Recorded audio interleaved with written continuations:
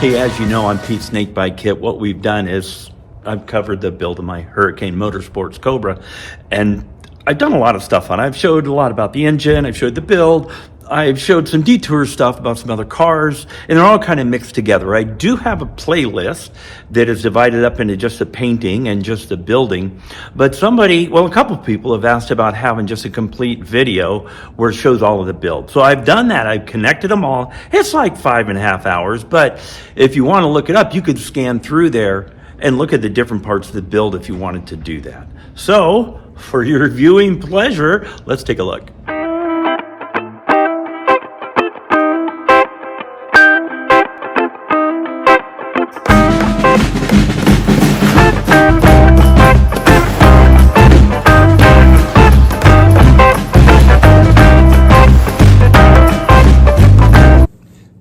Hey everybody, thanks for stopping by my channel again, Pete Snakebite Kit, and taking a look at this video we've got today.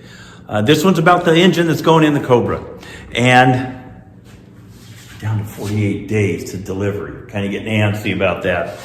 Anyway, let's talk about the engine. You saw the unveiling of it a couple seconds ago on the video, and pretty happy with this engine. Haven't ran it obviously, but I'm pretty happy with the choices that I've made, and you know, some stuff I built in the past. I kind of think I know where I'm at on this, and of course watching a lot of videos, a lot of dyno tests, and you know online warrior stuff. I think this will work.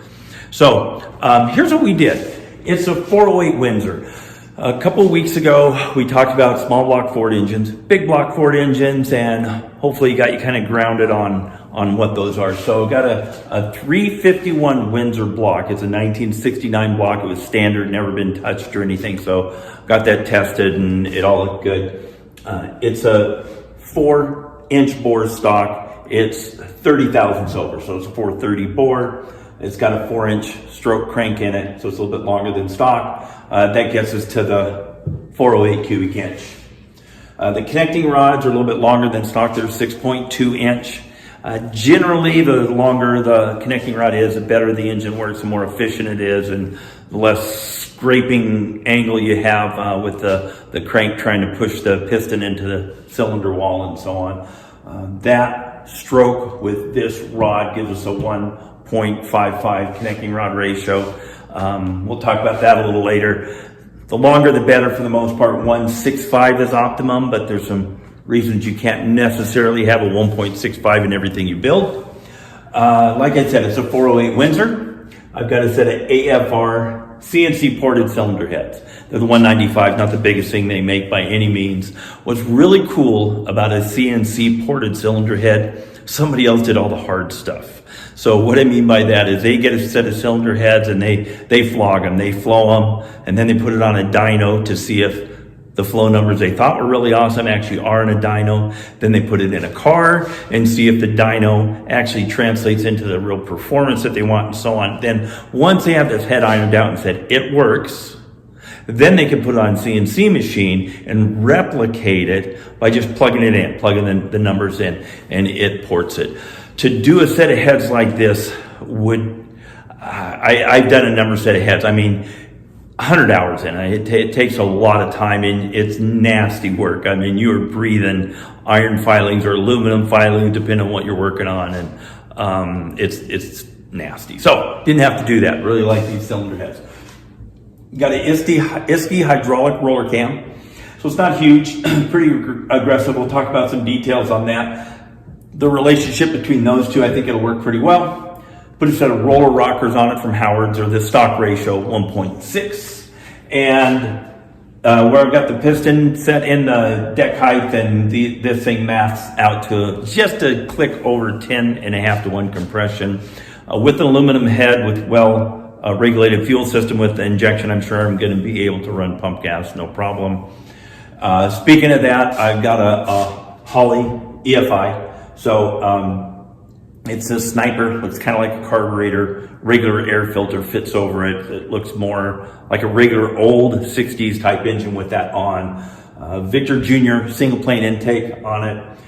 Electronics are from MSD. You know, they've been around forever, and their stuff's very well tested. And I've got MSD distributor. It's a billet distributor with no vacuum advance. Don't need it on this setup. Their blaster tooth coil. And then their ignition box with a rev limiter. It's a stick shift. Probably a good idea to always have a rev limiter.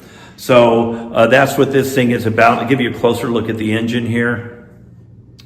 Okay, so here's what it looks like. The Windsor 408. You can see the single plane intake on it. Holley Sniper EFI. MSD electronics. I wanted to go with kind of stock looking pulleys and stuff, and that underdriven pulley is exactly what would have been on an early Shelby Mustang, or that's the part number at same dimensions as it was on my Boss 302. So I kind of liked finding one of those. I've got my bolt-on oil gauge there. With the speed wrench, this thing's got 65 pounds of oil pressure, so I was pretty happy about that. And back here we got the transmission, Tremec 5-speed. It's a Tremec 600, should hold 600 pounds of torque, which we're gonna be under that unless we use a power adder, which my wife doesn't want me to do. You know how that works. So that's what this thing looks like. Really happy with it. Can't wait to get smoke in the pipes on this thing, see what that sounds like. Gonna really try hard to wait till the car is up and running so I can start it and drive it, put a load on it, get the rings broke in. Man, it's gonna be tough. As soon as I got a chassis to set this in, I'm gonna wanna start it up and make noise. So.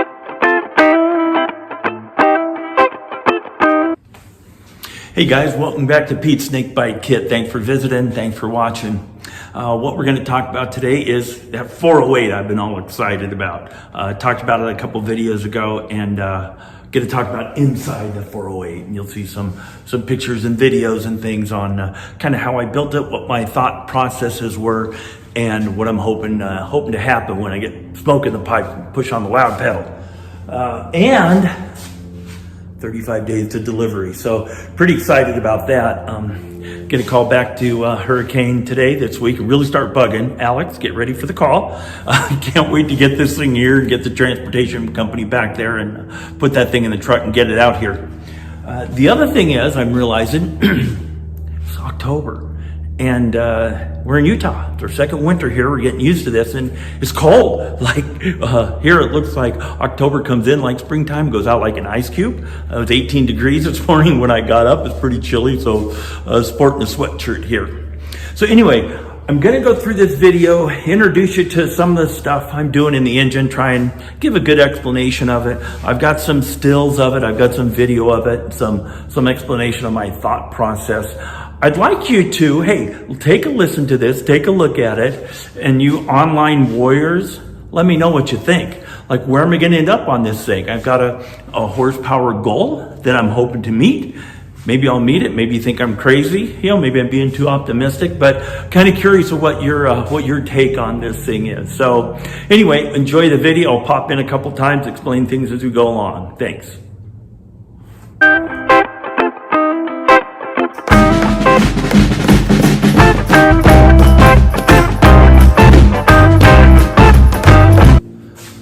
All right, so let's take a look at the short block here.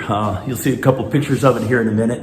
Here's how I built this thing. So it was a 351 Windsor block, 1969. Supposedly that's a fairly heavy duty one as far as the stock blocks go. It's not as good as buying an aftermarket block. That adds a few grand to the build. Didn't want to do that. But it's a 1969 block, as you know, bored at 30 over. The crankshaft is a steel crankshaft with a 4-inch stroke. It's a scat crank. Very tough, strong crankshaft. The connecting rods are steel rods, 6.2 in length, and they're H-beams, which is a good design, makes them very strong. So that's what kind of rods we have in it. The main bolts took out, put in ARP studs, which provide better clamping force on the main caps. And then I got a girdle that ties all the main caps together. You'll see pictures of that. So this is how I built it, hoping that I've overbuilt this thing strength-wise. What I don't want to have is parts flying out from under the hood.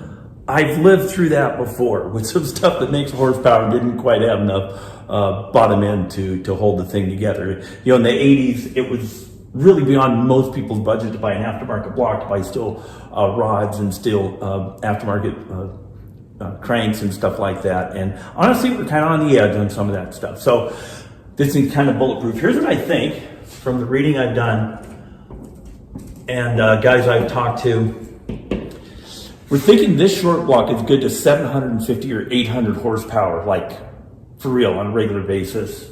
We're going to be nowhere near that. So we're really hoping we put together a good bottom end here that's going to live. If I want to add some nitrous to it, it's going to live. And that's where we hope we're at.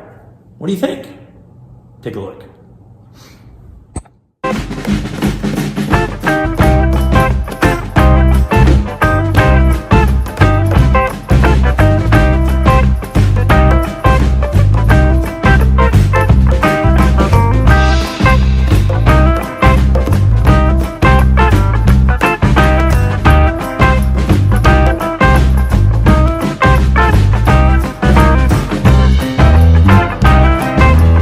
Okay, what we want to talk about here is deck height. So that's how high the piston is up in the block. So for the most part, the higher the piston is, the more compression it's going to be. Also, they seem to be a little bit more efficient when the piston isn't sitting down in the hole, so the combustion chamber isn't an edge of the cylinder wall plus then the top of the piston, but having that thing all the way up. What I wanted to do is put this thing real close to zero. Find a machine shop you know and you trust and you can communicate with. Had a little bit of issues with that. I'm not going to mention any names on this, but had a little bit of a issue with that with a machine shop guy I knew, really well known for a long time. Did very good work. Had some communication issues with him, very frankly. Emailed a crap load of stuff to him and got the thing back. And these things are like 8, 9 thousandths in the hole. Kind of bummed out about it. I pulled it back apart, took it to the local machine shop, measured everything for them and then told them what I wanted. And they remachined it and put the deck height where I wanted it, put these things at almost at zero. They're about just under 1 thousandths in the hole. You'll see a picture of that. But maybe talk to local racers, maybe talk to other machine shops. Make sure you know the guy that you're using and that you trust him. If you're buying a crate engine, it's easy. But if you're trying to design something around what you really want to do and make it custom, that can be a point of frustration. So,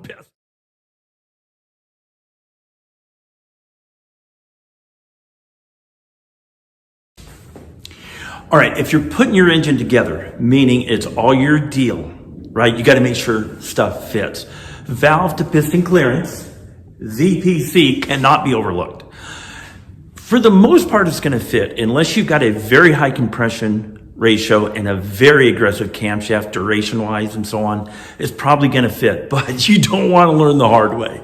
So I'll show you a quick picture here of what I did. Mocked the thing up with a very light spring in it, and then, ran the piston up and down and checked it, the valve to clearance on there with a dial indicator. Had a ton of room. I, could put a bigger rocker arm in it if I wanted to and still have clearance. I calculated that. If I want to put a bigger cam in it, tons of room in there. It's a flat top piston.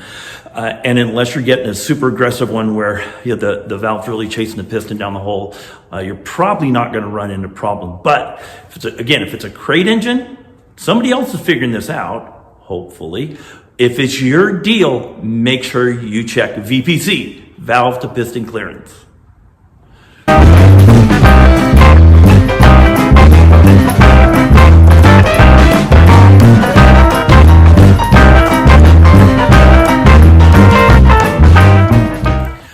All right, oil pressure. If there's one thing that's going to decide if your engine lives or dies, obviously it's oil pressure.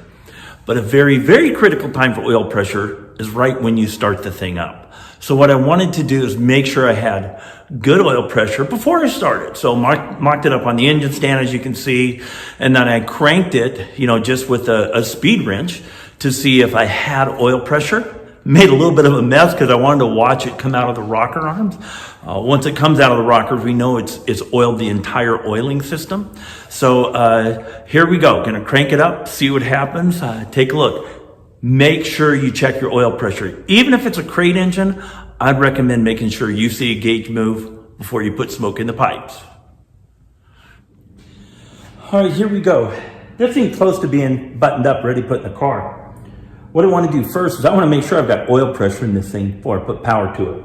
So, got my speed handle, 5/16 socket. What I'm going to do is spin this around manually. Hey, I'm going to see if we get oil pressure on this gauge. I want to see oil come up to the lifters and the rockers. If we've got oil there, we've got oil everywhere. Let's see what happens.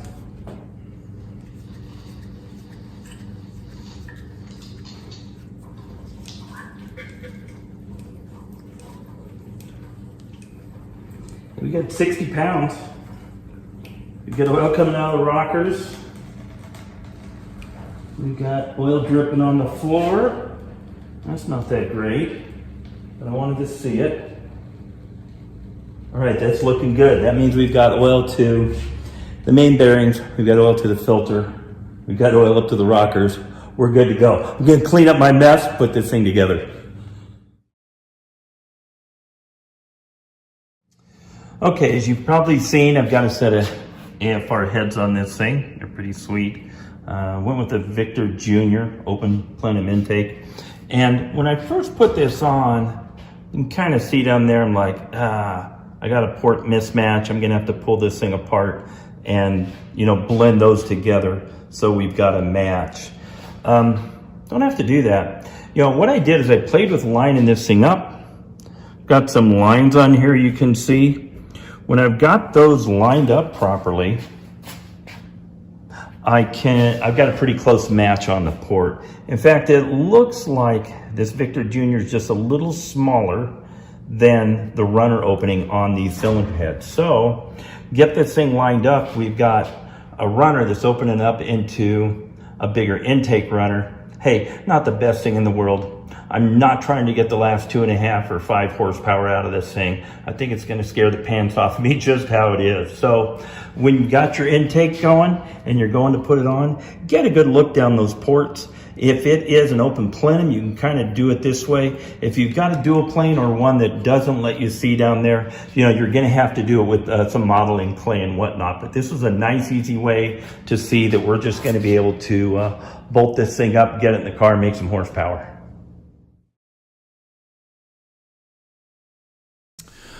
All right, let's talk about some camshaft particulars and details and so on. I don't want to get too crazy mathematical or anything because I'll lose myself. But anyway, let's talk about the camshaft and the cylinder head stuff, the relationship between the camshaft and how the cylinder heads work and what I did there to try and meet the goals I'm trying to hit with this engine. So as I mentioned before, I've got a set of Airflow Research 195 cylinder heads on it. They publish a flow chart on it that says how much air they flow at what lift. So how much air will go through them, and depending on how big the cam is. So it's 600 thousandths lift, and I'm right about there. I'm at 597, 595, so right, we'll call it 600 for easy math. So what they're doing is they're flowing 294 CFM, cubic feet per minute, at 28 inches. That's how hard you're pushing the air, how fast you're pushing it through it. Kind of a standard industry for checking these. The exhaust is only flowing 231. It's okay that the exhaust is less than the intake. It's normal. However, there's a ratio that's very important. We want that to be minimum of 75. Over 80% is good stuff. So we're at 78%, which is pretty good. Some of the other head flow charts I looked at, this number in relationship is way down below this one because AFR does a really good job on this stuff.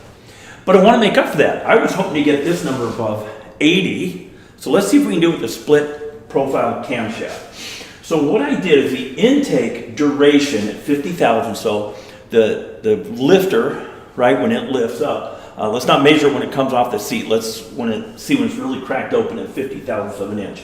230 degrees of duration on the intake. 240 on the exhaust.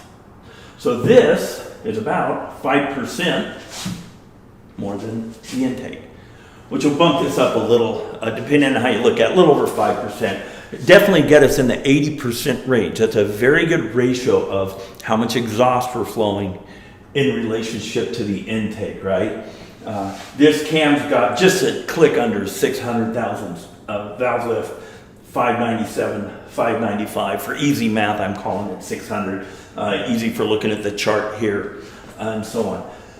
Does anybody find it curious that the cam pushes up on the push rod, hits a rocker arm, then pushes the valve down, and we call it valve lift? Okay, maybe I'm overthinking this. Anyway, I think this is going to work pretty good. After you guys look at everything on this video, do me a favor, put in the comments where you think I'm going to end up on horsepower. I'm hoping for 500 horsepower to the flywheel. Of course, it'll be less at the wheels, but that's kind of what I was shooting at. So you online warriors that have got all these formulas and stuff, I'm just curious what you think it's going to end up at. Hope you enjoyed this video. Hey, I'll see you on the next one. Thanks for watching.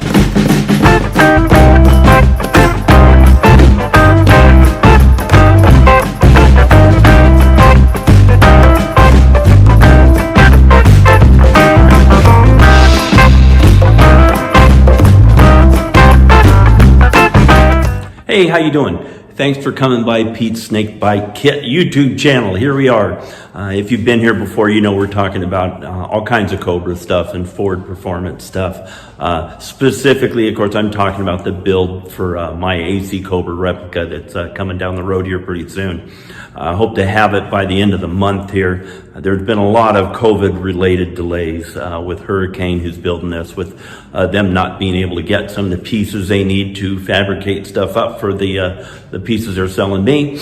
And then they've had a couple guys sick in the shop. They've got a welder that's out right now. So, you know, I think it's more important that they get rested up before they get back to work than it is that I get my car. So I'm being patient with that, of course. But anyway, what we're talking about today is hydraulic clutch adjustment and really the initial setup. There's not a lot of adjustment leeway on there, so I want to make sure that's right when it goes in. The unit that's going in the car, you've probably seen it before. That's the Windsor base 408 and Tremec 5-speed. And really looking forward, of course, to getting this thing running. But I want to make sure the clutch works right. So I'm going to go through how you set this thing up. There's a couple different ways to do that as far as hardware goes, and I'll talk about that. So here we go. Hope you enjoy this video. Okay, we got the transmission out.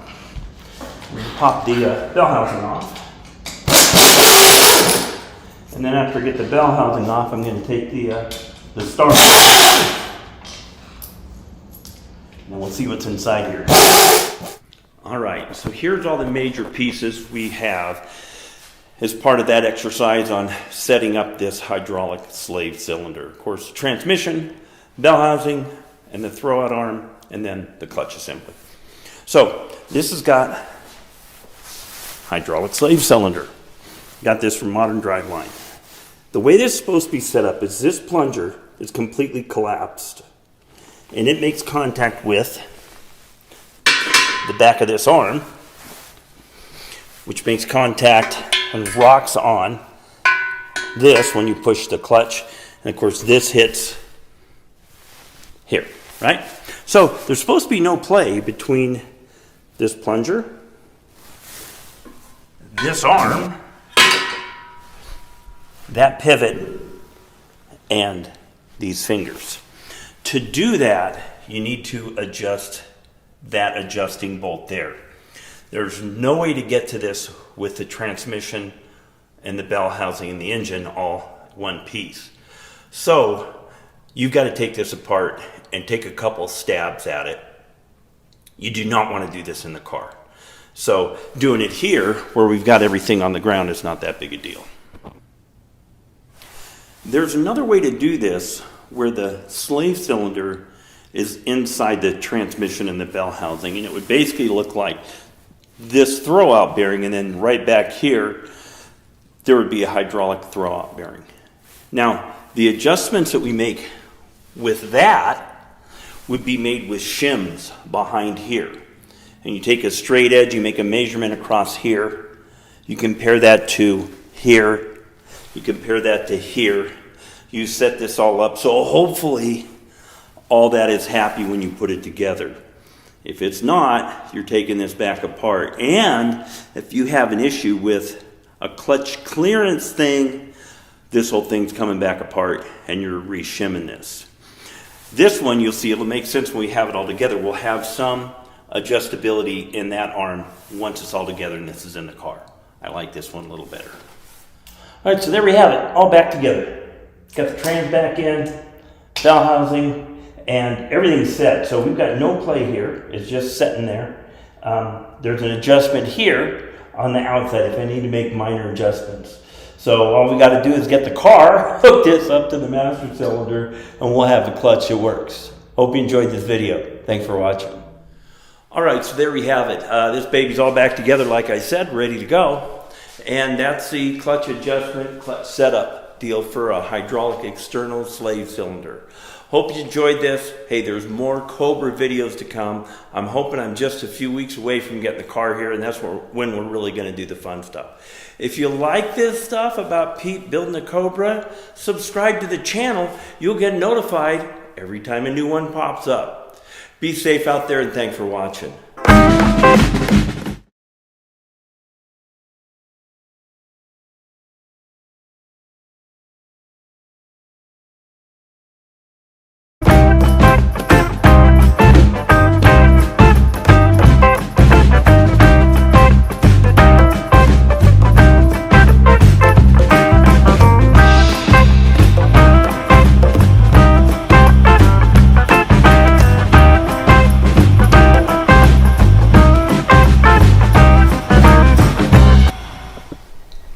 Hey everybody, thanks for stopping by my channel, Pete Snakebite Kit.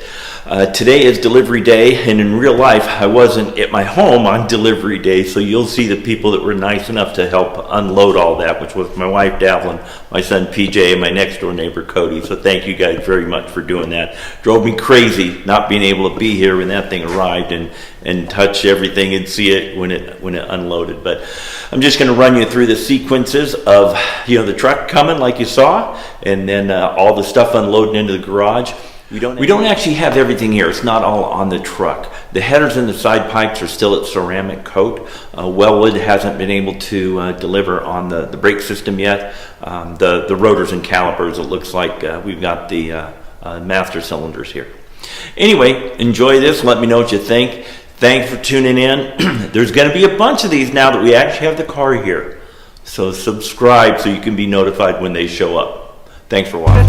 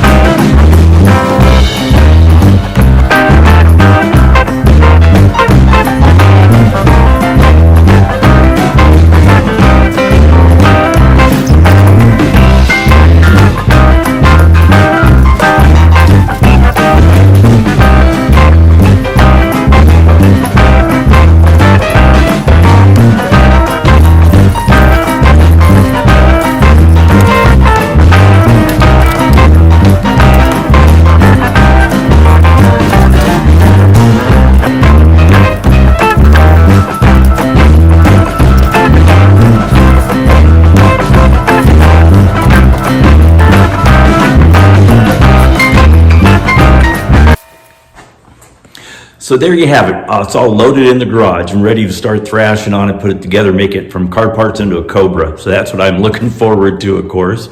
Hope you liked that video. And next one, what we're going to do is we're going to inventory everything we have and see if we're missing anything and kind of make up a game plan for how I'm going to start on this project. So stay tuned. There's more to come.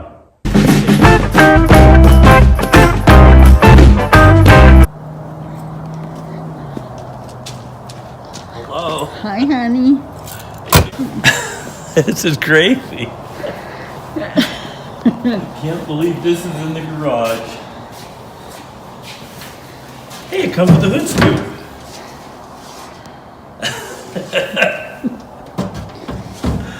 I really can't believe it's here. Wow. Oh, man. Yeah, you like it? Yep. Oh. Pretty cool. pretty cool. Turn on the lights.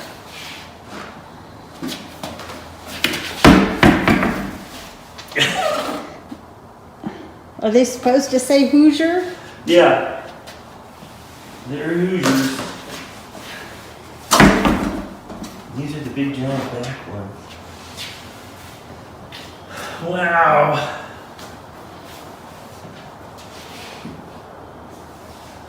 All right, guess it's time to get to work. You want to see the steering wheel? Sure. Show me the steering wheel.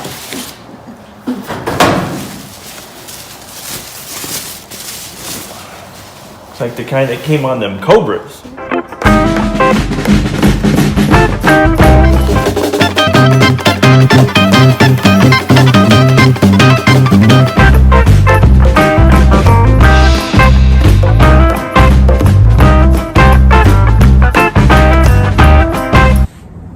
Hey everybody, Pete at Pete's Snakebite Kit.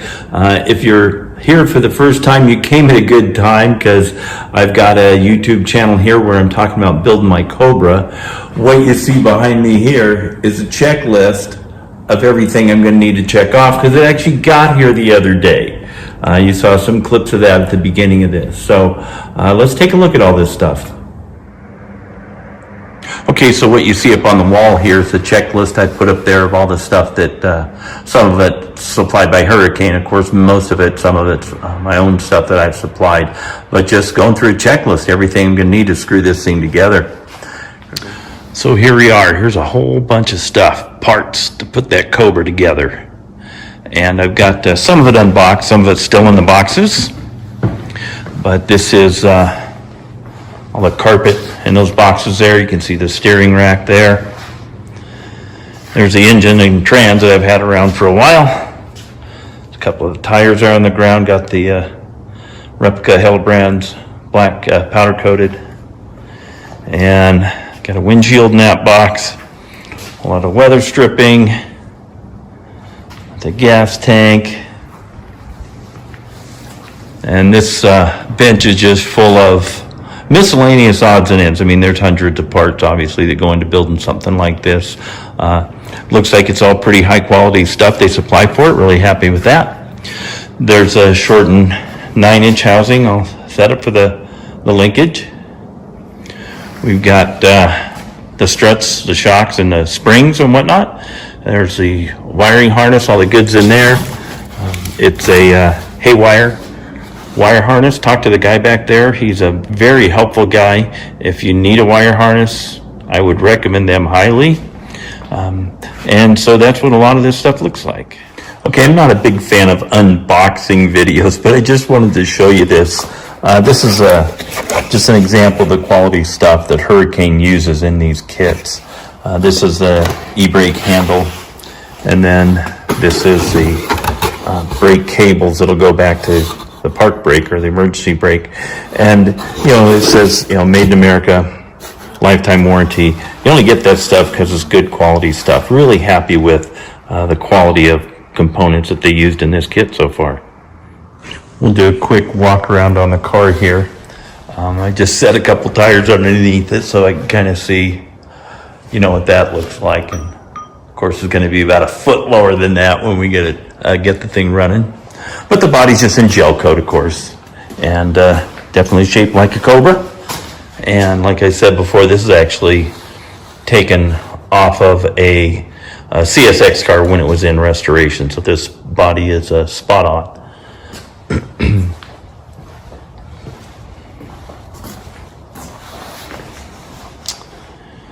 The dash, from what I understand, is exact on the placement on the gauges for a SC 427 car. Can't wait to get going on this. Hi there. Hey, thanks for stopping by Pete's Snakebite Kit channel again. If this is your first time here, welcome. What we're talking about here is Cobras, Ford stuff, Cobras, replica Cobras, all the really important stuff in life. So thanks for coming by. This is, I think, video number 25. So if this is your first time here and you're interested in this stuff, go back and take a look. There's a lot of backfill information on what brought us to today. the car's here, right? And you guys and gals that have been looking at these videos, you know I've been waiting for that thing there. And you can get a shot over here. Here's the body and the tires, all kind of stuff. But not everything is here. I want to talk about the frustrations and the realities of building a Cobra replica, or really any kit car, right? Or any car, however you're building it. There's a lot that goes into it. And then you multiply that by COVID, and it gets even tougher. So that's what we're going to talk about today.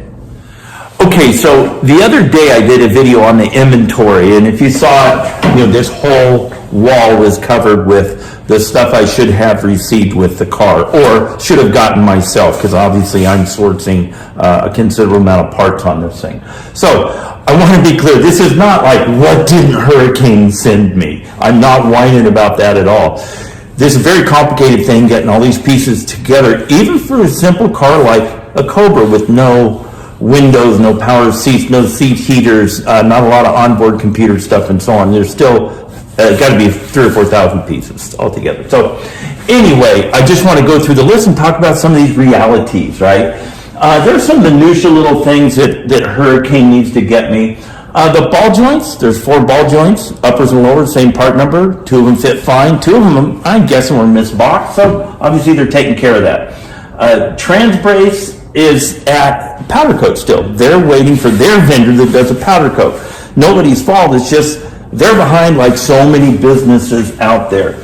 The headers and the side pipes, they're at ceramic coat, right? They built them to the car, which is a really nice feature that Hurricane does. They're built to match my car and be parallel and so on. And then they sent those to ceramic coat and then got the car to me, so at least I can get started on it.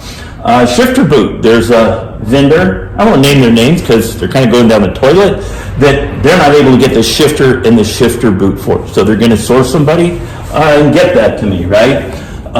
This is a continued list of those guys, the hinges. They're at powder coat still, right? Hinges for the hood, for the trunk, for the doors, the door pockets, sun visors, and wind wings. I decided I wanted those to get them from them at the last minute. So they didn't have them. Like, that's not their fault. That's Pete deciding on the 12th hour going, hey, can you get me these? So, right, the calipers and rotors are coming from Wellwood. And usually Alex is telling me it takes about 4 weeks. Well, it's been more like 12, and they don't have them. So Wellwood's behind, puts Hurricane behind, put Pete's Snakebite Kit project behind. It's just one of the realities. The third member, I wanted to go with a 355 gear ratio when I ordered this thing months ago. Again, halfway into this, me obsessing and rethinking and overanalyzing this thing, I said 370. Great, you've got to order that one, and so on and so on. The gauges, I wanted to use Smith gauges. A 427 Cobra came with Smith gauges and had a Lucas ammeter. These guys, Nothinger, are the only importers in America of Smith gauges. So they have like the part number that came in the car. So they look kind of cool. And then these are all Smith, and the ammeter is Lucas. They sent them to me. I had 2 fuel gauges. I had 1 ammeter. So I called them there. Yeah, we'll take care of this. Well, guess what? It's been almost 2 months, and Smith hasn't gotten these guys another ammeter. So I'm sitting waiting for that again. I'm not blaming these guys, it's just the reality of getting a bazillion parts together, right? Here's Pete's list, right? He's got to get the dash covered. I found a vendor out here that can cover the dash. I think I want to do it in leather or vinyl, but I want to match as best I can the texture of the seats, which you can see are really nice looking. They're not leather, but it's really high quality looking. So I'm going to have to match that up best I can, but I want to get all the holes drilled in the dash before I get it covered. Oil cooler lines, I decided to do an engine oil cooler, and I got the cooler.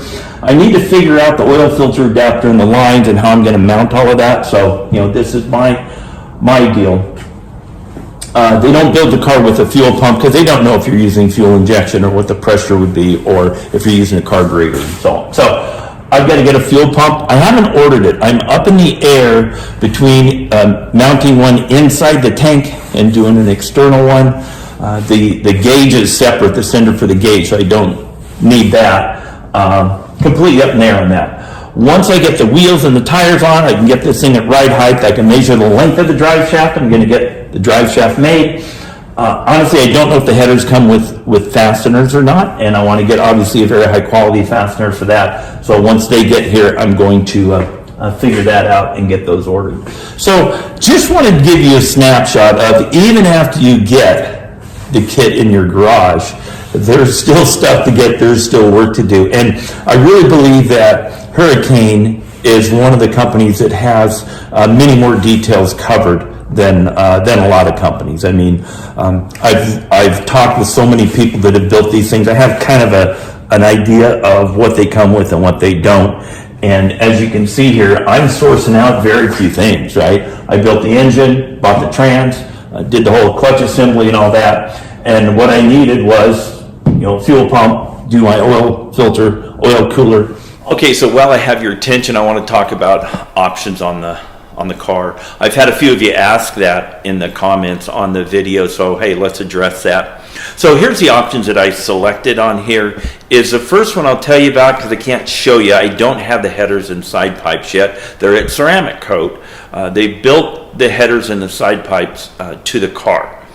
For instance, I told them that the cylinder heads I'm putting on this, the floor of the exhaust port is 125 thousandths higher than stock. So they tried to compensate for that when they're building the headers, because they've got a mock-up of a 351 Windsor there that they build them off of. And then they get the side pipes and build them to the car so that they line up on the side of the car. I'll tell you, I've seen more than one video, and maybe you guys have too, on people building Cobras where they're fighting that because they get a generic header that fits that brand Cobra, and they buy a side pipe that bolts on, and then you figure out how to make it look right on the car. So they had all that built before they sent me the car, but they're out at Ceramic Coat, another vendor that they're waiting for. So I opted for that. I opted for powder coating. I'll show you that. I opted for a wiper motor. I'll show you that. Then I decided to buy my wheels through them, and they actually got the tires for me and mounted and balanced them, and I'll Okay, this here is not an option. This is the seats that come in a Hurricane kit. And these are actually made in England. They're a company that did build sports car seats during that era. They're very close to what the original seats look like. They've got some real life padding in them and some support. You can see, they've got some actual seat construction in them. I mentioned I've driven a few Cobras before. Some of them are actually just a fiberglass bucket with just a teeny bit of padding in them, and you are very aware of that after just driving for 10 or 20 minutes. So anyway, really happy that I've got a high quality seat in this that Hurricane supplied. Another option I went for was putting wipers on it. I mean, I can't imagine that any state would let you register a car without having a wiper system. Plan on never driving this in the rain, obviously, but there is a wiper kit.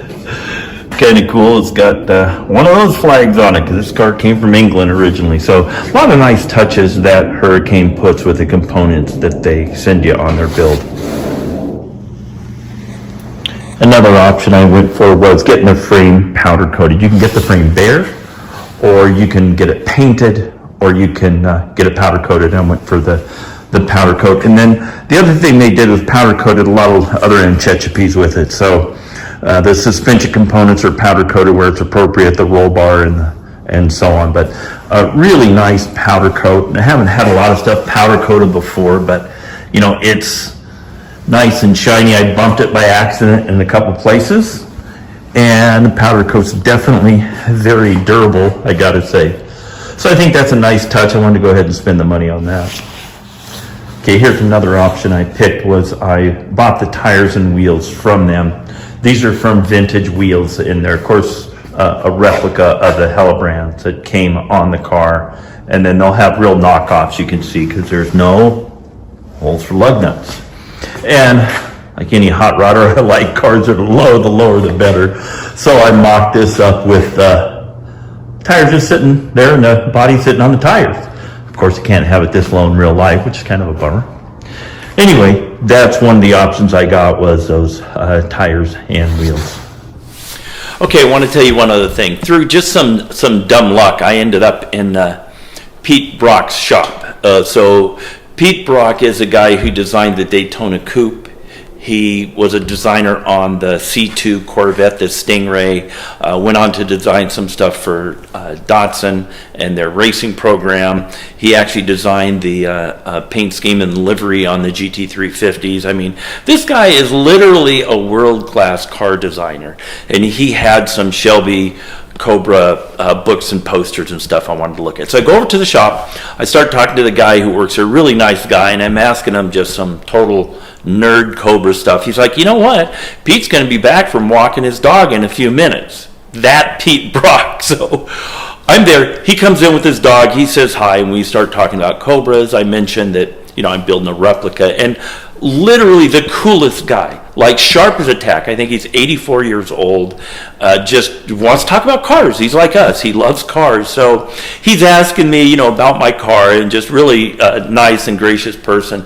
And I, you know, tell him some details. One of the details I told him was that he wanted to know what kind of wheels I was putting on. I told him, you know, they're the vintage replicas of Hillebrand, and that I had them powder coated black. And just without even thinking, he says, what you need to do is you need to make sure that the lip of the wheel is either polished or machined, so you're not looking at a black wheel on a black tire and it just looks like a big black hole. Well, at this point, those wheels and tires were in a truck on the way to my house, and they were all one piece black, right? So I will never be able to look at the wheels on my car. I love the way they look. Black wheel, black tire, it's fine with me. But I will never be able to unhear Pete Brock saying, I shouldn't have done it that way. Because every time I look at him, that's what I think of. Okay, so then Pete Brock goes back to what he's doing, and the guy in the showroom and me are, you know, talking about more cars. He's building an old Z car with a Chevy LS in it, which is a pretty cool project. And then he says, oh, by the way, do you want to see Pete's car? Like, duh. So we go out in the shop, and it's a Superformance. So Pete Brock helped Superformance design their Daytona Coupe. Like, who better to help with that? So he uncovers Pete Brock's Daytona Coupe. Now, as that's sinking in, I'm standing there taking a picture of Pete Brock's Daytona Coupe. It wasn't one of the original cars, but it is, you know, one that he helped design with Superformance. Had a lot of nice, cool special touches on it, and I'll send a clip of that picture here too. But nice to have dumb luck sometimes. You guys, I hope you enjoy these videos. There's going to be a lot more coming. Subscribe if you want to see this stuff and listen to me babble and see me do the fun stuff, and I'm going to show the frustrating stuff on my car as it goes along. I want you to experience what it's like, so when you build your kit, you'll know what it's going to be like. Hey, thanks for watching. See you later.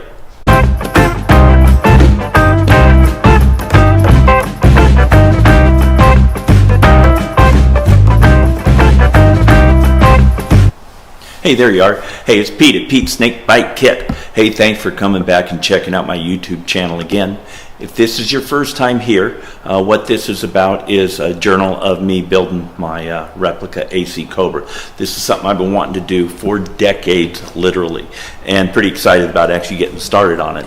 I bought a kit from Hurricane Motorsports in Iowa. Got to my house just a couple weeks ago. I don't have everything on it, and that's kind of what this video is about, is what I don't have, what I do have, a little bit more of that, and some realities of just building a car. That's what I'm trying to cover, is what would it be like if you were building one of these, what's the fun stuff, what's the frustrating stuff, and so on. So stay tuned, take a look. Okay, so we've had the car for a couple weeks now, and this is a little bit of an update on what's going on, right? So early on, I did one, just kind of a general inventory of what I got with the kit and so on. And as you guys saw, there was some stuff missing due to really just COVID-related realities. Last video, I showed you what we were missing, and it was everything on this wall. This was stuff that I still need. Hurricane was able to get me the correct ball joints that we needed. There's some specialty fasteners to hold the hood scoop on. Got those. Some lock nuts for the suspension, the transmission brace, you'll see that in a few minutes, and then the headlight hardware, the buckets and trim and so on. This is my list, so the dash, I got that covered. I want to show you that in a few minutes. Still waiting on some things, kind of thought process wise. I was thinking internal fuel pump or external. Decided on external and got that, so that's here. Nossinger, still waiting for the Lucas ammeter. As I told you on an earlier video, I'm using the original Smith gauges. It came on the car, and it came with a Lucas ammeter. When I got shipped all of those, that one was swapped out for a fuel gauge. I don't know why. So they're waiting for that to come from England and then get it to me. Some other stuff from Hurricane, got the hinges, got the door pockets, got the sun visors, got the wind wings, got the knockoff kit, which you guys saw. I think those look pretty sweet. And so, chiseling away on that list. Now here's a reality here. I'll show you in a few minutes kind of a shot of the garage. I'm a little bit glad I don't have everything, because we're at critical mass in Pete's garage, and my wife's car is outside right now, and I got to get it fitting back inside because it's kind of chilly to be leaving her car outside. So what I've done is I put the car in between my build area and where my wife's parking area is. So what I've got here is the car body. There's a front subframe sitting underneath it. You can see the black frame there, and then the tub is in there, and then underneath the trunk area there's a trunk tub also, so that's sitting there. So that gets me to where put the Explorer back in the garage, so that's a good thing, keeps me out of trouble. So then back to my part of the garage, there's a scary looking pile of wires there, there's a pile of boxes there, more boxes there, more boxes there, and I'm missing still some major components that we had talked about.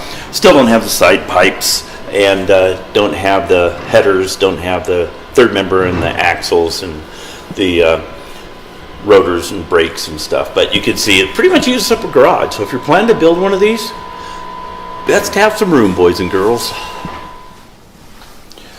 So here's a quick walk around on this, let you know what I do have done so far. You can see how the A-arms are built. This is kind of cool. So, these will adjust, they'll spin, which will set the caster and the camber. Of course, the toe set off of the tie rod end down there. Don't have rotors, don't have calipers or any of that. Those are coming from Weld Wheel. Hey, something came to my attention. When I originally published this video, it sounded like I'd said something that I didn't say. I want to be clear. Hurricane ordered the brake calipers and rotors from Wellwood, and they're just simply on back order. So just wanted to clear that up.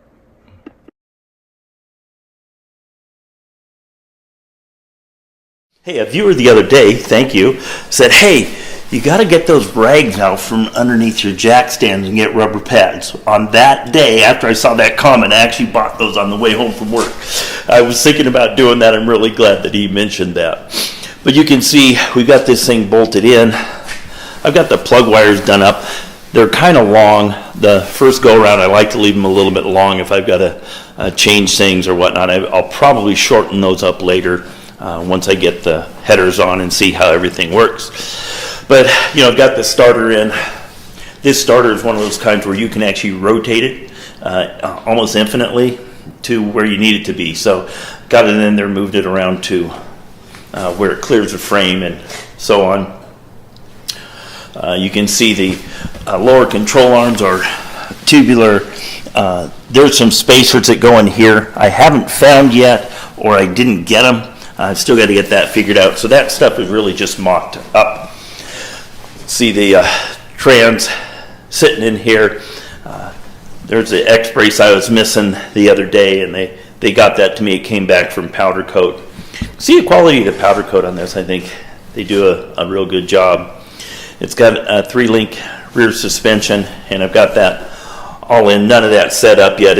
I haven't torqued anything. I purposely, on something like this, I leave the bolts loose so that I know they're not torqued until I go back and make sure everything's where I want it and torque them down and mark them all. Hey, you guys saw this a few months ago. I showed you when I visited Hurricane, and this was a rusty frame sitting in the shop with my HM 2029 on it. Now, there it is powder coated sitting in my garage. Here's what it looks like from the other side. We've got the 3 master cylinders just sitting in there. I haven't tightened those down. I need to, of course, build hard lines for those and so on. But that's what it looks like with the bare frame, most of the suspension, and the engine and trans sitting in there. All right, here's what the dashboard looks like. I got that covered shop not far from me called Bob's Top Shop in Sandy, Utah.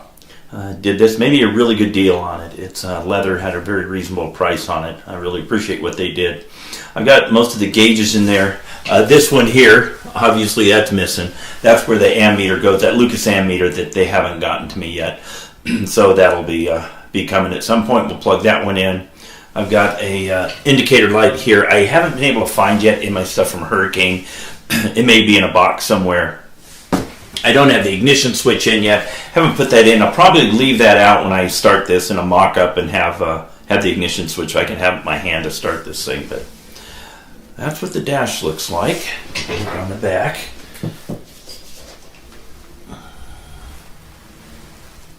And then I'll have a wire loom that's just for the dash, the way Haywire set this up. And then that will plug into the main wire loom, which is kind of sad. I'll show you that later when I'm doing more wiring. There's the dash.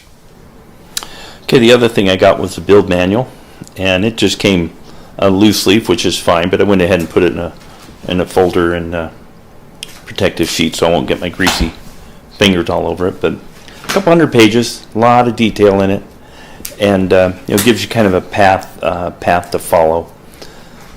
So pretty well laid out. Looks like it's actually on and done off an earlier car they made, so they said they had an updated one coming. Maybe they'll get that, but this one's going to work just fine. And the other thing I got with that was a manufacturer's statement of origin. I mentioned to you guys earlier that these vehicles don't come with a VIN, a vehicle identification number, because it's not a vehicle. It's actually car parts is the way the DMV looks at it, until you take that and show them that the thing's roadworthy and so on, and they generate a VIN so you can call it a car and get it insured and so on. Okay, so there you have it, a little rundown of where we're at right now and how things are coming along. You're probably wondering, and I've been asked this by almost every single person I've talked to about this project, is how long is it going to take you to get this thing running, Pete? And I really don't know. I've never done this before. I've done a lot of work on cars over the years, and I'm not intimidated by it at all, but it's a lot to do.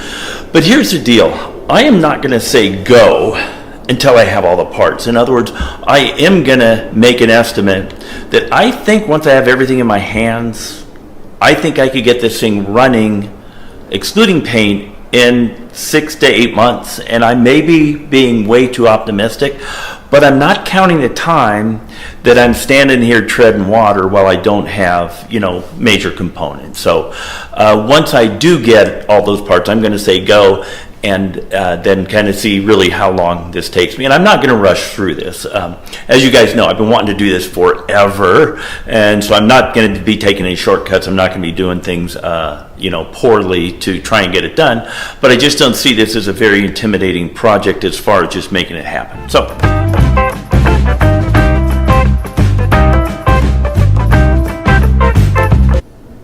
Hey, it's Pete Snakebite Kit. Thanks for coming by and checking out my YouTube channel again. This is where we talk about cobras, mostly my Cobra, building this replica AC Cobra from a Hurricane Motorsports kit. So when you were with us last time, if you remember, we talked about some parts we don't have. It's nobody's fault. It's a COVID thing where there's just some stuff we don't have yet. I talked about the gauge pack before.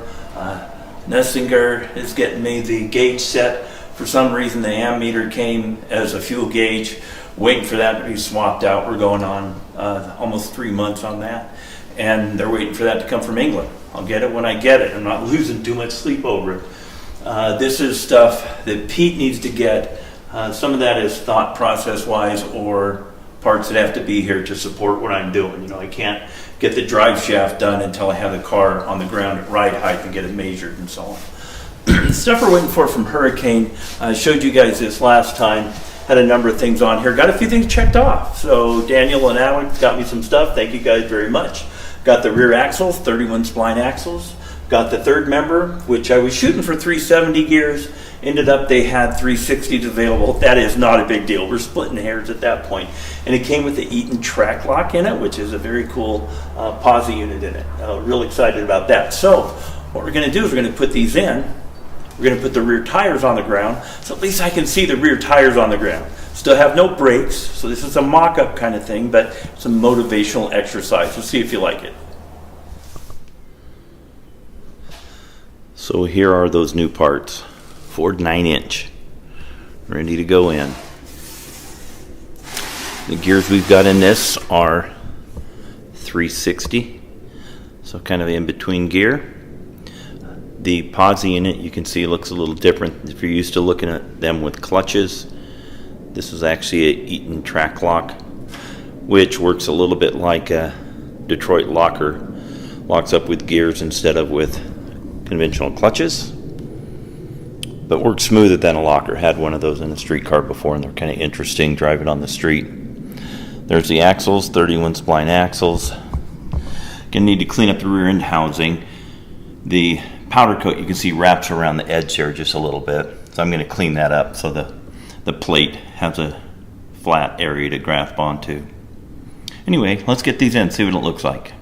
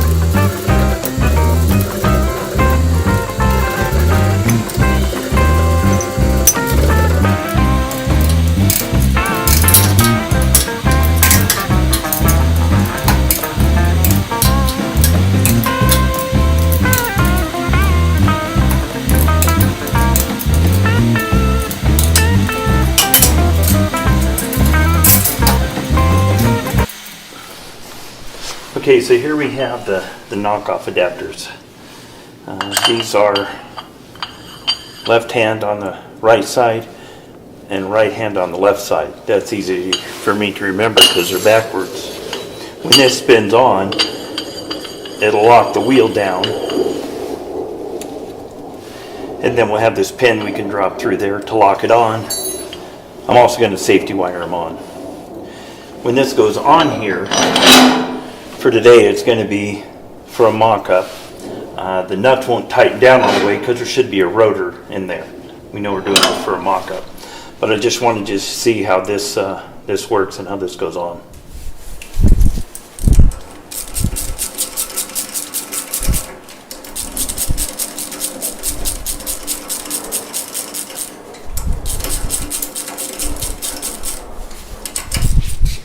Okay, like I said, we're putting this on for a mock-up.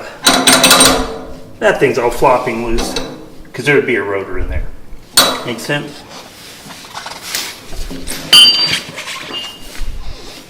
Five holes here that'll line up with these 5 studs. You can see those don't go all the way through because there's no lug nut.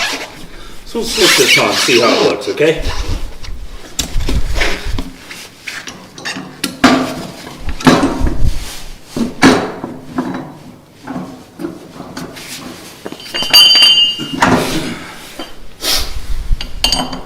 goes on backwards because the left side goes on the right side goes on the left side. That's easy to remember. So that will tighten up and tap it with a lead hammer. We put this pin through here, and then I'm going to drill a hole where I can safety wire one to the spoke so these aren't coming out. That's what the knockoffs look like.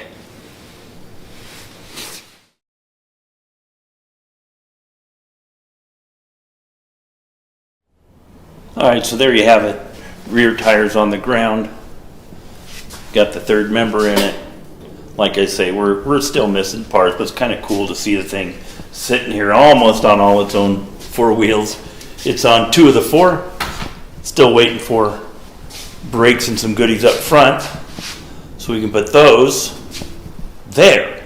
Anyway, got some of it on there. Started working on binning up the fuel lines, which is an art that I'm not a master at, but I think they're going to turn out. I'm going to have a pressure side going up the driver's side, you're going to have the return line coming down the passenger side. Was going to do it with an external fuel pump. There is no room for me to put that the way I wanted to mount it, so sent that back. We're getting a drop-in unit, so guess what? That's on back order from Holly. When I get that, we'll put that in, put the fuel cylinder in, and get the tank all set up. All right, so there we are. There's a Cobra as far as we can get it with the parts that we've got. We're getting there, right? As I get more parts, I'm going to do more videos, obviously, so stay tuned for that. Sorry these aren't more consistent and quicker. Kind of wish it was further along myself. Anyway, hey, please subscribe. If you like these, let me know. If you don't like them and you have some constructive criticism, I'll probably read those. But love to hear your thoughts on this. I really enjoy doing them. I hope you're enjoying them. Thanks again for watching. Hey, there you are. Thanks for coming by and checking out Pete's Snake Bite Kit. This is my YouTube channel where you're watching me build this AC Cobra and talking about all kinds of Ford and Cobra stuff. So today what we're going to work on is brake pedal and clutch pedal.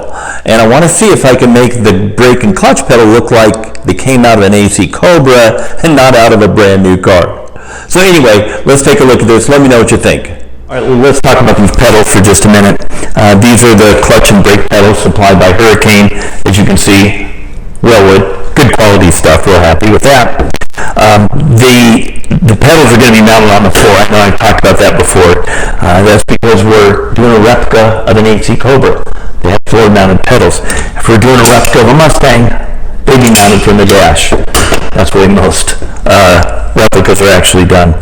Anyway, the brakes, kind of interesting. So these two deals sticking out here go to the 2 separate brake master cylinders. There's a front brake master and a rear brake master, and then the rods going into these you can adjust, and then that'll set the front to rear bias. Again, that's a period correcting how it was done back then. These Wellwoods come with this nice pad that goes on there. It's a very grippy pad for your shoe to go on and not slip off. They've done a thing where they punch these holes through it from the back, and then they've got intentional sharp edges sticking out so that your shoe will stick. I think that's kind of a slick, easy way of doing that, making the pedal lighter at the same time. But these did not come on an AC Cobra. These came on an AC Cobra, and these are exact. They're cast off the originals, and I've had these for years, knowing, of course, that I wanted to do this. Once I got these pedals, I realized not going to bolt right up. So they were made with like a boss on the back like that, and then you drill a hole through there and have a pin or a bolt that connected into the arm, but you can see this is engineered a different way. So I machined these off. Here's my machine shop. I cut these bosses off, then I'm going to take a hand grinder and grind this area smooth so that it's going to fit flush against there and we can get that welded together. So then when you look down in there, you've got AC pedals on an AC replica. The other thing interesting about the way they made these pedals, you know, these guys now poke the holes through there backwards and have a sharp edge. It works. Back then, there were rubber grommets like this, and they go through that hole. They stick out the front of the pedal, and it's got two rubber spots where your shoe is going to grab on so it's not slipping off the pedal. Then and now kind of thing, right? So that's what the pedals are going to look like. Trying to make this like a Cobra replica. I want to make it look as close as I can. Okay, so there's the AC pedals in the car. Looks pretty cool. And as I get the hydraulics and everything set up and get the seat in here, I can adjust those to the height that we want them at. I'll show you some more details on that. Okay, so here's the pedals by the business end of things, right? We've got 3 cylinders, clutch, brake, and this little guy, this pedal, has got this bar going through here, and this will swivel in there freely, so that if I was to lengthen this rod, it would travel this cylinder more and bias the brakes to the front or the back, whichever way I end up plumbing those. Kind of a neat setup. And interestingly enough, that's the way the original cars were, something they're still using today. And then, of course, here's the clutch side, and be able to set the clutch pedal height by adjusting that once I have the seat and everything in. And look at these welds. This looks really great. My friend Kevin had these welded at his shop, Heat Tech, where they've obviously got some fabricators that know how to make that happen. So that's what they look like.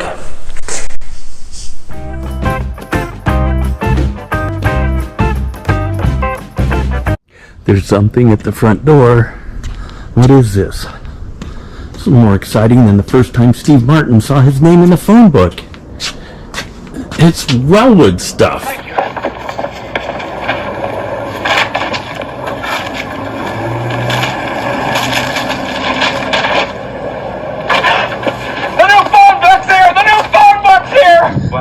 All right, there's a view looking across the street from the Pete Snakebite Kit studio. So here we are. Hey, thanks for coming and checking out my YouTube channel again. As you saw, some parts arrived. Those are the brake parts. Been waiting for those for quite a while. So what I want to do is I'm going to do an unboxing. I want to show them to you. I'm going to go ahead and get some of those hung on there. Let you see what they look like. So let's take a look and see what we can see.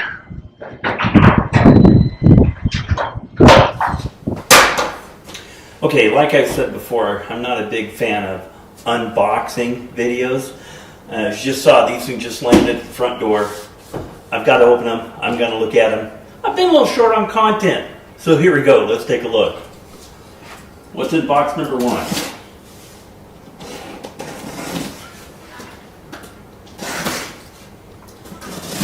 right.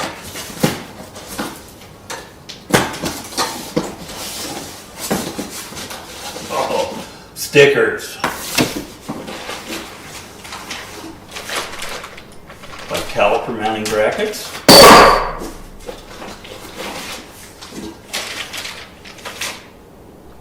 Adapters. The rotors we're guessing. What do we got here? Brake pads.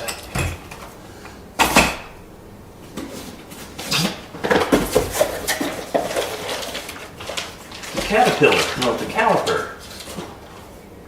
Wellwood. Those look pretty sweet. 4-piston.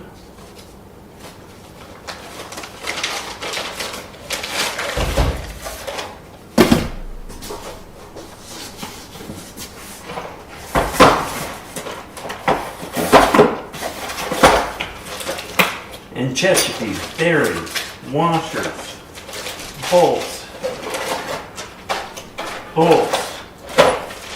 Okay, that's attaching stuff. Another Caterpillar. I'm going to say this is a hub.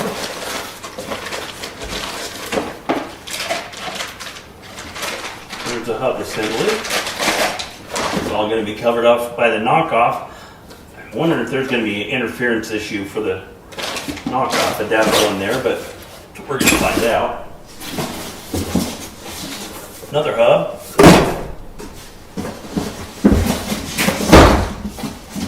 Drop test it.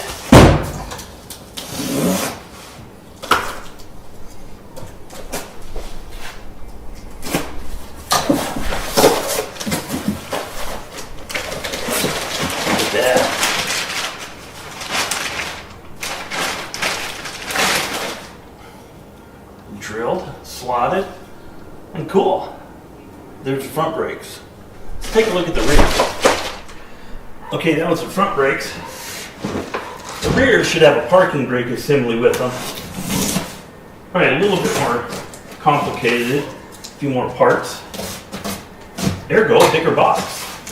See what's in here. Hey, more stickers. Cardboard.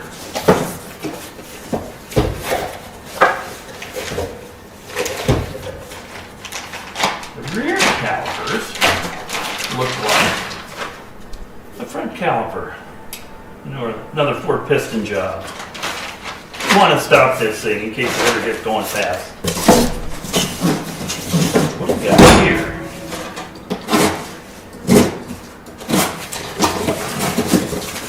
Stickers! Oh, okay, so this is the parking brake assembly that'll go inside the rear rotor. Brackets to mount the mighty 9-inch. Brake pads, that they look like the front ones. The light box here. Just a couple attachers. And another rear brake caterpillar. And then these are the rear brake rotor and drum assembly.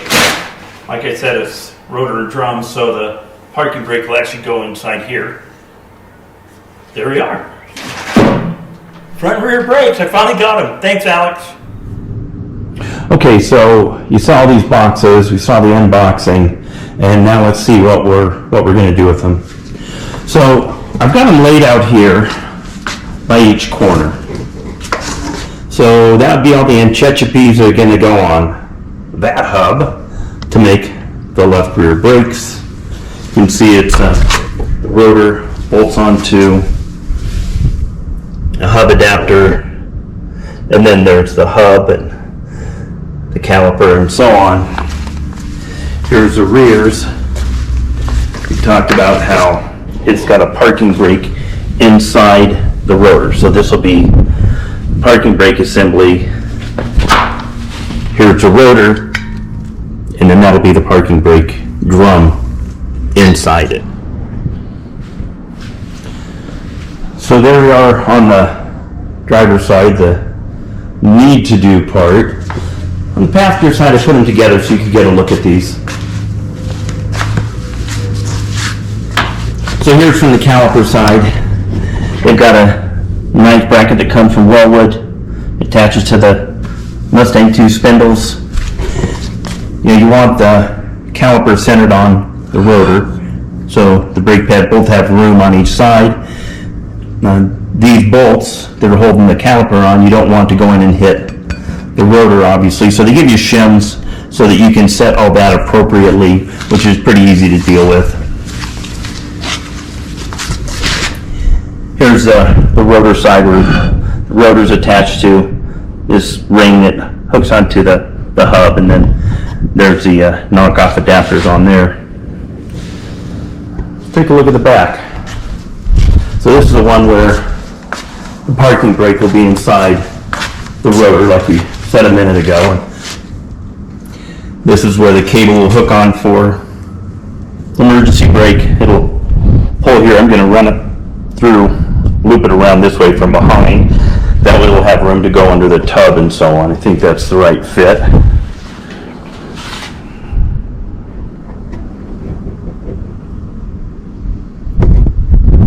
Pretty nice looking stuff from Wellwood.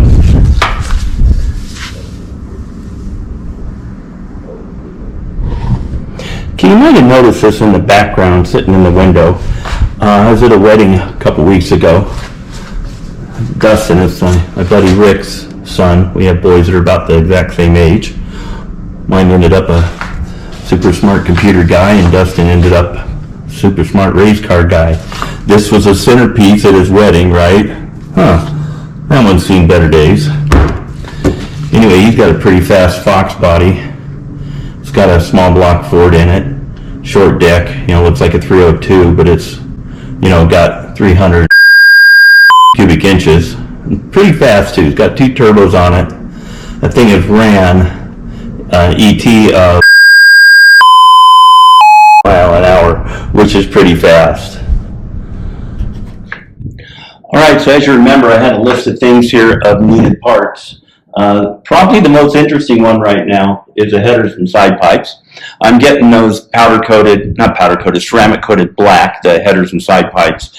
Hurricane finally got them back from the ceramic coater after he ghosted them for more than a month and didn't ever tell Alex that they were actually moving, which was, 4 or 5 week delay. Then they got them, they were powder coated the wrong color.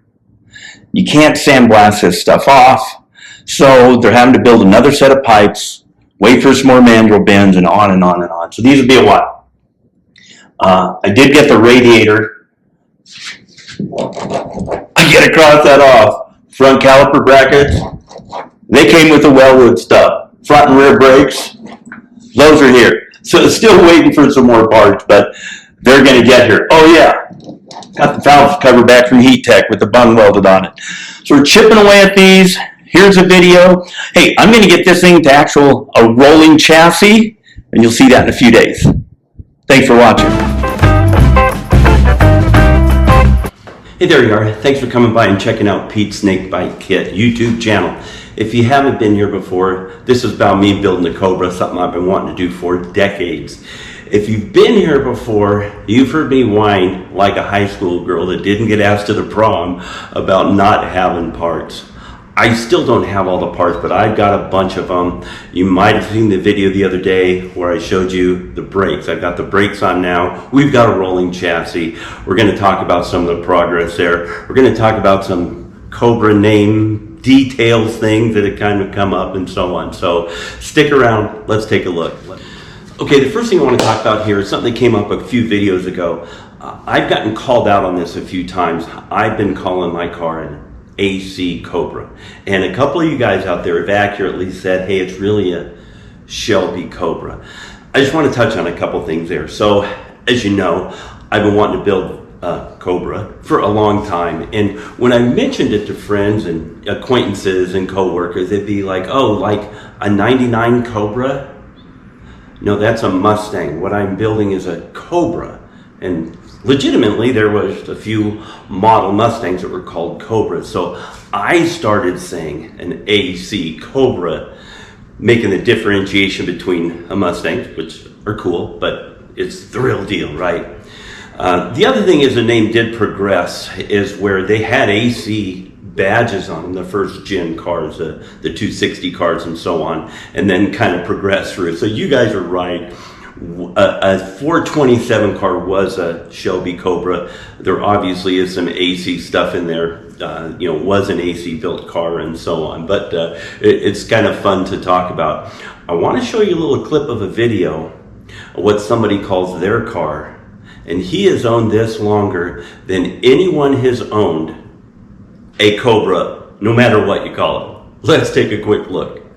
Now, the other reason you're here, you're not only legendary, obviously, jazz man, legendary car guy. You are the longest original owner of this car in the history of the world. Yeah, that's true. This car is the essence of cool.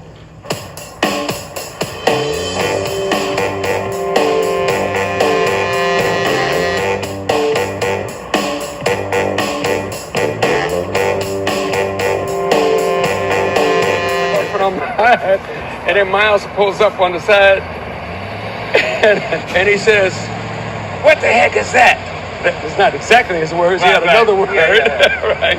And I said, "It's an AC Cobra." Well, what a thrill that is. Oh, thanks, Jay. It is. I mean, it's two American icons, the Cobra and the Hancock. No, it's really great, man. I mean, thanks for this. Well, this Cobra has a rhythm. It does have a rhythm. Yeah. It's got a heartbeat. Yeah, I like that. I like that. Very cool. See, your Tesla's never gonna have a heartbeat like this. That's right. So there you have it. Jay Leno's got a pretty cool channel if you like cars of any type, or more importantly, if you like cars of every type.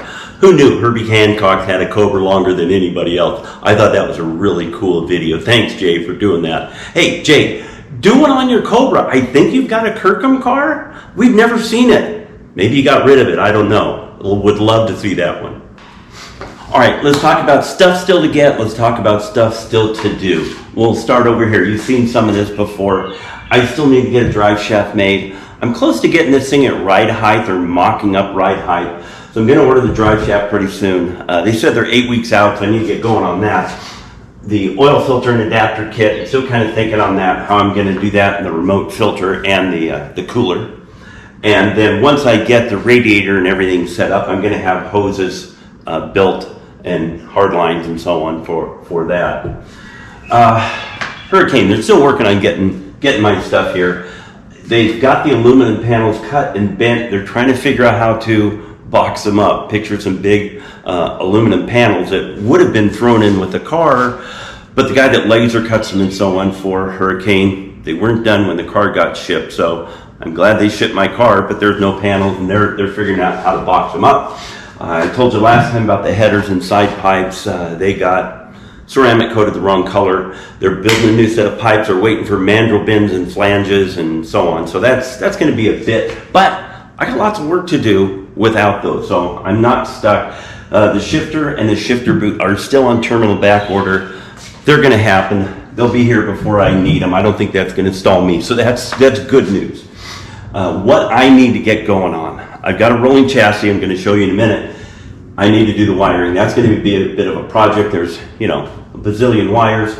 I need to get the brake lines and hoses strung up on the chassis. I need to get the fuel lines strung up on the chassis so I can drop the tub over it. This is the passenger compartment, because I don't want to be doing this stuff laying on my back. Right now I can do it, on top of the car. So there we are. Let's take a look at the car.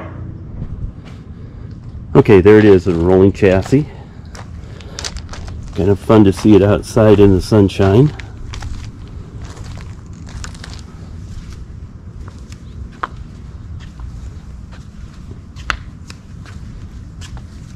I think this thing might make a pretty good dune buggy.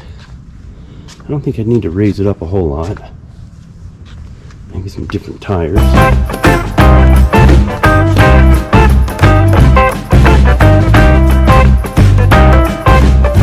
Hey, it's Pete at Pete's Snake Bite Kit. Hey, thanks for stopping by and checking out my YouTube channel again. If you've been here before, you know what it's about. We're talking about building an AC Cobra replica, or Shelby Cobra replica. We've been back and forth on that a couple times. But hey, really, thanks for coming by and checking this out. If you haven't been here before, I'm trying to show you really the reality of what it would be like to build one of these. And I said from the beginning, I was going to talk about the fun stuff. I was going to talk about the frustrating stuff and the reality things. And there's been a lot of COVID-related realities and just some other things that have made this thing frustrating. So that's what we're going to talk about in this one. Stay tuned. Hey, the other thing I want to talk about is kind of the channel itself and the reality of that. If you haven't subscribed to the channel and you want to follow this, hit the subscribe button. And then if you hit the bell too, you'll be notified when more videos come out. And there'll be more coming, I promise. I'm about halfway to the magic 1,000 subscribers. I'm over 500 now. So we're going to get there, and it's from you guys being nice enough to watch this, and hopefully it's interesting enough where you're watching it. So I had to throw that plug in because I'm starting to get excited, and I can see me closing in on that. Okay, so what I want to talk about here is motivational stuff, good stuff. I got some more parts. You guys saw the rolling chassis a while back, and so here we have the side pipes on it. I got the headers and the side pipes, and those look pretty cool on there. I had the body on it last week and looked at things real closely, and I'll talk about that in a little bit. I apologize for not getting any video of it with the body on. It's going to be on and off a couple times, but what was really cool is when I had the body on, I looked very closely and compared it to the gold standard. Maybe we say the aluminum standard, but the Kirkham cars are just, they're exact as far as replicas go.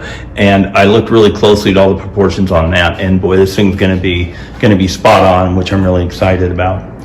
The other thing I've gotten is I was waiting for the Lucas ammeter because they sent me 2 fuel gauges or something, and I didn't get the ammeter, but I think it's Nossinger. I think I always pronounce it wrong. They are the ones that are the distributor for Smith gauges. So here we have the gauge set that's just like would have been in the real McCoy. and really happy to get those and get those all plugged in. Got the dash finished in leather, so I really like how that has turned out. And then you can see it with the steering wheel there, kind of as a motivational piece there, right? You can almost feel like we're driving it. Speaking of headers and side pipes, if you look real close, you see something sticking out of there.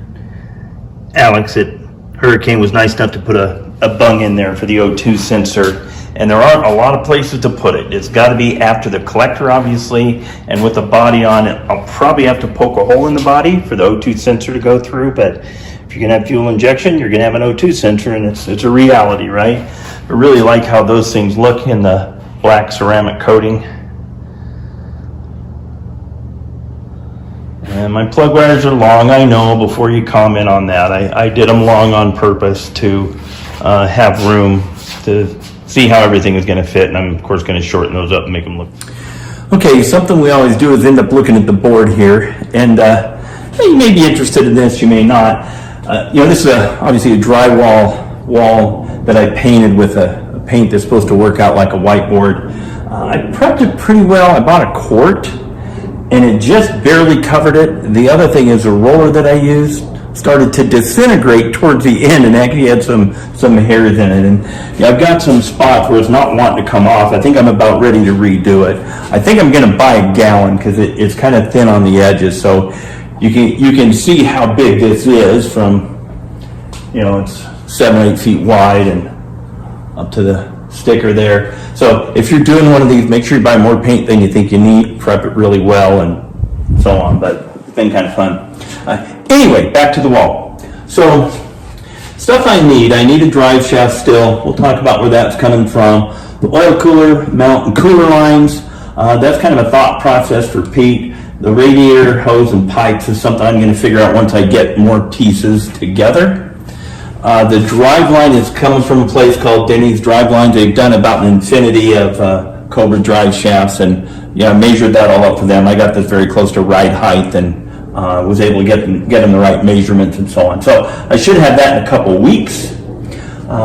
Things that I need to get going on that I do have parts for is the wiring. I need to get going on that. The brake lines and hoses, I've got those strung up, but I'll talk about that in a minute. I'm going to redo those. And same thing with the fuel lines. I got them roughed in. I bought all new material. Now that I know where they go and some problems that I ran into, I'm going to redo those. So stuff I've been waiting for, the aluminum panels, got those from Hurricane, thank you. I thought it came with aluminum for the trans tunnel, misunderstanding. I'm not doing those. I'm going to live with that. That's going to be fine. The original cars did not have an aluminum trans tunnel. There's a hydraulic brake light switch I'm waiting for. The hood scoop, he's actually going to send me a hood scoop that's drilled to match the holes in the hood. So I'm waiting on that. There's some radiator brackets to mount the radiator I'm waiting on. The shifter has been on D99 back order forever. They are now available. It sounds like one of those is on its way from the vendor to Hurricane or Hurricane to me or somewhere. The shifter boot, they're still, nobody's got them, right? And it's a ways off before I need those. And now that I've got the headers and side pipes, I see I don't have a collector gasket, which Alex says he's going to get me one of those. So really small odds and ends here that I'm waiting on. There was a point, if you've been watching this, where I was waiting for brakes. Wellwood was on terminal back order on brakes. This was a chassis sitting on jack stands and so on. So we're getting closer. Okay, it's a little bit on bending hydraulic lines and so on. I bought a tubing bender from Eastwood, and it said it goes from 3/8 down to 3/16. Look pretty 1/4 inch to me. I called them, they say, it'll bend 3/16, no problem, trust me. Well, I trusted them, and I made some bends and ended up kinking a little on the very first one I did. And when I did that, for some reason, the line I took off ended up hitting that fire hydrant, if you get my meaning. But to my credit, I do have this sign warning people. So anyway, I finally got over that. What I did is I bought another bender that is just for 3/16. This one's done a really nice job. The first thing I did with it is bent a 180, just to see, hey, is it not going to collapse? And that was beautiful. I collapsed some 3/16 with that Eastwood jewel on a 90. So, buy the right stuff, you can do a better job. Had a friend of mine's dad, Jim Garcia, bend up some line for me once. I was building a Nova. I'll show you a picture of that. And he came by the house. He said, I see you need something to go from, the master and then clear the headers, that fender exit headers and so on. And he goes to his house, bends it, and brings it back, and it fit. I was pretty impressed with that. If you've ever bent brake line, that's pretty tough to do. So I am not there yet. I'm trying to figure out how to make these look Sano, and I'm learning. So here you can see the fuel line, and this side coming up is the pressure, and then this side is a return. They're not mounted underneath, they're just bent into place. I bent these up and roughed them in without this tub on. And so I had all the clearance in the world. I tried to measure and figure out where I needed that bend to be, and I was wrong. So once I got this on, I got under there and rebent all those. But now that I've bent these things back and forth, I bought some fresh lines so I can make these bends and do them once. Same thing with the brake lines. I've got all the brake lines strung, but again, I've done some bending and rebending on those. I bought all new brake lines that were supposed to be here yesterday, and they're not. So I'm doing a video, and I'll get those, I think, next week, and I'm going to pull the tub off and do a bunch of rebending there, pull the motor out so I can get inside the frame rails and fasten all those down. Okay, out back here's what we see. So you can see I've got the battery cables strung under the car, and those are fastened in. I've got the parking brake cables in and strung in. I need to get those all nailed down. And I've got the hydraulic lines in. I actually have one I still need to bend to go over the pumpkin, but minor stuff there. One issue I've run into here is there's a pump. This sits on top of that, and the floor is made to sit on here. So there's about zero clearance for this. I'm contemplating either dropping the tank down to make clearance here, because the tank has a nice radius on the back, as you can kind of see, and going down an inch I don't think is going to hurt anything. Also thought about maybe making a trap door on here that'll give me clearance, A, and B, give me access to these things. So still kind of in the thought process on that. If you got a bright idea, let me know. Hey, thanks for coming by and checking out Pete's Snake Bite Kit again. So, as you know, if you've been here before, we're talking about building a Cobra, specifically Pete's Cobra, but some other related stuff. I just finished the mini-series on Cobras and the top 8 manufacturers and so on. So we cover a lot of stuff in there. What we're going to talk about today is what tools do you need, a little bit about fabrication and special tools and things like that. So stay with me, let's take a look.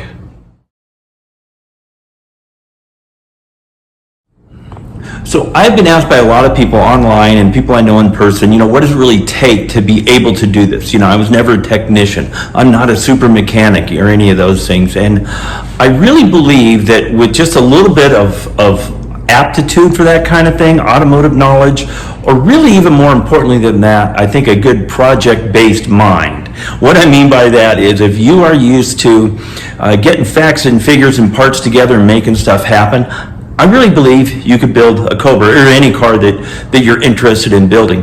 Now, I'm going to talk today about some special tools that I got and how they helped, and some techniques I've figured out to do that have helped me along the way. So let's take a closer look at this. Probably one of the things that you'll underestimate is how much space it takes to do something like this. There's no way you could do this in a one-car garage. I mean, I suppose it's possible, but you would have to be pretty creative.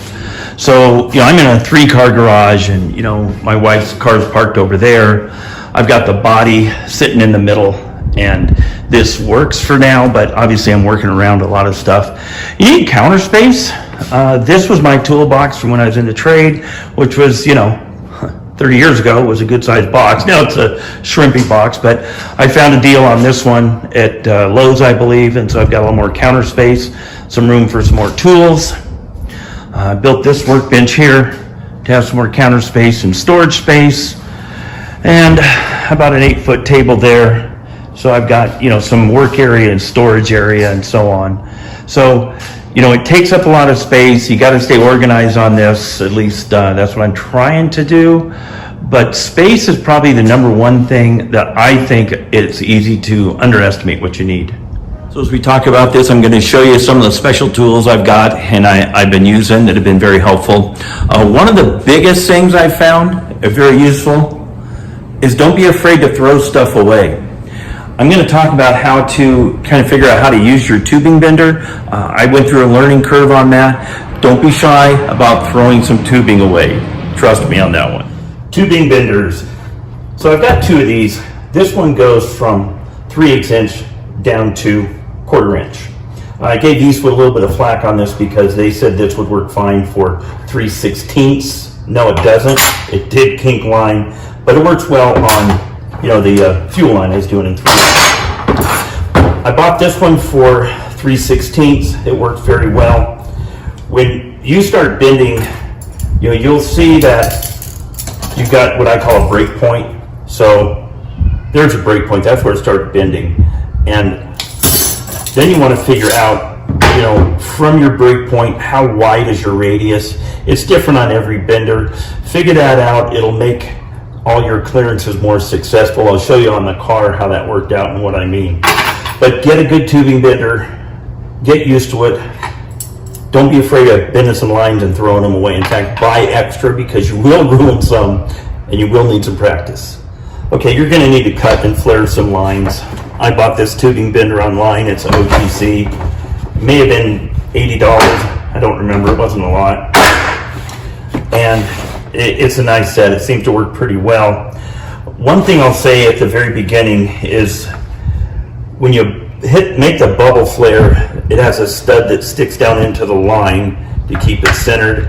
I'm of course doing 3/16. I've broken 2 of these already. It came with an extra one. Buy some extras. I'm actually stalled on the project right now. I'll show you where I'm stalled at in a minute. And you're going to need them. You can get them from Summit or a lot of places, and they're not very much money. But that one's so small that they do break sometimes. You put the line in here, and it pushes down on the line. It bubbles it out.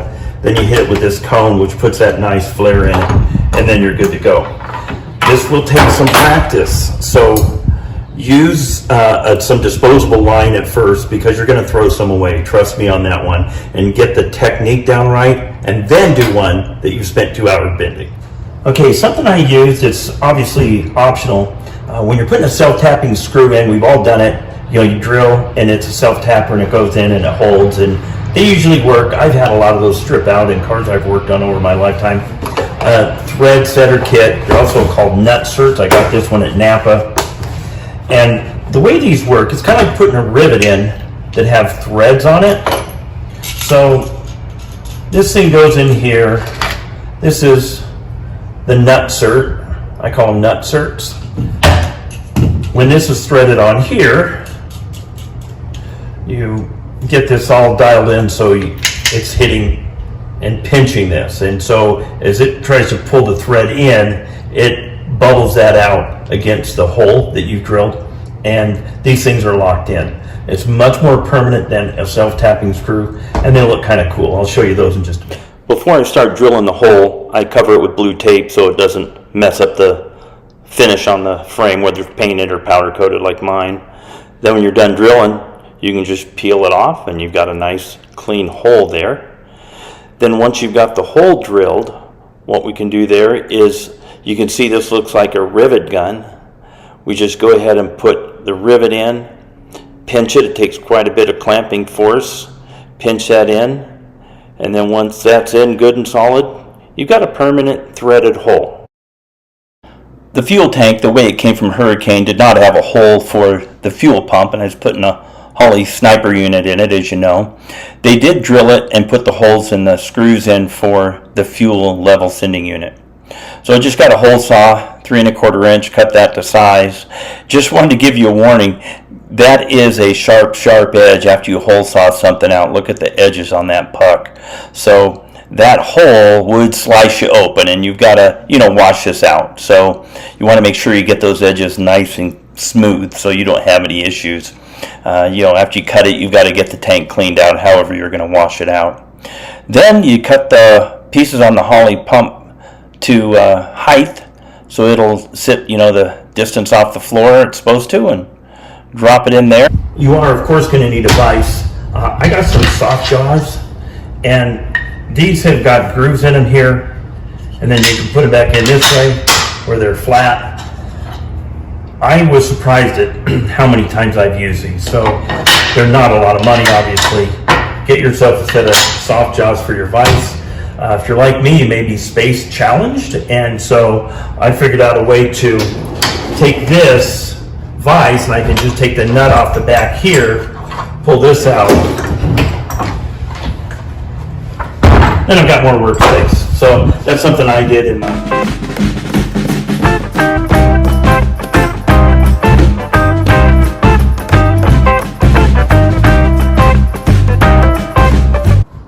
Okay, we'll look at the driver's side first, starting back at the pump. On the driver's side is the fuel pressure side. If you look down through there, you can see the brake line as it goes over the pumpkin.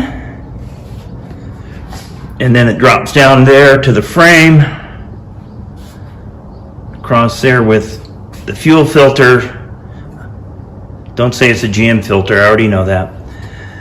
And here we go up to the pressure line. On the passenger side, the return line is what comes down the passenger side. There you can see it going over the pumpkin. You can see the battery cables. And we've got everything tied down there to the frame.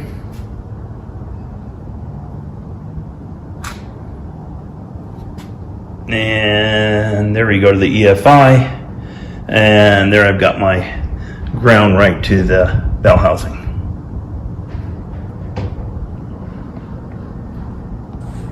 All right, so let's do a recap on what's needed to pull off a project like this.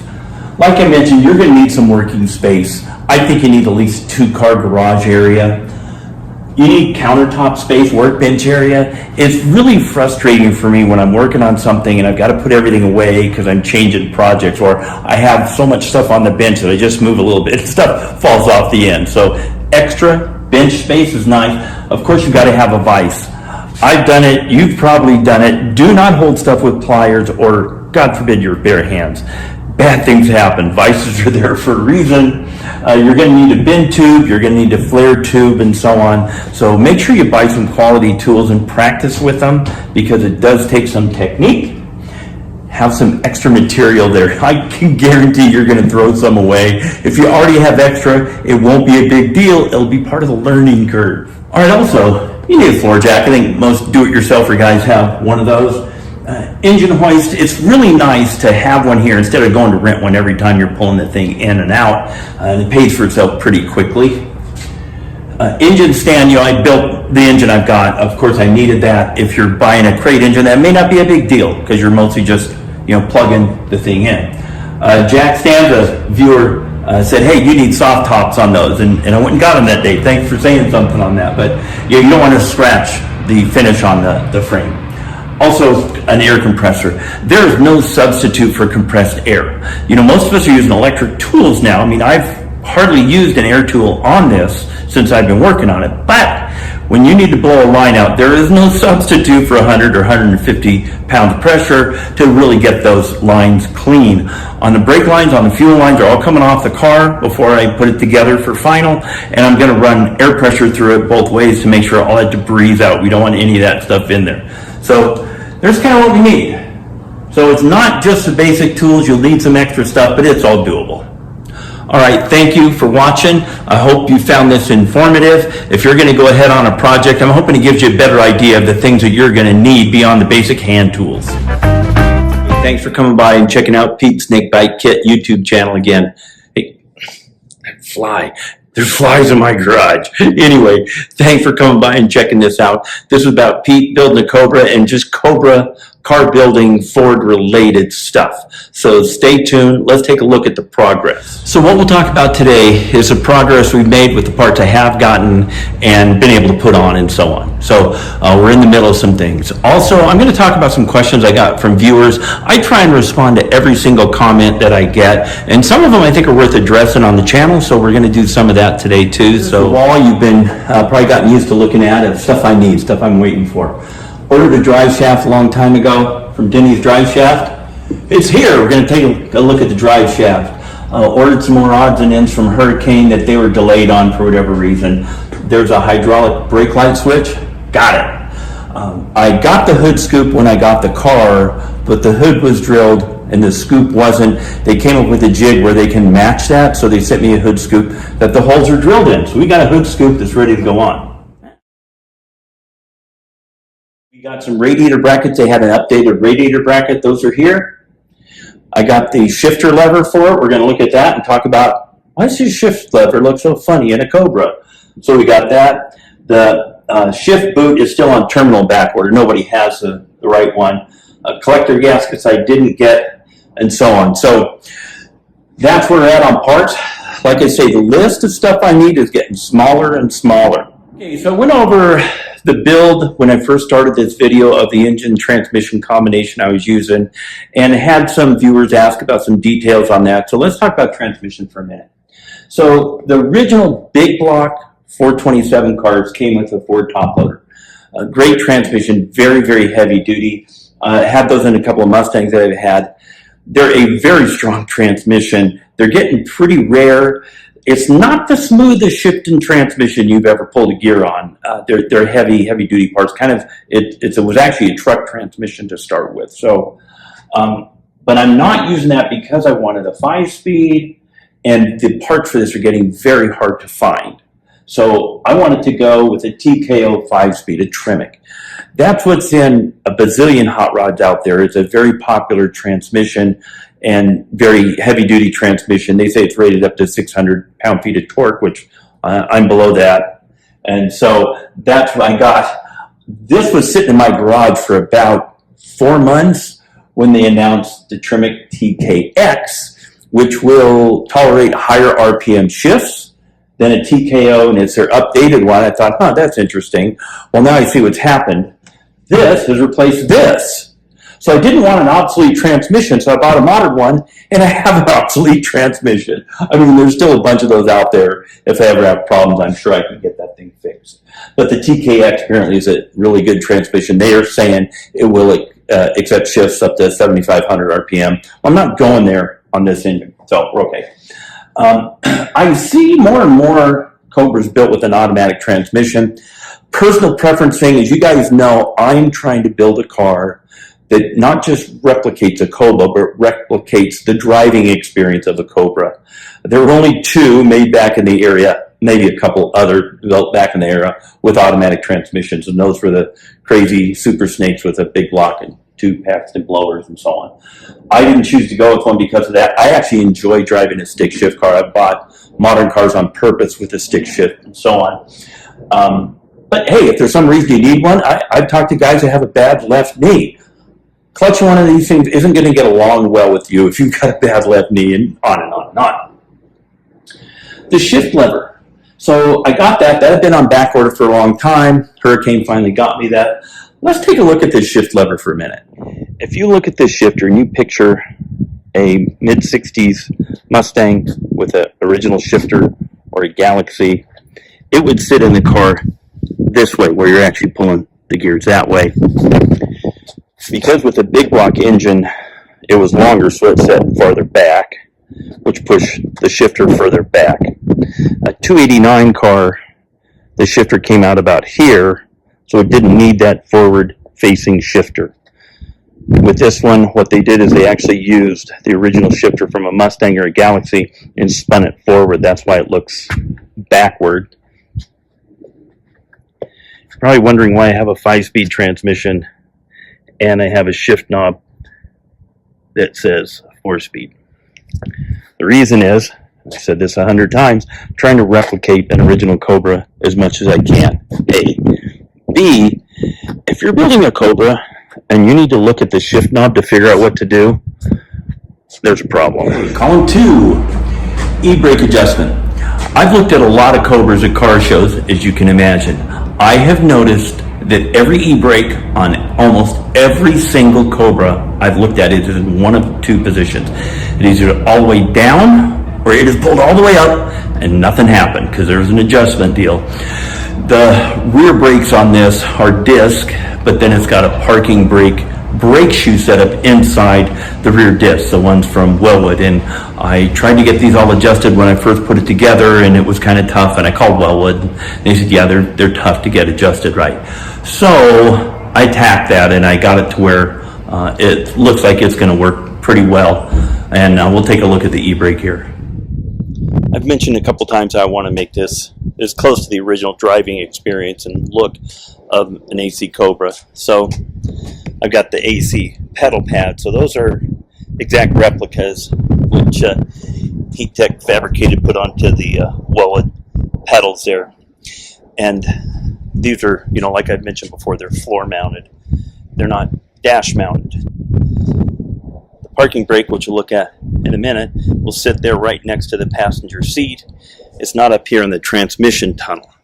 So what I'm not trying to build here is a Fox body Mustang that shortened the wheelbase to 90 inches. In other words, not dash-mounted pedals, not an e-brake in the middle of the car. So speaking of e-brakes, here we are. I've mentioned that I've mostly seen e-brakes on Cobras in 1 and 2 positions. One is here, the other is all the way up, and you can tell nothing happened. So worked on this quite a bit, adjusting the rear brake shoes. So they're inside the rotor, and to get to them, pull the wheel off, pull the knockoff adapter off, pull the caliper off, then pull the rotor off, then you can get to the adjustment and so on. So it's a bit of work, but it's been a while getting the right and the left happy on here, and I think it'll work out well. What I think I'll do is once I get this thing going in dune buggy trim, is I'm just gonna, at low speed, just drag the rear brakes a little bit to kind of burnish them in and radius the shoes to the drums, and then I'll do one more adjustment before I permanent this body on, because this adjustment here is basically going to disappear because the body will be right here, and you're not really going to get 2 box hindrances in there and so on. I will still have this adjustment, and then of course the ones at the parking brake shoe. This brake setup comes as a kit. You cut these to length, then you cut the cables to length. These ended up frayed and kind of lethal looking with some really gnarly wires sticking out after I cut them. So put some heat shrink on them, which seems to be working pretty well to protect me from that. So just a side note, for my daytime job, I do training at dealerships with service advisors and kind of process development and customer follow-up and so on. And I tell them, all you have to do is tell the customer what you're going to do and then do it. If you do that, you will set yourself apart from everyone else they do business with. And you guys got to admit that's pretty true. Here's another exception. John's Industries. They do a fantastic job. They're the ones that Hurricane got the differential from. So the third member, the housing, the axles and all that came from, there's a fly back, came from John's Industries.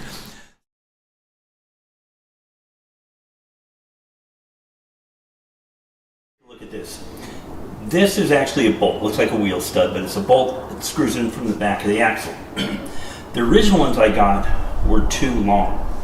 And as this threads in, that bolt comes through. The original ones I had came out so far, these are the original lug nuts I got, that it was about to here. I mean, these are the same size. And so it was pushing the tool out as this threaded in. And one of these original ones I cracked because I was trying to tighten, not realizing what would happen. So had to get shorter ones on here. This is another spot where John's Industries took care of me. So there's the drive shaft installed. Cobras are a short wheelbase, the engine's set pretty far back. So it ends up with a very short drive shaft, as you can see. And where'd they get that done at? Denny's drive shaft. And nice guys there. Talked to Denny there a couple times and talked me through the different options on these and so on. With the horsepower I'm using, this is going to be plenty strong enough. It's made out of DOM or DOM tubing. This thing's bulletproof. He says they guarantee the welds and all of that for life. Obviously not the U-joints. Those are a maintenance item. But when I got this, it was wrong because This is a 1350 U-joint. That's a 1350 U-joint. The pinion yoke wasn't. Now what do we do? When I ordered my Cobra from Hurricane, it comes with a 9-inch with third member posi axles, the whole thing, which is very nice. And they order all this stuff from John's Industries. I ordered the car with 370 rear end gear ratio. John's Industries was having quality issues from their supplier on 370s. They were noisy, so they didn't want to sell it that way, to their credit. What they did find after some waiting, they had this one set up with 360s in it, splitting hairs between 360s and 370s, I don't even care, and a better posi unit in it, a true track in it. And so I got that. Somehow in all of that shuffle, this ended up with a 1310 or 1330, I don't know, a smaller pinion yoke than the one I wanted and the one that matched the drive shaft. So John's Industries has a very simple solution. They're the same price. I'll just send you one. When you take that one off, send it back. In my opinion, that's just as good as customer service can get. I really appreciate the way John's Industries has treated me on getting me the right part there, getting me the right studs for the wheels and so on. That's the way you do business, guys.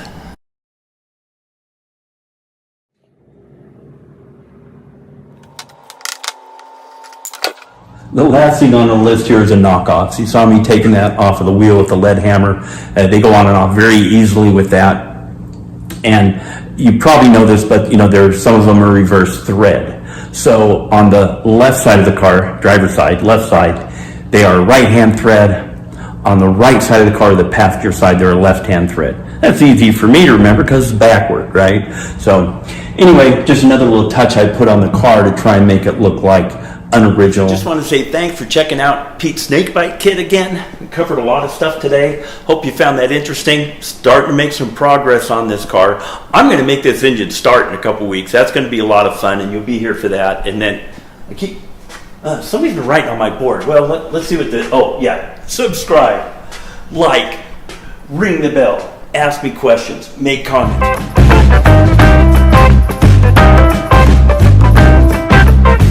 Hey there you are, it's Pete at Pete's Snakebite Kit. Today we're on another travel day. We're in Franklin, Tennessee, outside of Nashville.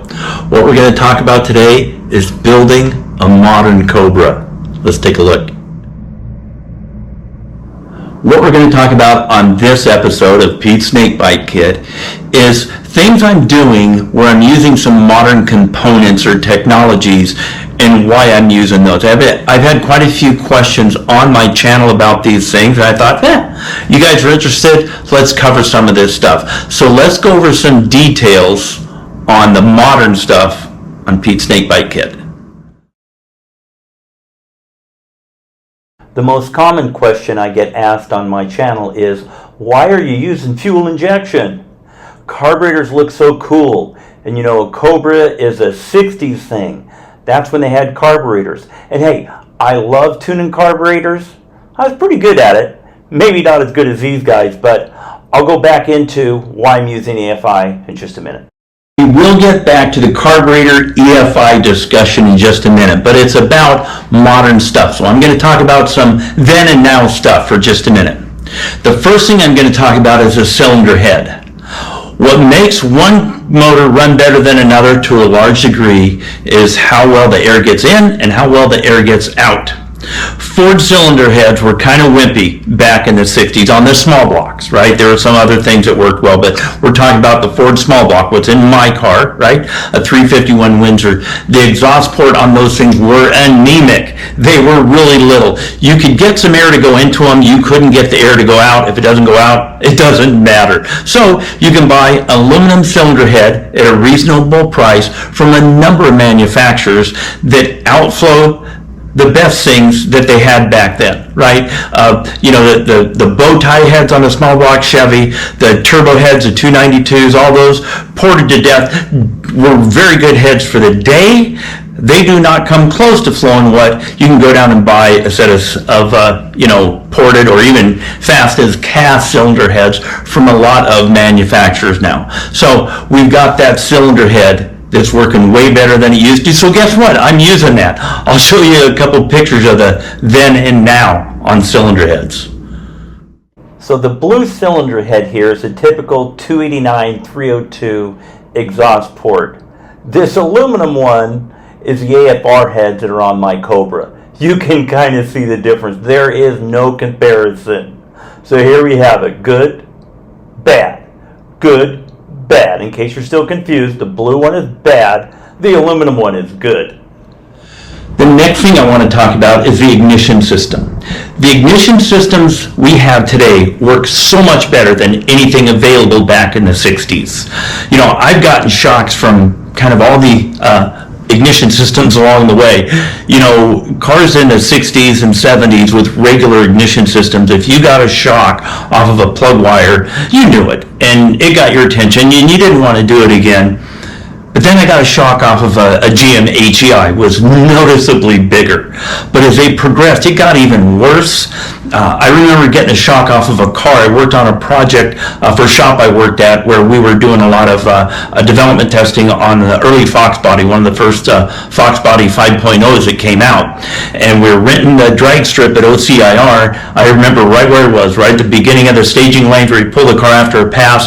I believe we were making a timing adjustment on it, and that thing got me. And it was a Ford Duraspark 2, and it had an MSD box on it. I am not exaggerating. My forearm hurt the rest of the day from the zap that thing got. Never wanted to do that again. I remember just a couple weeks ago looking at the spark when I was checking spark on my Cobra, which has an MSD system on it.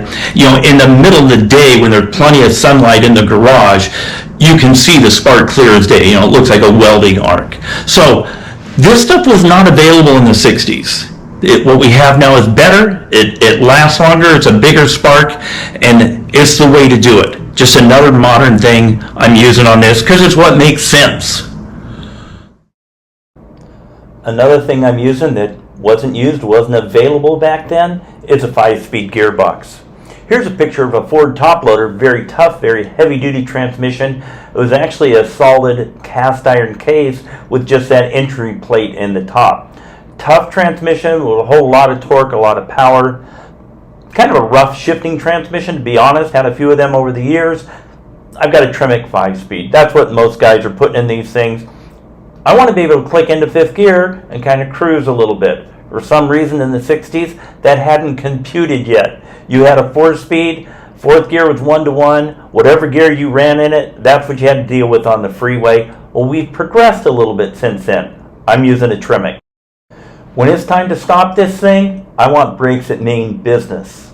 So I ordered Wellwood brakes, front and back, 4-piston calipers. When I mash the brakes, I want something that stops like a modern car. Okay, so back to the subject at hand.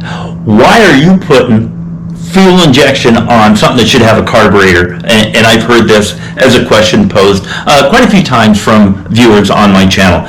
And I get the question, and it's one of the more visible things that you see on the car and so on. But there's a few reasons. Let me go through those. I don't believe I'm going to make more horsepower with this sniper than I would a good 850 or whatever I would end up putting on it. I think it'll be a toss-up. It may even give up a couple of peak horsepower to a well-tuned carburetor. Probably will have better drivability. I will bet that if I want to go up to 6,500 feet in the mountains or higher, I may really have an advantage there because some carburetors aren't real happy when you're changing 1,000, 1,500, 2,000 feet of altitude. Hollies do pretty well with that compared to some other ones. Webers, I know a guy with a Daytona Coupe that had a set of Webers on it. He said he got up to 6,500 feet with it. Almost had to have it towed home, could barely get it started, and so on. A buddy of mine, Stan, told me he used to have a 308 Ferrari that had Webers on it, and he says God made 2 days on the weekend for a reason. One day was to tune the Webers, the other was get to drive it for one day, and so on. So anyway, the fuel injection will give a wide range of drivability as far as cold startup, altitude changes, heat changes. The other thing is that fuel injection does not have a float bowl. So it does not have a float bowl vent. I'm hoping my garage does not smell like a float bowl vent when I come out every morning when the car's sitting in there. Hopefully that will be another advantage of it. Because gas these days, it stinks. I used to like the smell of gas. With all the garbage additives they have in it, it don't smell so good anymore. Hi there. Hey, thanks for stopping by and checking out Pete's Snakebite Kit again. Today what we're going to talk about is the reality of building a Cobra kit. It is not all fun and games, boys and girls. Psych, we're not ready for prime time, but it does crank. Alright, so the realities of building the Cobra kit. So I said from the beginning of this YouTube channel that I was going to talk about all of it, the good stuff, the bad stuff, the frustrating stuff. And I want to be clear, overall, this has been an absolute blast building this Cobra. It's literally a dream come true for me. So that's the bottom line. But there has been frustrating stuff, there has been fun stuff, there's been a learning curve on things and so on, and I want to go through some of that today. But first I want to show you a couple shots of a couple cars. Two guys came over, Wayne and Mark, and showed me their cars. One was a B&B, which is Butler & Butler. They're out of business now, but they built Cobras for a long time. The other is a Factory 5 car. I just have a couple shots of them. I apologize for not getting more, but a couple of real nice cars. What we talked about there is them building their cars and then them seeing me mid-build on mine and kind of discussing what it was like building theirs and what I'm going through. Very eye-opening. Let's look at a couple shots of their cars. The Cobra in front is a B&B kit. It's got a small block 302 in it. The one in back is a Factory 5 kit. It's got a big block Ford 385 series, which would be a 429, 460. It's a large cubic inch version of that. And what was really eye-opening to me, you guys, thanks for bringing them by, is them looking at mine and looking at the challenges I've had and said, dude, it's absolutely normal. I mean, the B&B car, he actually had to move some pieces around on the frame to get things square and make the alignment right on it and so on. So, you know, I'm running into no kind of problems like that. So it was really neat seeing those, really appreciate them coming by, and it gave me more of an appreciation for my car. They really liked what they saw on this Hurricane kit the closer they looked at it. So on the wiring, I'll show you what I don't have done. So this lead here is the lead that comes out to the front of the car for the horn, the headlights, the blinkers, and so on. And what's really cool about this, that wire is obviously for, I don't know how well it picks up here, that's for the low beams. Let's see, that one's the front ground, and so on.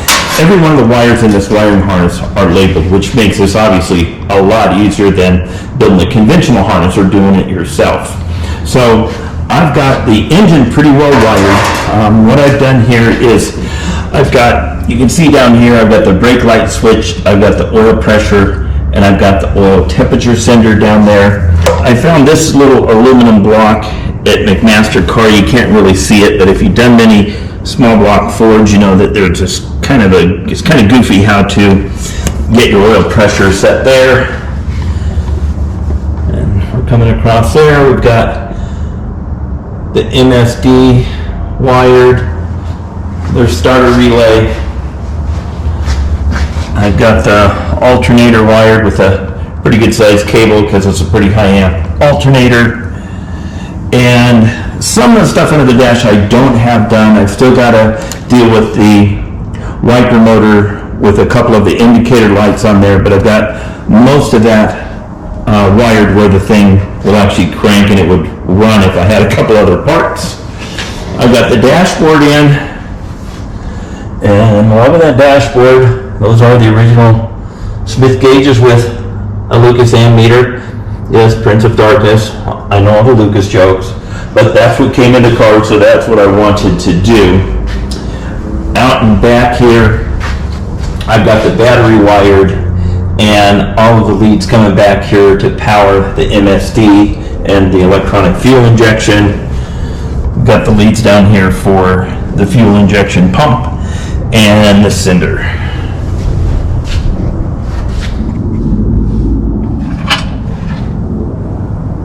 So I'm putting this Coolit thermal ice insulation in the car.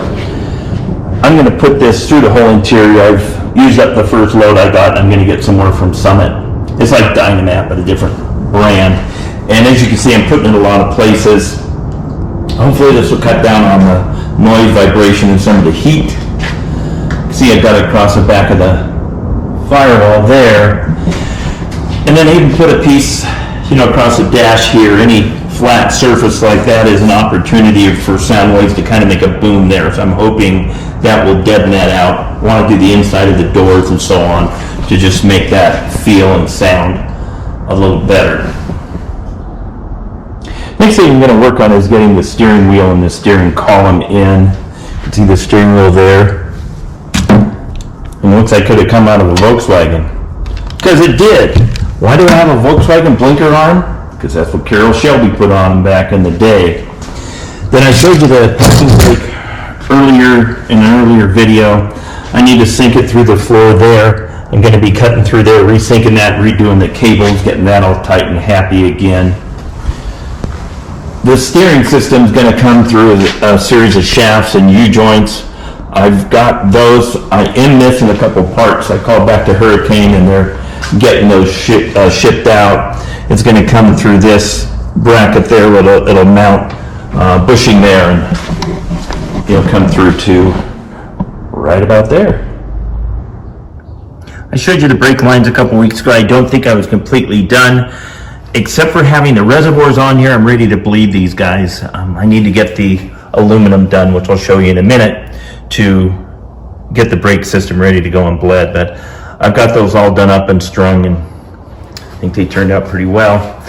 This sheet aluminum, which I got from Hurricane, I need to get these mounted, and then the reservoirs will go right there. I've got to make a trim here that doesn't quite clear piece there on the upper control arm. They don't want to have it clear. I think it'll look a little better that way. So I've got to put some of that on, and getting close to driving this thing as a dune buggy. I'm thinking we're a few weeks away from that. Can't wait. On the battery cables, you can see what I did here. Got the big juice coming in here, and then these are all the ones that need to be run directly back to the battery for the computer stuff. So to unhook this, what I did is I didn't want to be running this bolt in and out and wear out the threads in the battery because they're just lead. So that one goes in, and I just back that nut off, and then there's no pressure on it, and then that comes out. I don't know if it's good or bad, but it's something I figured out, and it works. So there you saw a shot of the website for Haywire. Like I say, very, very helpful, very high quality stuff. And if you buy a kit and it comes with those, I think you'll be very happy with it. If you're building a car and you need a wire kit, I would definitely recommend Haywire. If you buy a Cobra and you have the option to use somebody else or use your own wiring, I'm telling you, it's a high quality kit and the support is amazing. So there you have it. There's my progress report, let's say, and my reality report. I really appreciate Mark and Wayne bringing their cars by so I could get a look at them and really giving me their opinion on what it took to build theirs in comparison to what it's taking to build mine. It was honestly very encouraging to get their take and how much they appreciate the quality build on this Hurricane and where I'm at on it. So you guys really, thanks for coming by. I enjoy making these. I have enjoyed building this car. I can't wait till it's running.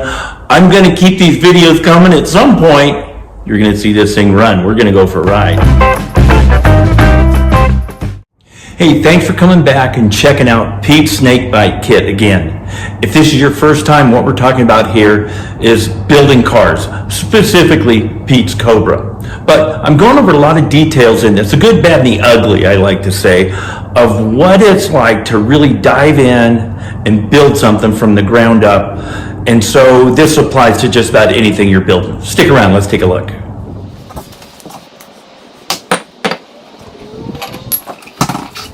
Okay, so where are we at on this thing now? Good question. I'm going to go over some of that. I'll show you some shots of the car, and then on this video we're going to talk about the devil being in the details. It really is. There are so many details on something like this that it can be overwhelming. What I'm trying to do is take them one at a time. Some days I'm taking it 5 at a time. That's when I start to lose it. So let's talk about some of this. So first we'll talk about some things that were backordered. Some of this you guys have seen before and maybe recap, but I just want to paint a picture of a few of the frustrations. This is not all of them, but just some reality. So a lot of things were on back order, and this was worse because we were in, the pandemic deal. But, the Wellwood brakes, like it seemed like they quit making aluminum or something. It was crazy. They were on back order for months. I want to say they got to me 4 or 5 months later than they normally would have. So, no brakes. You're not putting that corner together. You're not putting the tires on. You're not putting the car on the ground. Obviously, that was a stall. Before the car could be shipped, Hurricane wanted to build the headers to my chassis with a dummy engine in it. Well, you can't build headers if you don't have header flanges. So most of my car was ready at Hurricane with no flanges, able to build headers and so on. Shift boot. So the shift boot is something I don't need yet, clearly, but I'm going to need it at some point. So this car was ordered a little more than a year ago. From then to now, there's been no shift boot. I can get an ugly one. What Hurricane wants to supply is one that is, just like the original, right? So we're waiting for that too. Okay, so that was back-ordered stuff. Let's just talk about other weird stuff that happened. The rear wheel studs, it's actually a bolt that goes through the axle flange, but it comes out, you would think it's a stud when you see it. They were too long, and the special nut that holds the knockoff adapter on, it would come through it and it wouldn't work. So I had to get a shorter one. John's Industries got me the right one, but it's figuring it out and, getting it and another thing, right? The third member I got was on back order. When one became available, which had gears close to what I wanted, John's Industries sent that one to Hurricane, then they sent it to me, however that worked. Well, it ended up not having the right flange on it for the 1350 U-joints I wanted to use. So when I got the drive shaft, it didn't fit in the rear pinion. John's was nice enough to get me the right one, but just one more detail we had to deal with. You might remember when I unpacked all the Wellwood stuff, I looked at the dust cover they gave me, and I looked at the adapter that goes on for the knockoff adapter, and I said, I'm not sure this is going to fit. It didn't fit. No big problem. Wellwood sells 3 different sizes, so I got the shortest one, put it on. It still didn't fit. Now what do you do? Well, we'll talk about that in a minute. Holley Sniper is a plug and play. What that means is you plug it in, then you start playing with it. Okay, I don't want to knock Holley too much. I've been on the phone with them a lot. They've been very patient with me. We finally figured out there was an issue. They told me to send the throttle body, which has the ECU in it, send the oxygen sensor back and the little handheld screen deal, and they're going to take care of it. But guess what? There's no fuel injection on my car at this point. So I'll show you a couple shots of the little fitment plate I made to go over the parking brake handle, just a little detail I wanted to do to make it a better fit and hopefully eliminate some of the air coming up through the car. And wiring harness says there's a wiring harness for the EFI, there's a wiring harness for the MSD, there's a wiring harness for the car, and they all have to talk to each other and be happy with each other. So there are some differing opinions between Haywire and between Holley and how they think things should be arranged and so on. And I'll show you how the wiring harness opened because Holley thought I should try something else when this thing wasn't starting. We'll go into some details on that. But there's a lot of wiring stuff, and at the end I've got to figure out who's right, what's going to make my car work, and how to put it all together and make it look nice. So here's the insulation we're putting on the inside of the car. Before I put it on the passenger floor, I wanted to finish up the plate where the parking brake comes through. You can see this aluminum plate. I built that because there's a hole in the fiberglass that didn't really match up with what I needed for the parking brake. So I fabbed up this plate and cut it to size best I could with my rudimentary tools. And then here's a trim piece that we have from the parking brake, and that ought to fit on there nice and neat. And just give it a little cleaner finish. Also sealed that aluminum plate to the floor. So here's a shot of some of the scraps I've got from this insulation material. And on the back, this stuff's sticky, and it's just rubber. And it's, if you've ever seen some like dum-dum filler they used to use in cars in the 70s and 80s, it's kind of like that, just nice thin layer. And then the top, of course, is aluminum. So the idea is this stuff, the gooey stuff, will deaden vibration, will dampen heat from coming through. Of course, the aluminum is a very good heat dissipator. So this should deaden heat, should deaden noise, and vibration. So this stuff sticks in really well. Like you can see a corner here. I've still got to trim the fiberglass here, so it's going to come to there. But you know, it's not going anywhere. And you know, they give you, or I bought this tool, you know, it rolls it out, and that helps it stick really well. The other thing is I bought a nice pair of shears that work very well. However, the black gooey stuff gets on the blade here, and gets on the blade here, cuts like butter for a little while. When the black gooey stuff gets in there, it really doesn't work well at all. I clean the blades up with WD-40 and it seems to take that out pretty quickly, and then you're back in business. I talked about the rear wheel studs being too long, and I wanted to give you a visual on that. This is actually the front wheel, but picture if this stud was longer, it would stick further through this thing as it screws on. Watch the relationship between the tool and the nut as it goes in. You can see the tool is coming out of it. And what happened on the rears, they came out so far that when I went to tighten them down, the thing was just barely in there. I didn't realize that I actually split one of those open on the rear. That's why I had to get the shorter studs. So I talked about the dust caps that weren't working. So the ones I initially got from Wellwood, this was taller. It was about that tall. When I put this in there, and I put this on there, it wouldn't work. So, I got the shorter one, it still didn't work. I sent both of them back to Alex, and I said, you can keep the other one, but could you fix this one? Because one of the guys at his shop has a lathe, and they machined this down here. So, let's see if this actually works.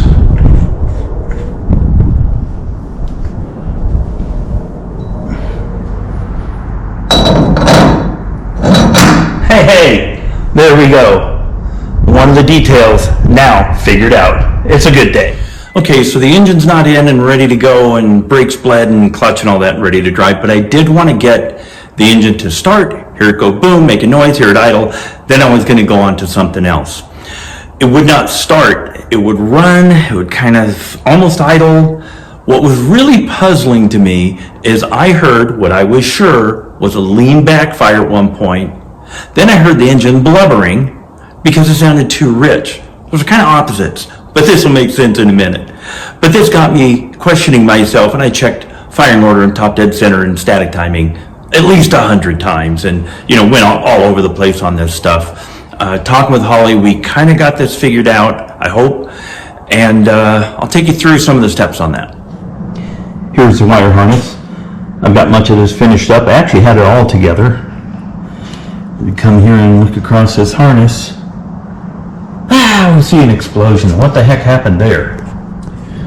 So the reason this part of the wire harness is opened up is Holly was convinced that since I have the key-on power from the MSD and the key-on power from the Sniper going to the same key-on power source, that there was a frequency or an interference or a noise issue between the two electronically.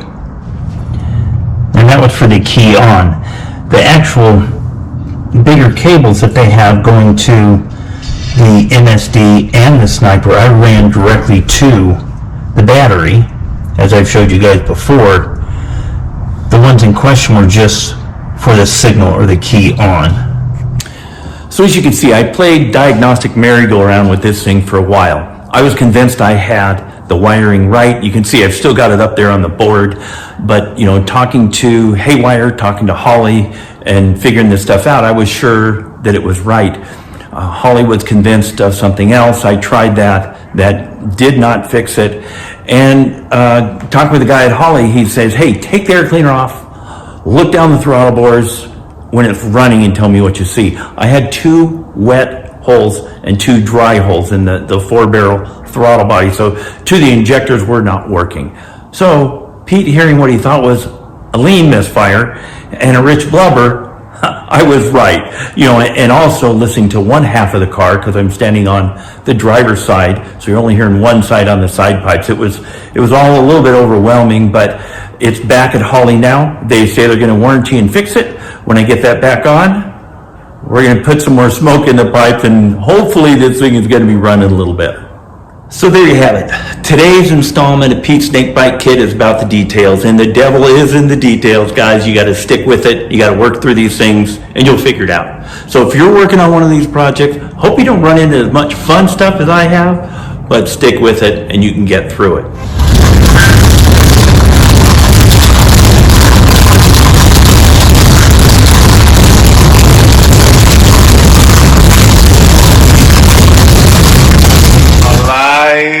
It's alive! It's alive!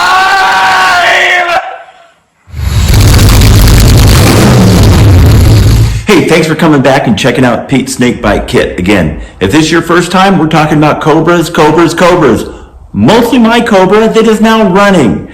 And by the way, this was not the first startup. I know you see that a lot on YouTube channels.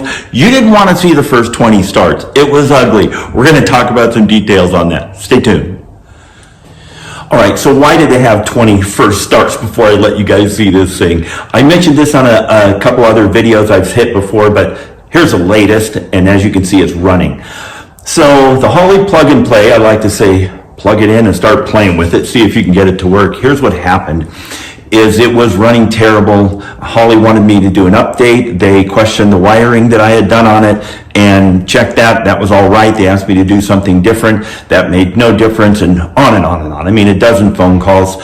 Finally, one of the guys said, hey, pop the air cleaner off, look down the throat, and 2 of the 4 injectors were working. So it was, lean and rich and going all over the place. Sent it back to them. In pretty quick time, they fixed it, sent it back. Put it in, it ran better. It did not run right, though, I can tell you. So I kind of suspected the injectors, so I went right to that. And it had 3 of the 4 injectors working, 1 of them not working. Called them, they said, let's just send you a whole new system. Holley, to their credit, they sent me a whole new sniper system, just sent the old throttle body and whatnot back, which was great. So, got that in. It ran pretty good, not great. That thing was stuck at 35 AFR, so it was very, very lean. We'll talk about how the oxygen sensor reads that and so on. And I thought, are you kidding me? Well, I had 2 oxygen sensors now. I had the old one and I had the new one. I put the new oxygen sensor in, bang, it was 12.7. The thing runs beautiful. Wish I had the rest of the things done on it so I could take it out and spin donuts in it, but we'll go over my to-do list in just a minute. So I talked about having a lean fuel system and having a bad oxygen sensor. I said that wrong. The computer was saying it's lean and it had a bad oxygen sensor. So I'm going to try and explain all this. Inconceivable! You keep using the word. I don't think it means what you think it means. Anyway, here's basically how the system works. When it goes lean, in other words, there's not a lot of fuel in it, the oxygen goes up because you're trading off fuel for oxygen.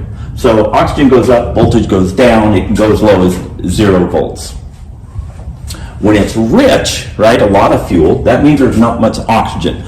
So the oxygen goes down and voltage goes up. It can go as high as 1 volt. So it's oscillating back and forth between here and sending signals to the computer. It's saying, hey, there's a bunch of fuel in here. We've got too much. Pull it back, make it leaner. Or in my case, it thought it was very lean because I had a bad oxygen sensor that was creating no voltage at all. So it was saying, hey, we're very lean. So it was adding a bunch of fuel. I've done a couple oil changes already on this thing because it dumped a bunch of fuel and the oil smelled like fuel, and we don't like that. So a couple things I've gotten done here since I saw you last. It got me to where it can kind of run under its own power. I'll show you. The fuel tank actually had a leak in it. Now this tank came from Hurricane. Before you think anything bad about Hurricane, they had a new vendor that was bending up the pieces for the fuel tank, and the vendor said, hey, we can weld these. They used to weld them in shop. They welded them, and I didn't think the welds looked that great when I looked at it, and I was right, and it had a fuel leak. Instead of shipping it back and forth to Hurricane, I found a guy here local, Spectre Design. I'll show you their website, and they were able to weld the tank up and make it right. And then, Hurricane paid for that, which was great. Saved shipping the tank back and forth. So the other thing I got done was hard lines for the cooling system. I'll show you those. Also got those welded up at Spectre, and that's what got me to the point where the thing will hold coolant, it'll hold fuel. The fuel system works. I was able to fire this thing up. When I lived in Southern California, I had a couple friends that really are master fabricators. Here in Utah, not so much. Spectre Designs was a big find. These guys did some fabricating for me quickly, I thought at a reasonable price, and did exactly what I asked them to do. If you need something done, check them out.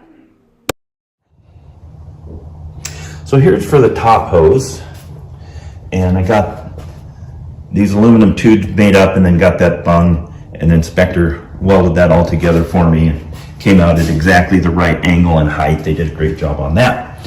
And then I got this bottom tube made from a radiator shop that I had to change that around because I swapped radiators, hose on a different side, and Spectre shortened that and redid it for me. So I think that looks great. Okay, I've got the throttle linkage kind of roughed in there. So on this, I don't have it completely hooked up. I don't have the pedals completely done there. Heat Tech in California made this bracket to stand that off of the box. It was the way Hurricane had it set, it was too low, and the valve cover that I've got, it wouldn't clear it because it's a taller valve cover than they estimated. In quite a while on my videos, I kind of went out on a limb and said how long I thought this thing would take me to get done. Forget it. Things take as long as they take. I'd kind of forgotten that this thing really is about the journey. You know, a lot of my life was spent getting cars ready for races, getting motorcycles ready for races, or being a technician for a living, and everything was a deadline. There's no deadline on this. I'm trying to enjoy this, but I do want to get it done. As you can see, I'm pretty close to a point where I can make this thing move under its own power and see what it feels like. So here's kind of next steps. I've got the body on, as you can see. I need to get the body off of it. Once I get it off, there's a piece on the tub that I've got to seal to the frame to get that sealed up. Then I've got some aluminum trimming that I need to put on in the inside of the engine compartment. Then I've got some hydraulic cams that Hurricane got me that are the original Girling hydraulic cams for the brake cylinders and the master. Then I'm going to blow out the hard lines on the brakes and bleed those, adjust the prop valve. I need to get the steering column all in and set up and get that throttle linkage finished up. When I get that done, this thing's going to be body off. It's going to go for a drive. We're going to have some fun. All right, thanks for coming by and checking out Pete's Snake Bite Kit again. If you're here for the first time, what we're talking about here is Cobras. Mostly my Cobra. I'm building a replica of a Shelby Cobra. And what we're talking about here is the build, the how, the why, the good stuff, the frustrating stuff, and so on. So let me give you an update if you're here for the first time or if you're a regular viewer of where we're at. Let's take a look. Okay, so last time we were together, it was alive. The thing was running, it made noise, it idled. The body was on the side pipes. It kind of looked like a Cobra. It doesn't look so much like a Cobra now. Gotta go forwards to go back. Sometimes you have to go backwards to go forward, as we know. So what we've done is I did take the body off of the car, set it aside for now. I mounted and sealed the tub, the passenger compartment tub. I'll show you what we did there. There's 2 aluminum trim panels inside the engine compartment to finish that off. I'll show you that. The hydraulic cams for the brake fluid and the clutch fluid, I've got those mounted up. I've got the steering linkage done, the steering wheel and all that. Blown out the brake lines. Let and adjust, ran into some issues there we'll talk about. I still need to mount up the battery. But let's go through this stuff and I'll show you where we're at. I was kind of hoping to be driving it today as a go-kart, but that didn't happen. So as you know, the engine's out of the car, and one of the things about having an engine out of the car, there's a lot of pieces that are sitting around the garage, takes up quite a bit of room. I've got the fuel injection sitting there because I didn't want to mangle it with the hoist. There's an X-brace for the transmission, the drive shaft, and miscellaneous attaching parts and so on. So hopefully we'll be getting this thing buttoned back up today or tomorrow, get the engine plugged back in. Then I'm going to roll it outside and start bleeding the brakes. Then I want to get the steering system finished in it. And we'll be getting close. Okay, I keep getting ahead of myself. Think I'm going to be driving this thing tomorrow and things keep getting pushed off. Just realities of building a car. There's a bazillion pieces, a bazillion things that can go wrong, and frankly, most of them have. One of the stalls on this thing is bleeding the brakes. You can see I've got the lines disconnected there. I had a couple leaks. So I ordered some fittings from Amazon that are coming. And another thing that's probably going to stop us from driving today is the weather. Even if I could take this thing out and go-kart trim, yeah, it's not going to happen today. You might remember last New Year's Day I did a video and we'd had some snow. This is New Year's Eve day and we got a little bit more snow. The truck's all white. There's my neighbor Chandler blowing the snow off the driveway. It's a good day in Utah. So the steering linkage is all done up. It comes up, mounts in the dash there. As you can see, I've got this one panel on. This is on the passenger side, and this trims out the engine compartment. It's all riveted on. This side I'm working on. So you can see on this side, I riveted a panel to the back of the aluminum panel to give it some more stiffness. Then I put rib nuts in there where these cans are going to mount. So these are the actual girdlings that would have come on an original Cobra. Hurricane got those for me. Thanks, Alex. So now both those panels are in. Front side, back side that trims out the engine compartment. And there's those girdling cylinders mounted up there. And what I did to kind of stiffen that panel is put another piece of aluminum across the back, and the rib nuts go through both of those in the rivets. The other thing I did is got the tub sealed to the frame. These aluminum angle pieces there help seal that in because there's actually a gap there where the frame doesn't match up to the tub to make clearance for the trans tunnel there, of course. That's what we look like there.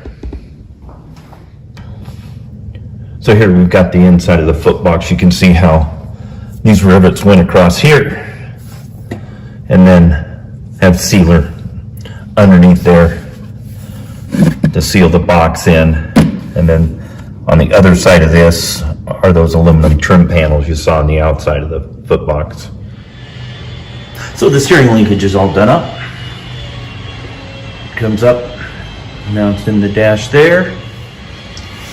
And then here we are to the business end of things. You've probably seen the steering wheel in this before. It was just mocked up in there. It's ready to go now.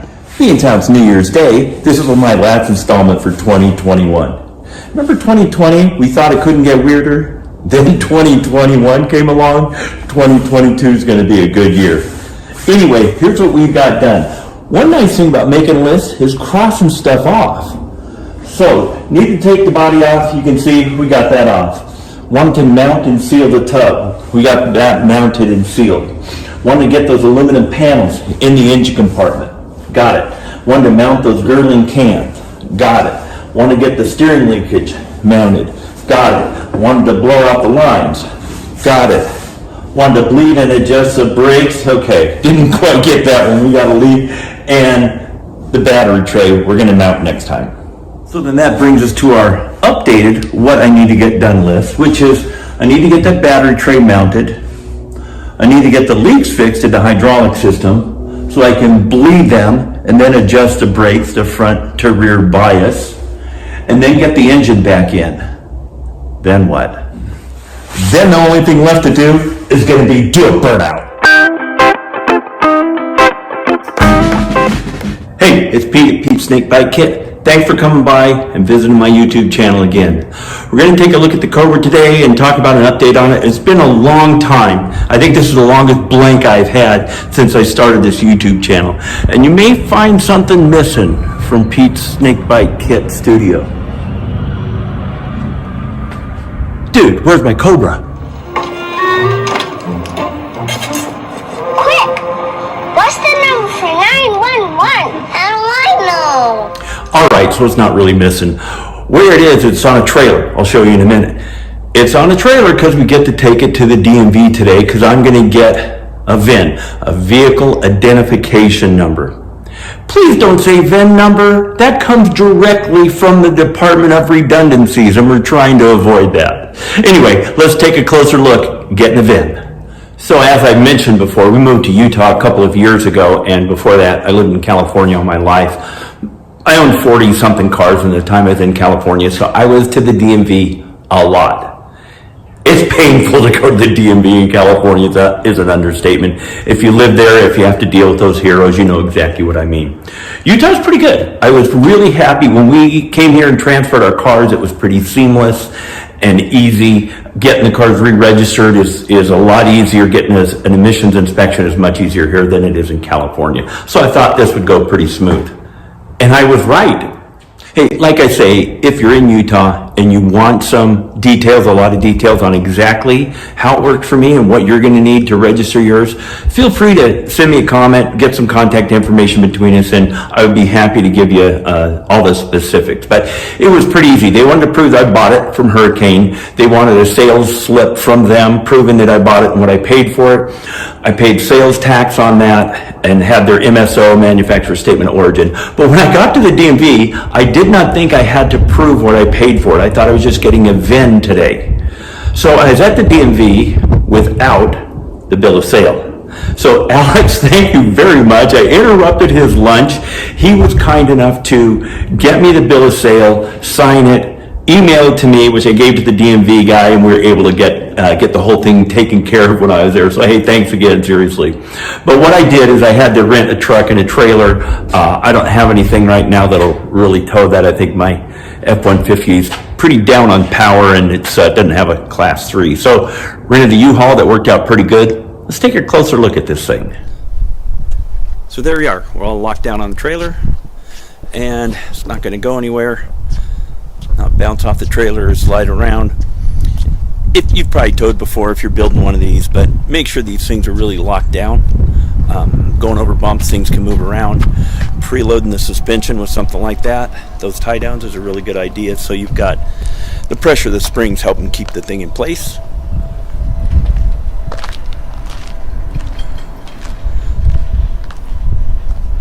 And there you have it.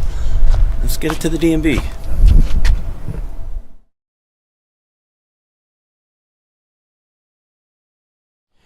At the beginning of the video, I told you if you stick around, you get to see the surprise ending. So this thing has got the brakes bled, the brakes are working, got the clutch bled and adjusted. It seemed to be working well. We got the steering on.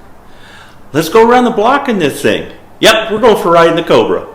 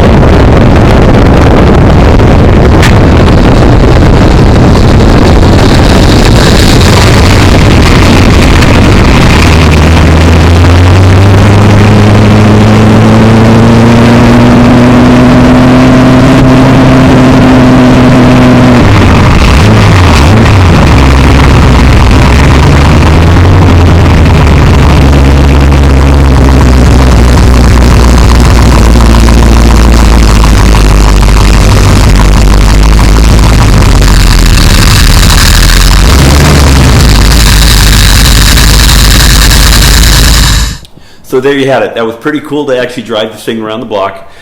Feels like it has enough power. Plenty of power to merge onto traffic on the freeway, I think. Anyway, didn't do anything crazy in it. Obviously, we're still shaking this thing down, breaking it in. But I can drive it. It feels like a car. It's pretty exciting. So I'm going to get everything, straightened out and check for leaks and tighten everything up and all the things that are easier to do with the body off before I go to the next step, which is, of course, getting the body on and lights and all those things hooked up. So there you have it. Hey, again. Hey, it's Pete at Pete's Snakebite Kit YouTube channel. Thank you for coming by and checking this out again. If you've been here before, you know what this is about. If not, let me tell you. 3 things: Cobras, Cobras, and Cobras. Most importantly, the Hurricane Motorsports Shelby Cobra that I'm building. Been working on this for a while now. I've had the car for more than a year. I've had setbacks, delays, disappointments, back orders, all kinds of whiny ammunition. I'm out of bullets. I have everything I need to put this thing together. So that's pretty exciting. I got one other thing I want to remind you about. The other thing I wanted to remind you about is today. It's National Cobra Appreciation Day, 4/27. If you want to watch this, I've got a video. I actually did this last year, but if you haven't seen it, I've had a viewer say it is the most information-packed 20 minutes that they've ever seen on the history of the Cobra. So, toot my own horn, but that's what some viewers said. Take a look if you want to know why today is 4/27 National Cobra Appreciation Day. Let's take a look. Okay, as far as my car goes and having all the stuff there, I don't have a lot for you today. I want to apologize for that. As you probably know, I travel quite a bit for work, and all the moving parts got moved into my garage just before I got on an airplane to go to work for this week. So you do have the 4/27 video to watch. I'm going to get back home. I'm going to tell you where I'm at, and that'll be on the next video. In the meantime, enjoy 4/27 Day. Hey everybody, how we doing? Thanks for visiting my channel again, Pete's Snakebite Kit. What is this thing about Cobra Appreciation Day? Well, I'm going to tell you. Let's take a look and see if you understand why we need an official Cobra Appreciation Day. Take a look. All right, so this National Cobra Appreciation Day, hear me out. 410, what is that? Obviously, it's Sprint Car Appreciation Day. They're pretty cool cars. Star Wars has its own day. May the 4th be with you. There's those 420 people celebrating Hitler's birthday or something. I don't know what that's all about. Anyway, let's take a look at this. Let's see if I can help you buy into this, because the most important hot rod ever built. Okay, sorry about the Batman voice. It's just early in the morning and it comes kind of easy. Anyway, let's talk about this. Let's go through this timeline and see what we can figure out. So here's kind of a timeline of things that happened building up to the moment when there actually was an AC Cobra. And it's interesting. So AC, the car company, it was called Auto Carriers. They called it AC. Started in 1901, a long time ago. First half of the century, they built a lot of stuff. Some really odd, unique looking cars. One of them was a 3-wheel, almost looked like a golf cart thing, and so on. But they got cool. In the 50s, they built a thing called an AC Ace. That's what the small block Cobra was actually designed from, and so on. And then it, of course, grew from there. So they built that AC Ace from 53 to 61. During that time, they used an engine from a company called Bristol. So it was thought of as a AC Bristol engine maker, car maker. So they lost their engine supplier, AC Bristol, in 1961. Now, in the meantime, this dude, Carroll Shelby, wins Le Mans. When you win Le Mans, it's a big deal, but kind of in a big and a small circle kind of thing, where in the endurance racing and Le Mans and things like that, it's a big deal. But let me make a point. If you're watching this, you're probably interested in racing. Quick, name me 2 other guys that won Le Mans. Time's up. So the point is, it's not the most famous race in the world when it comes to you being famous for the next 3 years or 5 years, right? So here he is. He won Le Mans. But the other thing is, the doctor said, hey, remember those nitroglycerin tablets I've been giving you? You've been putting under your tongue. You've been racing with them. It's time to stop racing. This broke Carroll Shelby's heart. Okay, are you with me so far? All right, so AC cars, they lose an engine. Carroll Shelby loses a heart. We see any connection there? Kind of interesting. Anyway, he won that in a Aston Martin DB-R1. Let me show you a picture of that. Pretty cool looking car.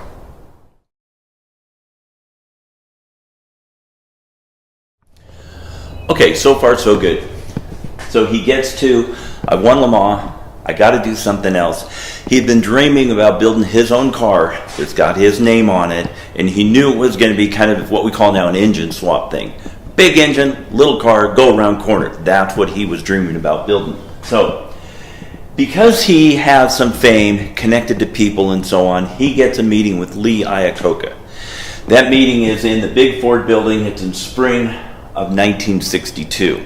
So he had been stumbling around for a couple years, was doing a racing school, got a Goodyear tire distributorship and so on, but he needs the next thing because he's Carroll Shelby and he's a deal maker and he makes stuff happen.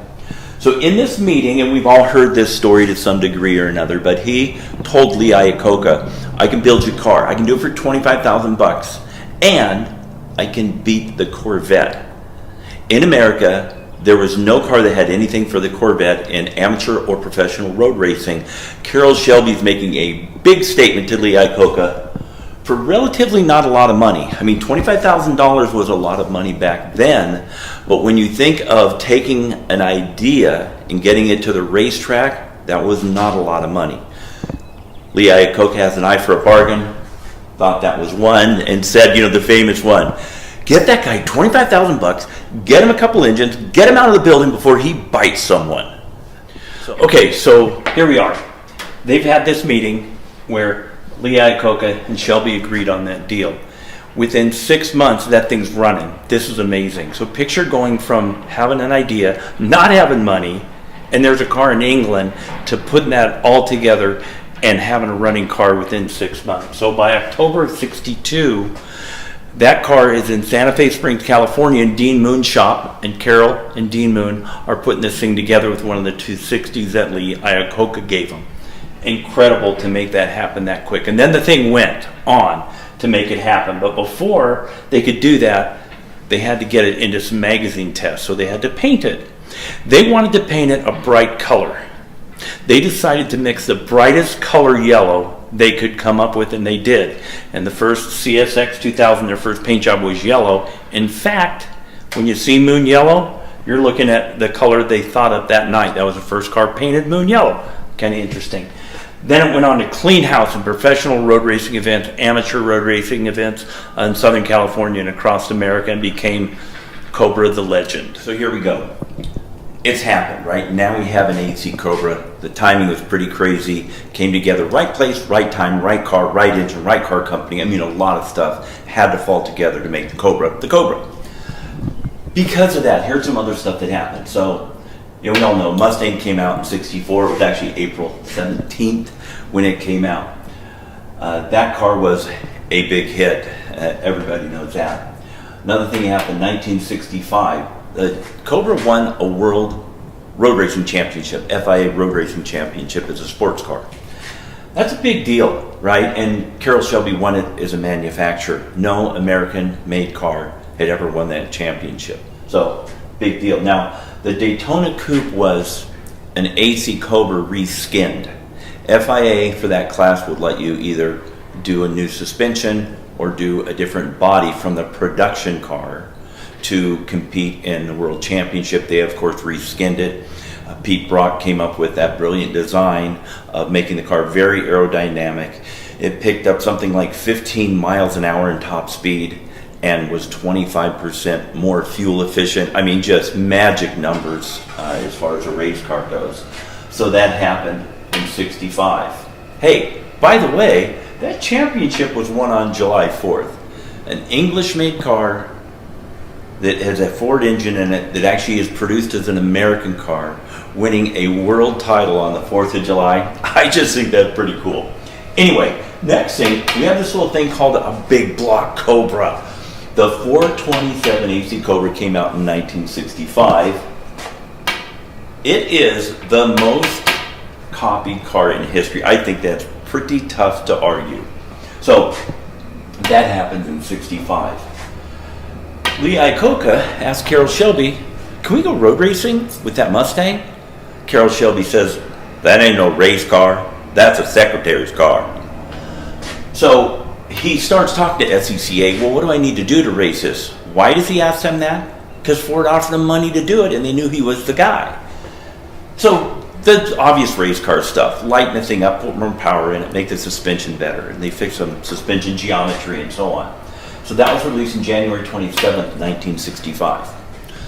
So another kind of interesting, kind of important thing happens about now is Ford wins Le Mans in 1966. In June of 66, they won the 24 Hour of Le Mans. They went 1, 2, 3. If you saw the movie Ford versus Ferrari, you saw it, you know what happened. If you read the book, Go Like Hell, or if you want to understand the movie better, read that book. It is fact-packed. You will love it. It will make the movie make a lot more sense. You will better understand why I feel obligated to say that every time I talk about this. Ken Miles was absolutely instrumental in winning that race for a number of reasons. One is, during the race, he's setting records and breaking his own record during the race, but he's doing it in a car that he made happen. Carroll Shelby was very vocal with the fact that Ken Miles was an amazing tester, and he made that car what it was. So anyway, Ken got cheated. I'm sticking to that. 1967, little thing comes along called a GT500. We've all seen that, heard about it. It was a big block GT350. But in 66, 67, the first body style of a Mustang, you could not fit a big block in it. A 260, 289 was actually a pretty snug fit in the first gen Mustang. 67, 68, we do what all American car companies do with every car that becomes popular. We make it bigger and fatter. That's what happens. I don't know why. But in 67, it wasn't too bad. And fortunately, it made it big enough to fit the FE series engines in it. 427, 428, and the 390. So that's why we could have a GT500. Most of those were 428 cars. Big deal. Now, I want to be clear. If this stuff didn't happen, Carroll Shelby is just some guy that won Le Mans in 59 and had a bad heart. Because this happened, he's a guy that gets involved and makes that happen. He's the guy that comes up with this. He's the guy that Lee Iacocca says, let's go racing with this thing, and so on. So they're into, obviously, road racing. We'll talk about a little series called the Trans Am Racing Series in a second. But the Boss 302 comes along because Ford wants to road race, because that's a big deal in the 60s, right? So, little thing called the Boss 302.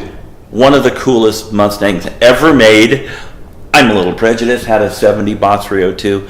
Absolutely loved that car. Had it in a lot of different trims and figurations over the time I had it.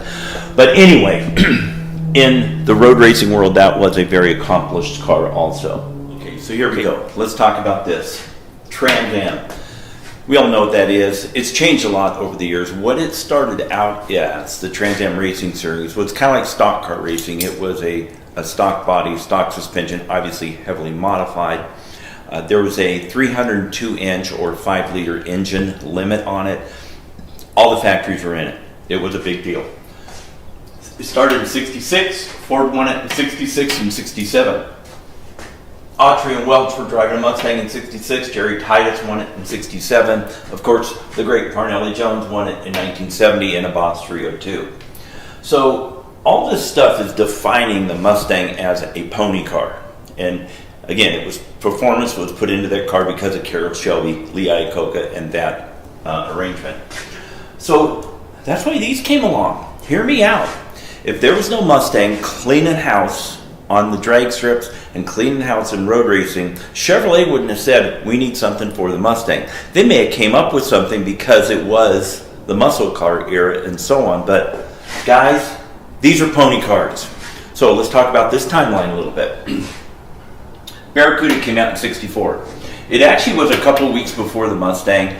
Like the Mustang, did not start off as a performance car, but obviously became one later.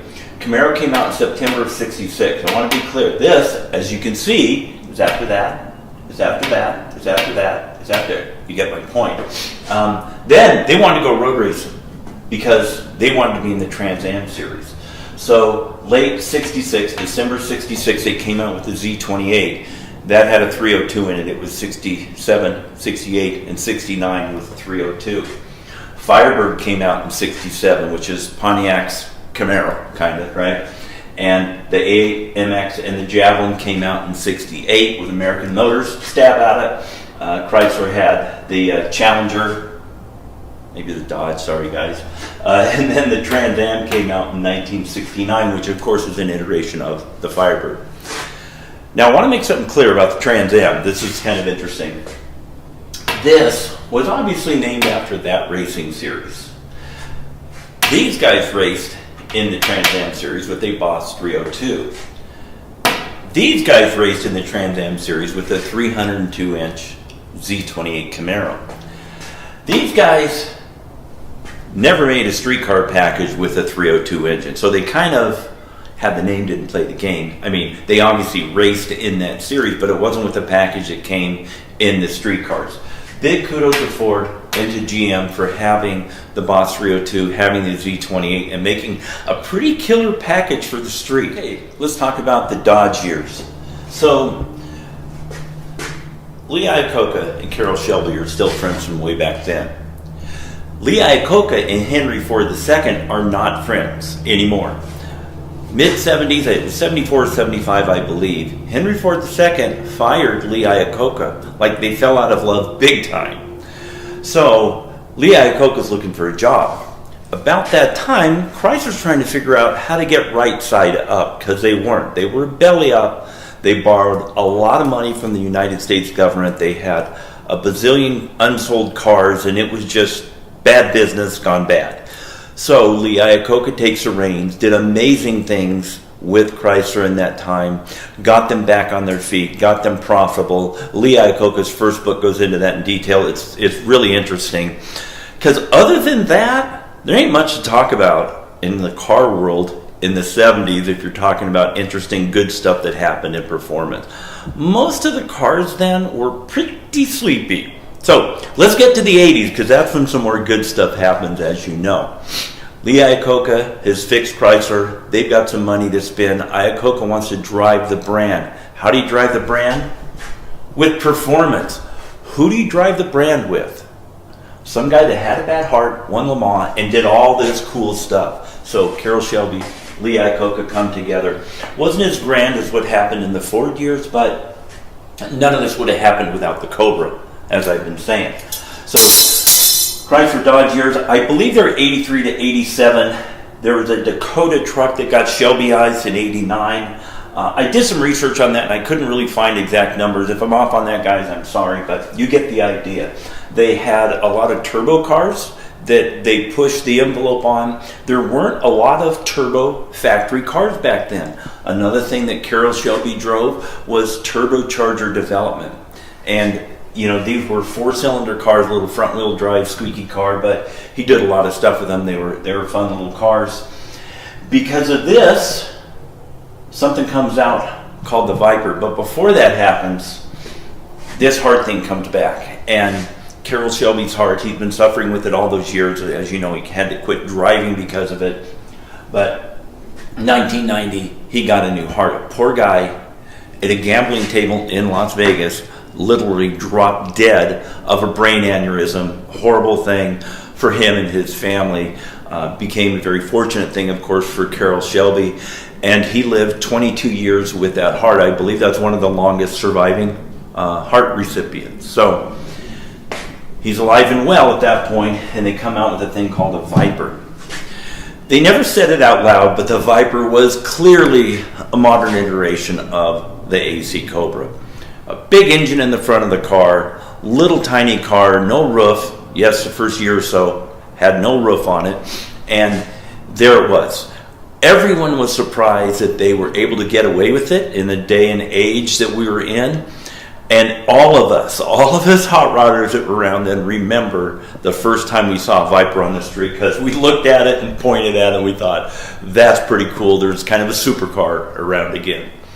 So, again, without this timeline, this isn't happening. Then you have the Fox body. I mean, there's no Cobra, there's no Mustang, there's no Carroll Shelby, there's no Fox body. The performance car you drive today, if it was made after 1982, it owed something to the Fox body because that brought a performance car back to America. The Fox body aftermarket was a multi-billion-dollar industry, to say the least. So, you know, that went on to then Ford and Carroll Shelby and Shelby American partnering with Ford again. Now, of course, there's a GT350 again. There's a GT500. And we're living happy with hot rods without Carroll Shelby, who became Carroll Shelby because of the Cobra. I don't think most of that stuff would have happened, guys. So there you go. Hopefully I've made my case that we should have an official Cobra Appreciation Day. I'm picking April 27th. Get it? 4/27. Hey, thanks for coming by and checking out my YouTube channel again, Pete Snakebite Kit. If you've been here before, you know what this video is about. If you haven't, let me tell you what this is about. It's about Cobras, Cobras, Cobras. Mostly my Hurricane Motorsports Cobra I've been working on for just over a year now. A lot of that time been waiting for parts. But we're getting closer. So let's get an update. So there we have it. I think you've seen it about this trim before. I've got both the seats mounted in there. Got the seat belts in to try out how those fit. Been looking at the hinges and kind of figuring out how those work and how they fit and what kind of specialty fasteners I'm going to need.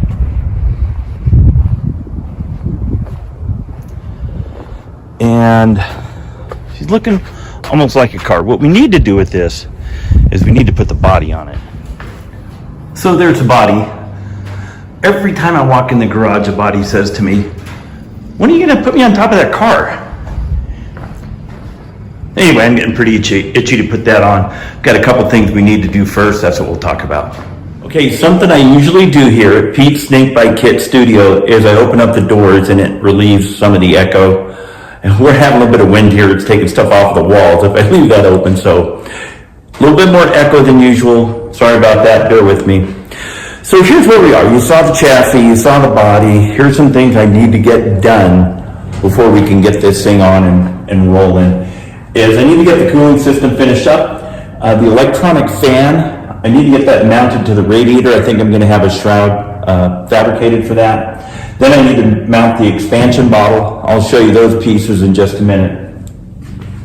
Once I get that done, we're going to have some fun because I'm going to mount the body, put the doors on, get the hinges all set, get the hood on, get it open and closing and working, get the trunk, the deck lid on, get the windshield on. Then it's going to look like a car, which leads us to doing some burnouts. Hey, another thing I wanted to mention, if you've been watching this channel since the beginning, you heard me whine and complain about back order, D99, stuff that's been discontinued, couldn't get it, COVID, supply chain, all that stuff. Well, something was actually on back order before I even ordered my car and before COVID had hit. Alex at Hurricane told me that the shifter boots, which I'll show you in a minute, had been on back order. The one that actually matches is the correct one. So it's been on my back order list here. We can cross that off. He got that to me a week or so ago. I think Alex was as happy to get that to me as I was to see it because he's been hearing me talk about that for more than a year now. So thanks for getting that to me. Our list of things we need to make this thing go is very small. Most of it is Pete getting the work done. Okay, so here's the parts counter and stuff I'm working on. I talked about putting the fan on, electric fan to go against the radiator. I think what I'm going to do is take the radiator and the fan to Spectre Designs. It did some other fabrication for us and get a shroud built for that. Here's a coolant bottle that I got. I'm going to put this on the fender. I'll show you where that's going to go in a minute and how that's going to work. And then here's just a couple other pieces that are going to go on once we get the body in place. These are the hinge assemblies for the trunk, hinge assemblies for the hood, and then these are the pieces that secure the body out by the nose. So let's look at a couple other pieces on the car. So there's a shifter boot that I just got, and this one is, you know, the right thing. It looks exactly like an original car would have, so thanks for getting that to me to go along with that very original looking dash and steering wheel. Then the cooling system, I just got that Q-codes for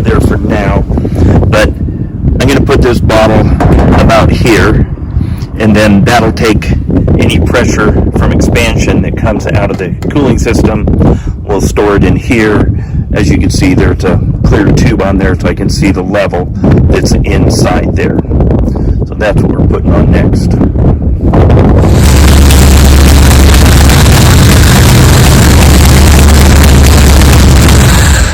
Oh, that's a little better.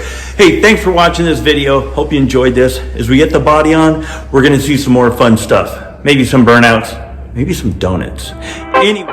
Okay, so I said next time we're going to look at the cooling system and getting that finished up. That's what we're going to look at today. So when I get the radiator back in, I'm going to have a shroud for that the electric fan goes onto. Had that fabricated down at Spectre Designs. I'll show you that. It looks pretty cool. I'm also going to put the coolant expansion bottle on the passenger side inner fender and show you how I mount that up and whatnot. So let's take a look.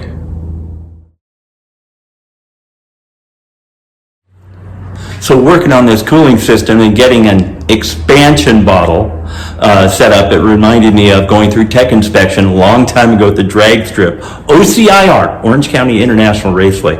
And they would look for things. They wanted to make sure your car was safe to go barreling down the drag strip. And, you know, they wanted to see if you had any obvious fuel leaks or oil leaks, any broken lug nuts. Did you have a catch can for the cooling system? They didn't want you to stage a car and be spitting coolant out and run over it with your back tires and things go bad from there.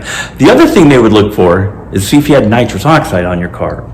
And I asked the tech inspector, I said, what's wrong with running nitrous oxide at Orange County Raceway? He says it's not an approved fuel by NHRA.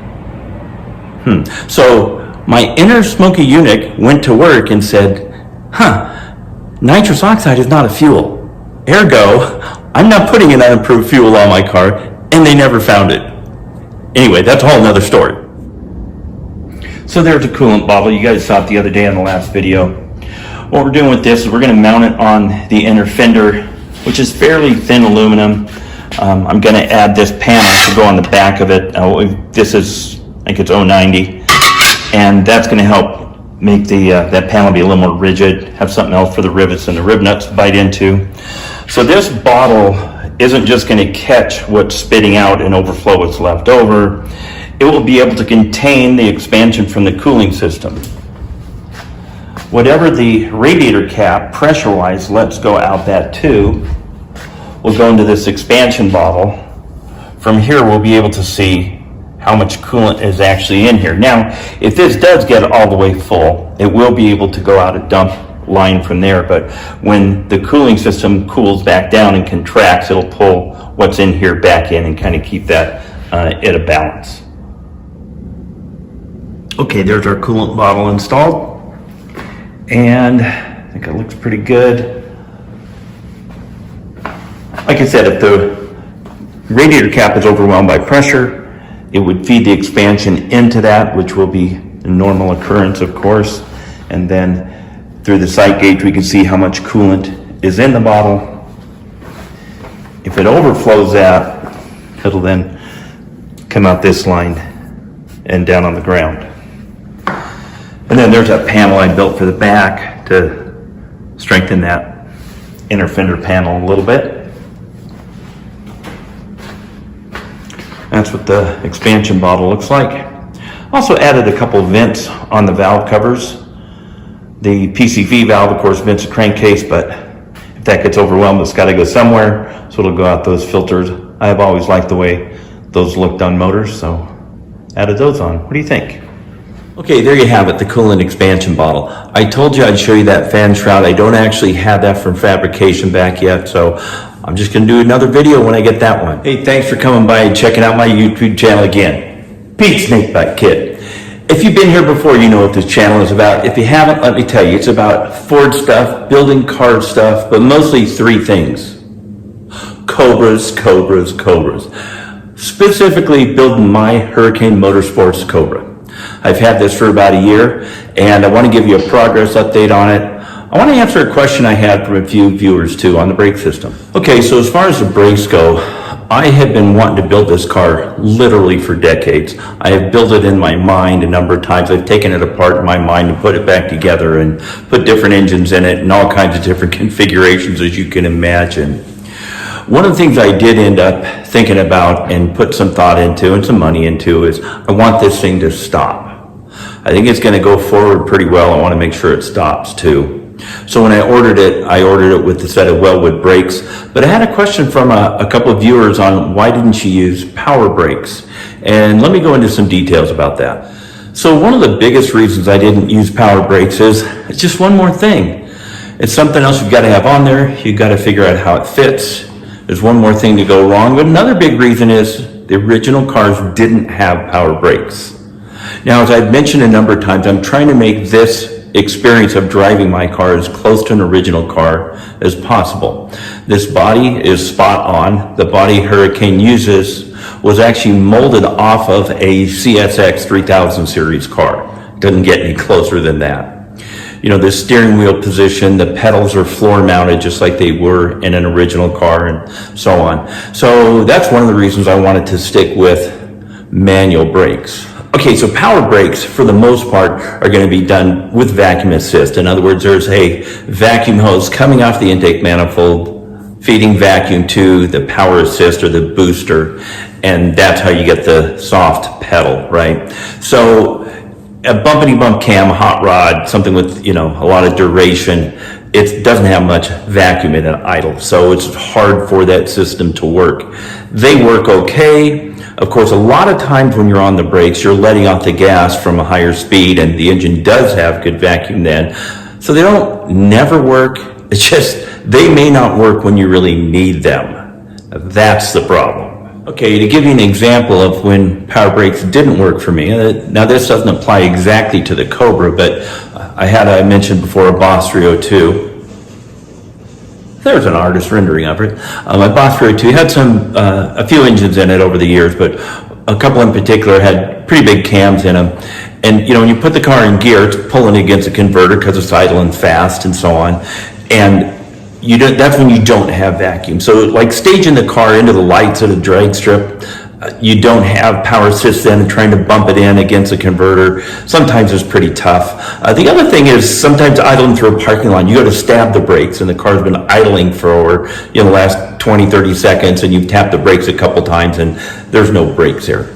Having converted my Boss 302 from power assist to manual, I really like the feel of it. To me, it felt very linear, and I felt that I had more feel of it. So to me, it's a better feel. Like I say, it's how the cars came originally, and it's just one more thing I don't have to put on the car and make fit and so on. But let's take a look at the brakes we did put on. Okay, so there we have it. There's a brake pedal. These babies are exact duplicates of the original brake pads. So these brake pedal pads were welded on by Heat Tech onto the Wellwood levers, which I think looks pretty sano. Thank you guys. The way these are set up, so this is a front brake master, this is a rear brake master. This little adjustment here is this rod goes right to left. It changes the bias or how each master cylinder is pushed. So as you move it one way, it pushes on that cylinder more quickly than it does the other one. So that's how we can set the front to rear brake bias. And I think I've got that set pretty closely. I'm sure I'll have some fiddling to do later on. If I need to do some more fine tuning, I may put a hydraulic prop valve to the rear brakes if I need to, but I think I can get it close with that. So that's what the pedals look like. Up here, we got the masters on the other side. And like you saw, there's 3 master cylinders. We've got the front, the rear, and the clutch master. And then we got the brakes. So these front brake calipers are Wellwood 4-piston, and the rotors have been drilled and slotted. And that should be able to haul the car down pretty quick, manual or power assist. But like I say, I really like the feel of manual brakes. So here's the rear brakes. It's got the same caliper, front and rear, 4-piston. And as you can see, the rotors are drilled and slotted here. This is the biggest rotor and caliper package that you can get inside a 15-inch wheel. And I really wanted to stick with a 15-inch wheel, as you know, to make it look as original as possible. So I mentioned I had set the bias on the front to rear. I've just got a couple miles on this. I haven't gone probably over 30 or 40 miles an hour. You can see I've still got some paint left on this rotor. The front rotor, I've just about got all the paint cooked off of it. Of course, these brakes aren't even worn in yet. They've still got paint on the rotors, but my point is there's a little bit left on the back. There's not much left on the front, so I do have the fronts applying a little bit more quickly than the rears. So that's what the brakes look like on the back. Okay, so that's my story on why I'm using manual brakes instead of power assist brakes. Hope it makes sense to you. Hey, when you build yours, you might want power brakes. I just hope it gives you something to think about and gives you my perspective. Hey, thanks for coming by and checking out my YouTube channel again, Pete's Snake Bite Kit. Hey, if you've been here before, you know what this video is about. It's about putting together this Cobra I've been working on for a while. And what we're doing now is I'm getting close to being able to put the body on. So it's not painted yet, but I'm going to put the body on and go through all the shakedowns and being able to drive it, get it registered, and seeing what leaks and getting it aligned and all those things before I take it back apart to paint it. Anyway, let's look at some details that are going to come along with putting that body on. So here's what we're going to be working on here. The headlights I've got in, I'll show you those on the body. I've got the front marker lights put on the body. Going to need to put on the tail lights, the license plate light. Of course, windshield, that's going to be a bit of a project. That'll actually be getting out of the box and putting on the car once the body's mounted. I'm going to put 3 mirrors on it. Going to have a center mirror on the dash and then 2 side mirrors. I'll show you those. Need to get the hood hinges on and the latches to hold the hood down, the trunk hinges and the latches, and then the doors and the latches. So let's take a look at these pieces. And do a quick walk around on the car. The engine's in, the radiator and shroud are out at the fabrication shop getting the shroud built to mount the electric fan to the radiator. But we've got a lot of details done in the engine compartment. Got the dash in, got the seats in, got the seat belts in, got the side pipes on, steering linkage, throttle linkage, all those little goodies, coolant expansion bottle.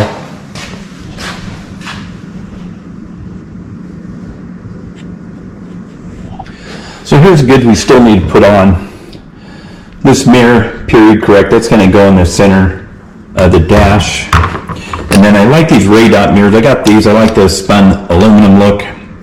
These are actually going to be on each side of the window frame. And I found these brackets that hopefully I can adapt onto the window frame. So those will be the 2 side mirrors. Then these latches are not original, but look very much like the originals. Will work exactly the same way as they would on the original one. So we'll get the doors mounted, get the hinges set and adjusted, and the strikers and so on. And then I need to put the whole gas cap assembly on to the body. This will come up from underneath and will mount into the Le Mans style cap. I've still got a vent for the fuel tank I need to put on. Then these are the tail lights. These are rectangle because this is a 427 car. Some of the 428 cars had round tail lights, and interestingly enough, a lot of the replicas that are made to sort of look like a 427 SC don't have rectangular tail lights. They have 2 round tail lights to each his own. And then this is a license plate light need to mount onto the trunk. So these are the quick jacks. These will go on the front and the back of the car, about where bumpers would be on a normal car. And a big bar would hit across here with a big lever that you'd be able to pull on and lift the front of the car off the ground or the back of the car off the ground. I'm not going to use them for that, but that's why they're there. That's what those funny looking hooks are on the front of the car.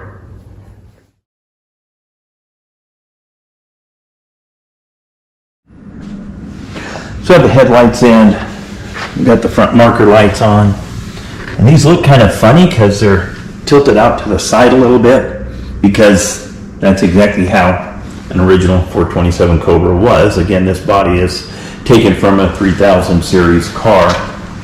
And I've got the hood scoop on. I need to get some longer screws for the back. They take a little bit longer screw, and that's not quite mushed down there. And then the latches for the hood I'll mount in there. So we're going to put this body on that chassis you just saw. Hopefully get this all done and running and moving in the next month or so and have some fun driving it. Okay, there you have it. Those are all the pieces and things pretty much that I need to get together, get on the car and adjust it and make it all fit and happy. So I will drive it around with the body just in that black gel coat. It'll look fine. It'll look like a Cobra, and I'll be driving it. That'll be the main part. My plan is to get it all debugged and worked out, and then probably take it back apart towards the fall time of this year, and get it to paint when it's cold here, and I'm not going to be driving it anyway. Thanks for coming by and checking out Pete's Snakebite Kit again. What we're talking about on this one, if you haven't been here before, this is about building my Cobra. It's a Hurricane Motorsports Shelby Cobra. I've been wanting to do this forever. And what I've been doing on this series of videos about my build is I'm trying to show you the easy stuff, the hard stuff, just give you a better idea what it would be like in real life if you were to tackle your own build. So let's take a closer look. So the detail we're going to talk about is going to be the hinges. So for the ones I'm looking at, there's hinges for the doors and hinges for the hood and hinges for the trunk. The ones we'll look at today are the hinges for the trunk and the hood. They're almost the exact same mechanism. And some of the things on this build, and I'm sure this is like most kits, you just bolt the stuff together. A lot of it was. There's some really good thought put into this build by Hurricane. It's a very well-made kit. There are some things you've just got to figure out how to do it and make it happen. And this is kind of a medium one here. I don't think it's any big deal, but I just thought you might find it interesting what it takes to go from what you get in the kit to actually making a hinge that you can put a hood on or a trunk on. So let's take a closer look at that. Here's the hinges we've been talking about. Sent me a whole bag of these bushings, even actually more than I needed. These bushings go through this hinge piece. As you can see, these bushings are longer than they need to be, so we need to trim those. Once we get them trimmed down, we'll need to make some spacers for it to fit in here. So let's trim these down, get some things to fit. So what we're going to do here, I'm going to make a mark on these bushings, right where I need to trim them off. And then we're going to take those and cut those down. Okay, pop this baby in the vise. And we're going to chop away at this guy. And there we have it. All right, so now we've got those bushings cut. Put one in here, one in here. Then this will fit in here, but we're going to need some bushings in there. So here's what I did for that. Okay, so if we measure this, we've got 822, and we measure this, and we've got 782. Let's figure out what size bushing we need here. So if our bracket is 782 wide, and we subtract the thickness of this, which is 0.822, we've got 0.96. I want to divide that by 2 so I know how big those spacers need to be. Hey, we got 480, so a little under a ½ inch. Okay, I got some of these bushings from the hardware store, and these are 1 inch. I want to make them ½ inch. Something I did to mark these is I took a tubing cutter and I centered this tubing cutter in there, so I'm making a mark at a ½ inch. Then I can see where I want to cut that in half. So let's chop it in half. All right, now we got these cut. Get the magic rattle can. A little bit of paint on them. Alright, so we got those bushings cut to size, put in the hinge, and then these spacers cut to size. And then what I did is double nutted this here so that these nuts will stay on, but we're not putting too much tension on there. So we've got a hinge that'll swing. Let's put it in the car. And there we go. Now we've got the hinge installed. It's adjustable up and down once we get the body on. And there we go. What do you think?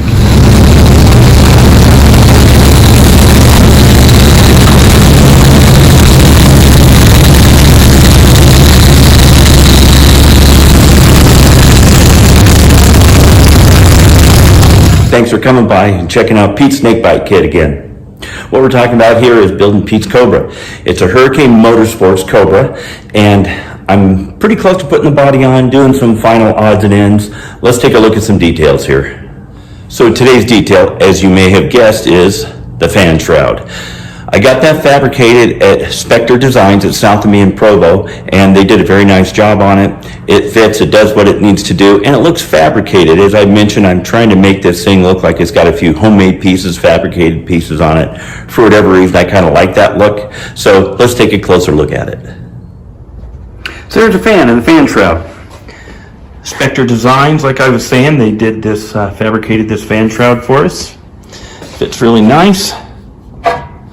As you know, if you've been watching, Pete likes using rib nuts. I'm not trying to figure out how to get a hand back in there where you can't get to put a nut in the washer on. But we're gonna mount this on the radiator, get the radiator in. So of course, that's where the radiator is going to go when we get it in. But I wanted to point out a theme I've been doing here is, I've got a few things on here that are fabricated aluminum. You know, these valve covers I bought off of Summit, but they have the fabricated look, and actually Heat Tech did put this bung on for me and welded it on. This filler neck, Spectre Designs did that, and they modified this bottom hose fitting. This is a produced coolant reservoir, but it's that fabricated look. So I think this fan shroud really goes with that theme.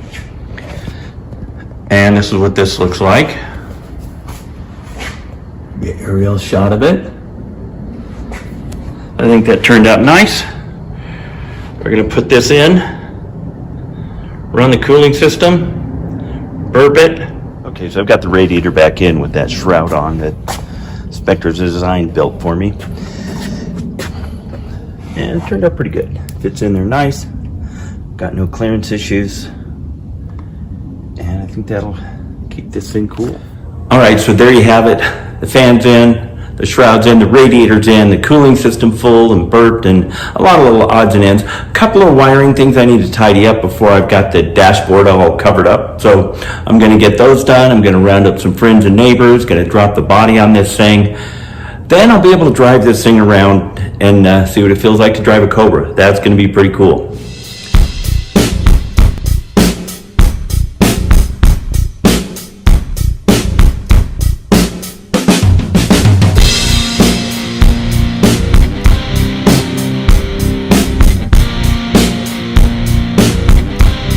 Hi, it's Pete at Pete's Snakebite Kit. Thanks for coming by and checking out my YouTube channel again. If you haven't been here before, let me just give you a quickie what this is about. It's about Pete building the Cobra. It's a Hurricane Motorsports Shelby Cobra replica. Anyway, let's go into some details about what this one's about. So this episode is about the Cobra Summer. And I want to make a public announcement here. I really want to be clear. I don't want anybody to confuse this with the Corvette Summer. And if you haven't seen it, this is kind of a public announcement. If you haven't seen the Corvette Summer, don't do it. See, the reason I made that public service announcement is I kind of blew it on the barter system. You guys know about the barter system? That's the one where you trade time with your wife. You go shoe shopping with her, and you do it very patiently and nicely, and you take her out to lunch, and then you say, this is car show credits. You guys all do that, right? Or maybe you build planters in the backyard or something like that, and it's all car show credit Cobra credits going to a motorcycle race, something important like that. I blew about 2 hours of those credits doing research for this video and watching the Corvette Summer. It wasn't good.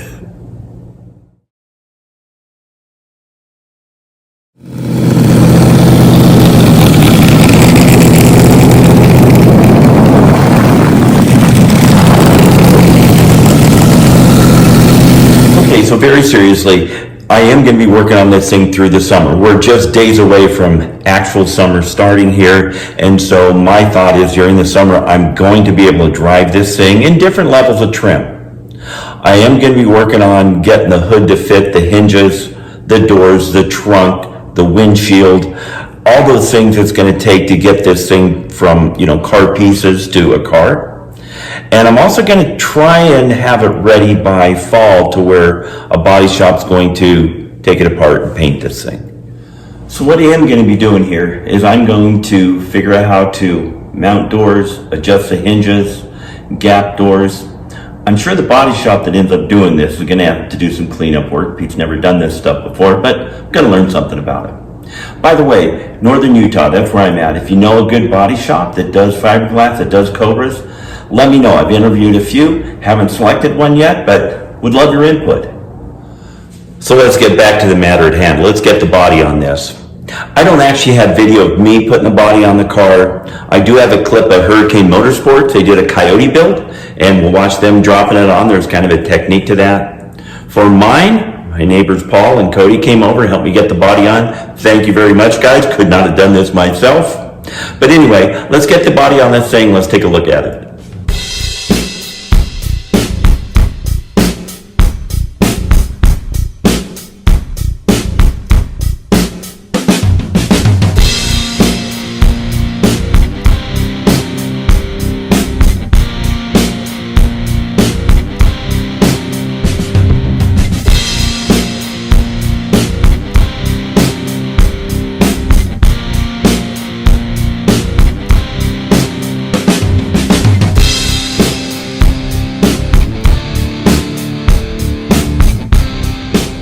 There it is, back in the garage. It's up in the air. This thing's a whole lot easier to work on when it's off the ground, because when it's on the floor, it's pretty low.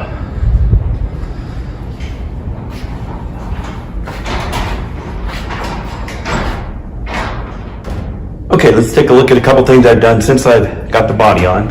So these rear quick jacks are part of what mounts the body.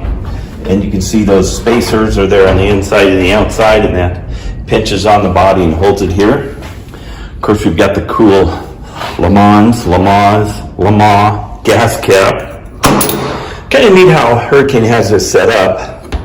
This gas cap does not come off. It has a door where you just put fuel in there. So this is fueled. It is vented to negative pressure there.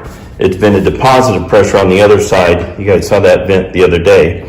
And then this actually has a sealing ring around here. That's how we put gas in it. And then I've grounded this. I've grounded the actual fuel tank, and I've grounded the filler neck. I really don't want any sparks, and sparks can happen when you're fueling a car if you don't have proper grounds. So that part's taken care of. Here's a wire loom that's going to go to the tail lights and go to the license plate light. A nice touch that Hurricane did is here's the bottom side of the deck lid. This tube goes inside and it'll come out here, and that way you'll be able to slide a wire through there without having to have wire dangling when the trunk is open. I think that's a nice touch. So some other things we're going to mount and put on is a roll bar. I'm going to need to figure out how to get holes directly above those guys.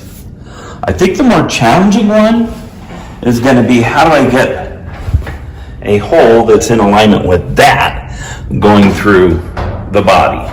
So I think I'll do that slowly and carefully, starting out with very small holes. Okay, so here's the inside of the door. This is a passenger door, and it's got the latch there and the hinge mounted. This is a hinge for the driver's side. Pretty well made. It's got some adjustability in it. If I run out of adjustability, of course, we can open those holes up. We've got adjustability where it goes onto the body. And what I'm going to need to do is get this size of this door, the shape of the door, to fit the cavity of the door, and then get it aligned. Once I do that, these are the strikers that the latch will go into. These cool looking laser cut pieces of stainless are what are going to go between this post that comes up from the frame, and those will bolt onto the strikers. So that's how the doors will fit.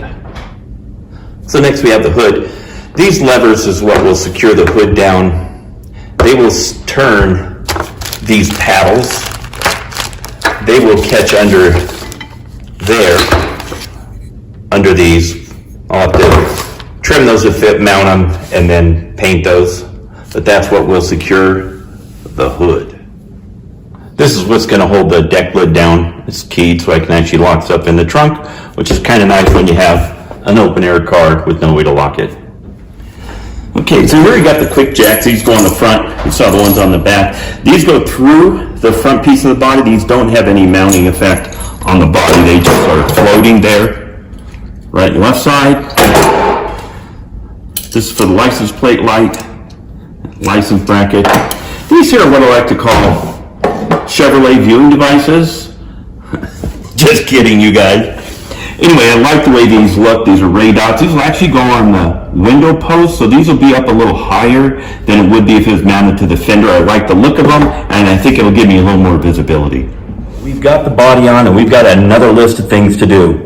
You guys know I like working from lists. You saw many over the months you've been watching these, and usually we've been looking at a list of things that we don't have. We've got just about every square inch of thing we need to build this Cobra. So it's about laying down the work and getting it done.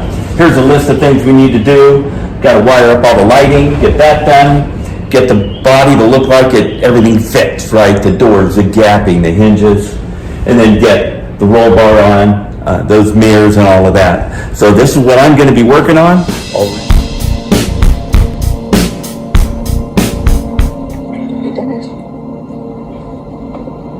Ta-da! Come on! I want you to see this. I want you to see this. This is great alignment. You just don't see this anymore. I mean...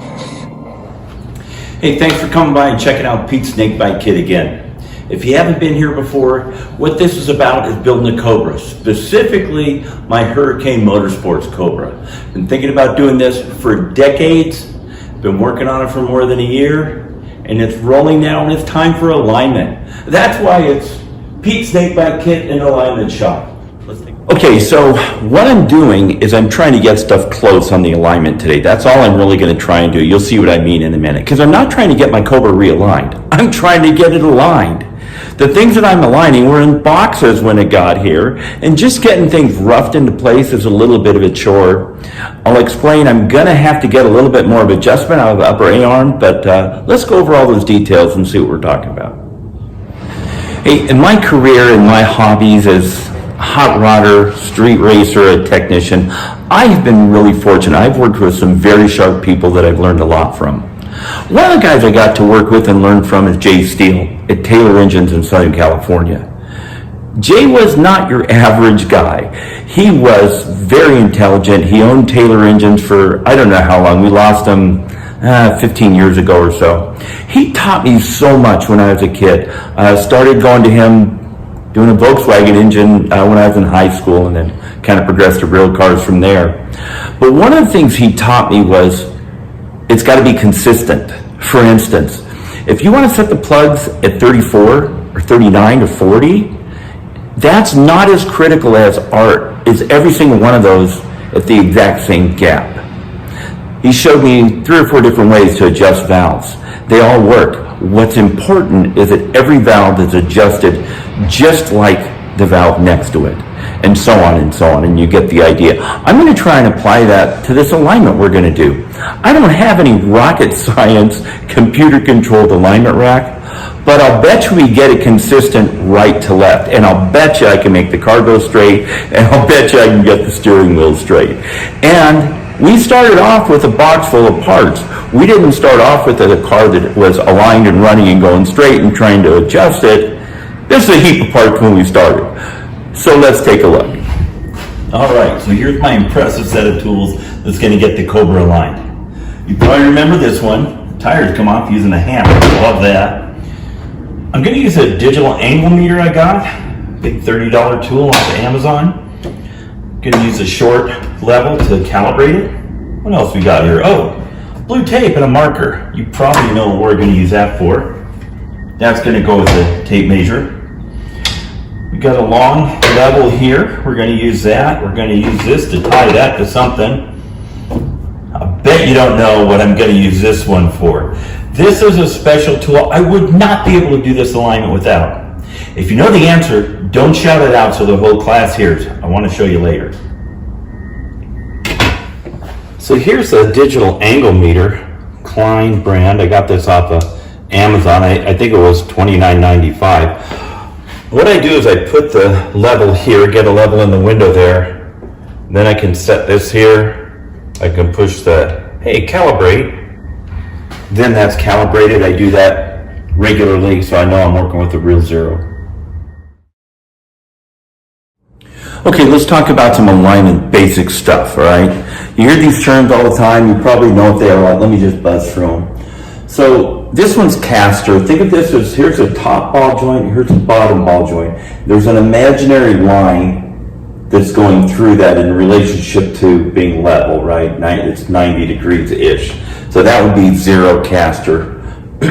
Leaning backward would be positive. So this is the arrow of the car. So leaning backward would be positive. That's what makes a car track better.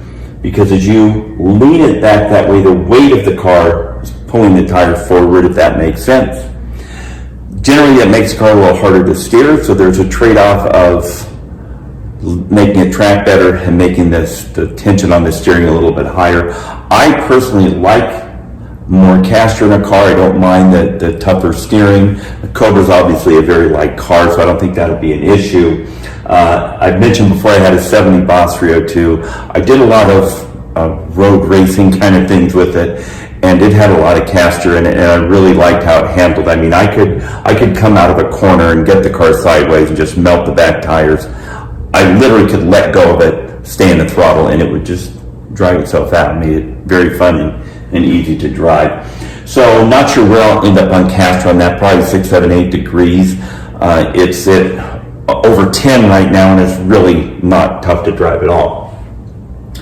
So then there's camber. So camber, that is looking at the front of the tire. Is it tilted in towards the car, or is it tilted out towards the car? So on the camber, that's going to be negative where it's tilted in. That's normally what some cars have. They're usually 0 to a little bit of a degree in. If you see a real serious road race car, it's tilted way in, and they're going to chew up the inside edge of the tires, but they're willing to give that up for traction around corners. And then the toe, is the tire pointing straight ahead or in relationship to the other one. So if you look down at your shoes, it's a real good example. Are you toed in or toed out? I think four-wheel drive vehicles a lot of times are about 0. Most cars are just barely in 30 seconds or however it ends up. So for different kinds of racing or driving, things are done differently. So, in drag racing, the car's going very straight, and everything is about how little amount of roll resistance are you going to have and how straight will the car go. They're going to want a ton of caster, so the car's going very straight. They're going to want 0 camber so that it's not doing any dragging down the road. It's as low rolling resistance as possible. My friend Mike, with his son's race cars, set up a bunch of turn left only things in dirt and in asphalt and set some world records. They do all kinds of weird stuff because they're only turning left. So things are a little bit different. What I'm going to be doing with this, obviously my Cobra is going to be a street car. It will go around corners well. I'm going to try that out a few times. I may have some track days. I probably will take it to the drag strip, or at least put a draggy on it and see what kind of ET in mile an hour it's going to run, and so on. So mine will be a compromise. There's a number of things. So I'm going to play with these. I got it close today. Let's look at the settings I've got and where I've gotten it to, and I'll explain where I'm going to go from there. Okay, so now we go from the whiteboard to real life. So bottom ball joint here, top ball joint here, and there's an imaginary line between them. If we look at that line this way, as we tilt it back, the car will track better. That would be positive caster. Now, just by chance, or maybe design, on this Mustang 2 spindle, this is machined nice and smooth and flat. I think that this is on that plane, that line between those two. But we know that it is machined and straight and it's square to something. So, like adjusting the valves, these may not be exactly on that plane, but I'm going to use that for my reference point, and I'm going to match the caster on this side exactly to the caster on that side. Because our little magnetic guy can stick right there, right, and then we can get a reading off of them. So that's how we'll check and set the caster on here. Now we're going to check the camber, and the camber is the angle, like I said, that the tire is tilted in or out. And we're measuring off the rotor. I have the wheel turned, of course, for visibility. I would obviously be checking this when the car's tires are straight. But this is setting or checking that angle. If this read 90 degrees, that would be straight up and down, right? And then 2 degrees that way would be 88, 2 degrees that way would be 88 the other direction. So that's how we're going to read camber, and I think that's going to be accurate. And of course I've got it on the jack stand. I don't have it ride height with tires on it. I'm doing that for demonstration. But I can get this on the back of a rotor when I have the car on the ground, and I can get this reading for the caster while the car's on the ground and sneak it up and look at it that way. I think that's going to work. Okay, so I dropped the suspension down here so we can see this upper control arm a little bit. This is the adjustment. I can adjust how far the tire is away from the frame by adjusting those hind ends there, but the track width is the width I want it, and it's even right to left in comparison to the body.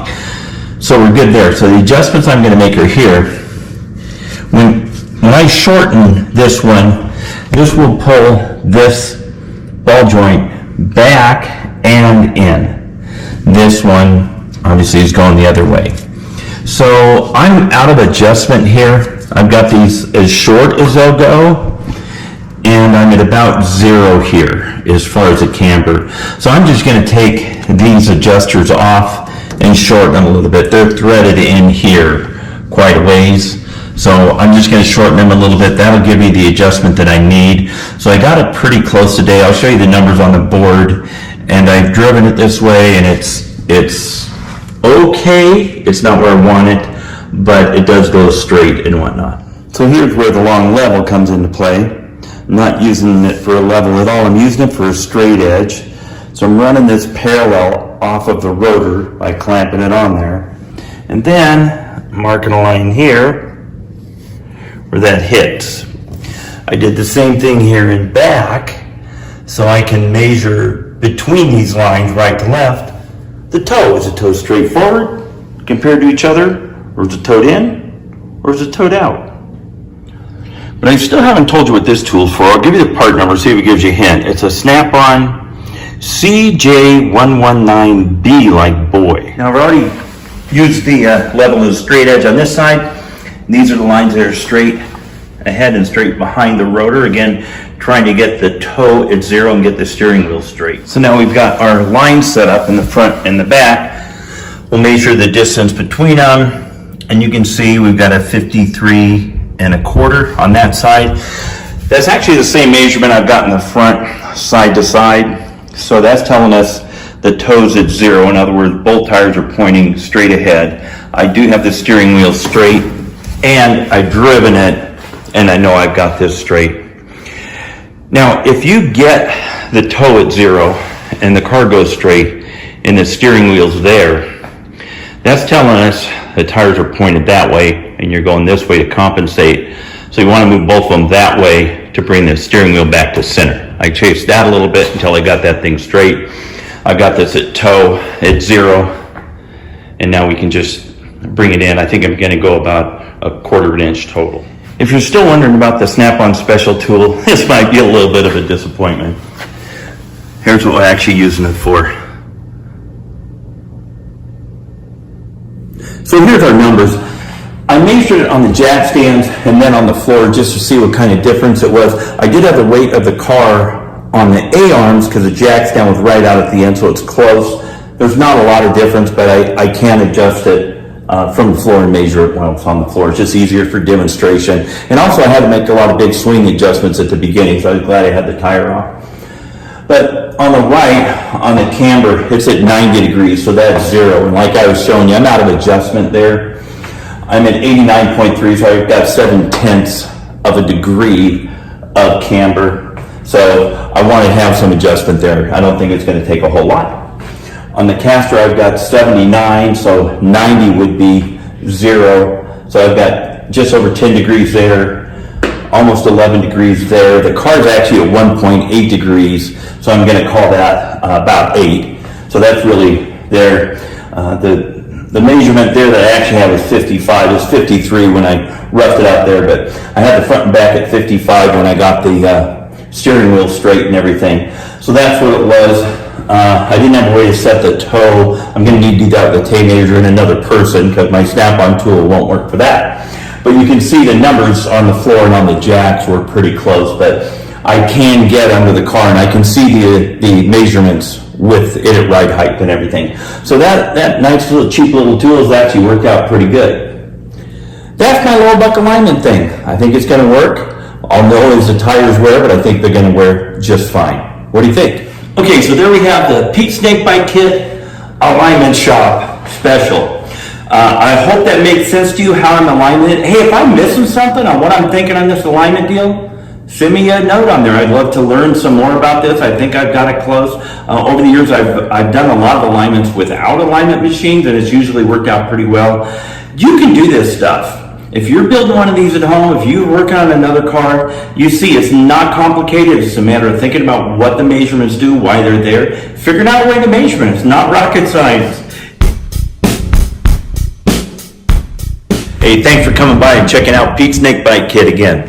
Here we are, we're putting together a Cobra. If you've been here before, you know what we're doing. We're working on a Hurricane Motorsports Shelby Cobra replica. And I've been working on this for about a year. I'm getting to the point where I need to start putting some body parts together, but I'm not a body man. So how's that gonna work? So here's the deal.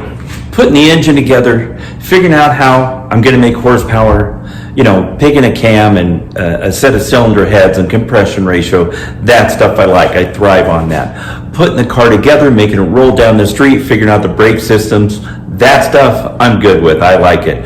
Body work, not so much. So we're to a point now where we've got to make some body parts fit. The doors don't fit. The hood doesn't fit. The trunk doesn't fit. And I don't mean that in a bad way. You need to gap them, right, so that they fit. And the doors in the trunk lid are made a little oversized, and you need to get those to fit. Well, all I'm trying to do is get this so I can get the doors to shut, get the trunk to fit and so on, so it looks like a car, so I can drive it around, get the squeaks and rattles and bugs all figured out. So let's talk a little bit about that. Okay, I've got the hood on. That actually went on pretty easily, and I think you've seen it with the hood on. We'll walk around the car in a minute.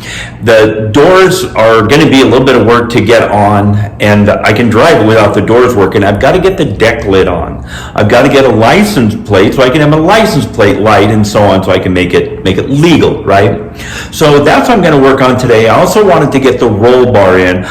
I don't plan on rolling the car over, but it looks pretty cool with the roll bar on, so I wanted to get that done. So we're going to work on the roll bar, the deck lid.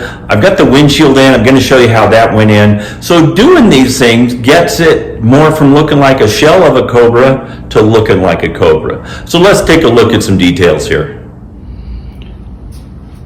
I don't have as many before, after, and during pictures of this as I've done on some things, so I apologize for that. But for sake of understanding, picture there's no hole here, there's no hole here, and there's no hole there. And so the challenge is figuring out how to center that hole directly over that, centering this hole directly over that, and figuring this one out with that slope and so on. So that's what we're going to try and figure out. Honestly, I thought this was going to be a very overwhelming project, and I thought I was going to butcher it to death and send it to a body shop to get it fixed up, and it came out okay. So I didn't really do any video record of this because I thought it was going to be a disaster. But it came out okay. What I did here, like I said, I got some of this 1x, which this inside diameter here happens to be 1 inch, and then I cleaned up the end so it would slide in there well. Well, before I had the hole punched in there, I didn't have the luxury of going like dropping that in. So I cut this where it was just long enough where I could barely get it in. And then I inched this up till it was very close to the bottom of the fiberglass, and I drew a circle around there. And then that got me my center. And then made another one for this side because, of course, it was a different distance. So at first I got, this hole drilled there, and you can see that 1 inch looked more or less centered in there. Then I took a longer piece and dropped it through there, and I could, see that it looked pretty centered. Then I covered all this with blue tape, and I'll show you that in a minute, where I could draw the lines on the blue tape and then work on that to kind of massage that around until the roll bar fit. Another thing that made this interesting, so this is a foot center to center. You can see there it's not quite. So when this is bent, these sprung in just a little, which is fine. But to slip these through the holes in the body, these are closer together than they are when they go down. I had to spread this to get it over the stubs. So that made making the holes a little bit tougher because I had to let them clear these as they're sprung in, and then as it goes further up, be centered around those. So it's a little bit tricky, but just worked at it real slow, and I think I got it to where it looks okay. So here's a stub that the roll bar back piece goes onto, and of course it comes up here to the front hoop. What's interesting here is we got a lot of angles. So the body panel here is sloping downhill this way. It's sloping downhill this way. The bar is coming through at an angle going up, and it's not going straight forward to that. It's going on an angle. So pretty much as many angles as you could possibly work with. I'll show you what I did to start the hole on that. So to get the starter hole on this, I cut this pipe so it's relatively at an angle where it's going to hit the bottom of that body panel, and then again this inch tube just slips inside that stub they had there. So of course I didn't have the advantage of that hole being there, but I made this as long as I could make it, and then I kind of wedged it in there up against the body, and you can see I didn't nail the angle exactly, but it was close enough where I could draw a silhouette around that pipe from the bottom so I could see where to start the hole. And then as I worked on making this hole, I had this to look at, and I knew I can get this one close. And then as I got that to where I could actually pass a 1 inch bar through there, then I taped up around that and started making marks to have the 1.5 inch roll bar fit through. What I wanted to show you here is how I used that blue tape. So after I got that hole big enough and relatively centered above those stubs in the frame, I put that 1 inch tube through it down into the frame, and then you could see it's somewhat centered. And then I used that blue tape where I could make marks around the blue tape showing a bigger radius that's eventually going to match up with the 1.5 inch outside diameter of the roll bar, and then of course a little gap around the roll bar for obvious reasons. And blue tape works out nice. It also seemed to keep the fiberglass from splintering so much. The other thing that's nice about the blue tape is I wrapped the roll bar pieces with it, as you can see. I had this in and out of there, 100 times probably, and I wanted to minimize how much scuffing was on the roll bar from dragging these things in and out. So blue tape's got a lot of uses when you're building a car. So there it is installed. See, I put grommets on it. Then put a grommet on the back one.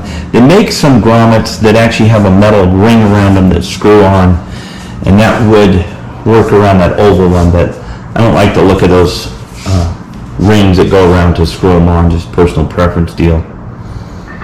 So there's the roll bar. What do you think?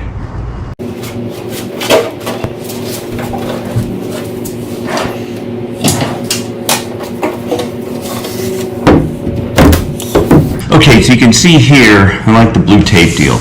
So what I did is I put blue tape around this, and then as I got the deck lid close to where it would fit, I could say, hey, I've got a hot spot here where it's hitting, and then I could work on moving that side down. So I've taped all the way around the edges of this, trying to get the clearance that I'm shooting for. Of course, I'm going to have a professional or body shop make those what looks right in a professional way, but what I'm trying to do is just get to where I've got the deck lid on there. I can put a license plate frame on there, and I can put a license plate light on it. We can call this thing street legal. The other piece we got on here is windshield, and it's pretty tough to do. You've got to have the body on to get the windshield even close. And then we had to get down in here and get the angle right, and then drill the hole for that screw. And then, as you know, we put rib nuts in there instead of messing with a nut and washer on the back. And then also had to put a washer in there so there's no pressure on that windshield frame shifting right to left. You want that to be a very neutral load on that upright of the windshield. We wanted to put this at about a 50-degree angle. Got a little bit further back, 47. You know, some of the FIA cars that were the real race 289 cars are laid way back like that, which looks pretty cool, but that wasn't an SC427 car. That was a small block race car. Anyway, that's what the windshield looks like. Okay, so this thing's kind of ready. I think it's okay if we take it around the block. What do you think? Let's check it out.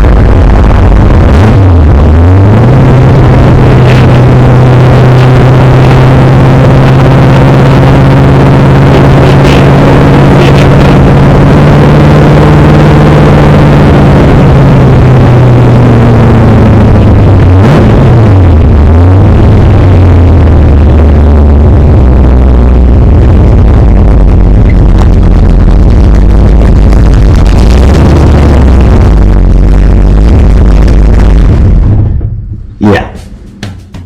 Took me half a lifetime to invent it.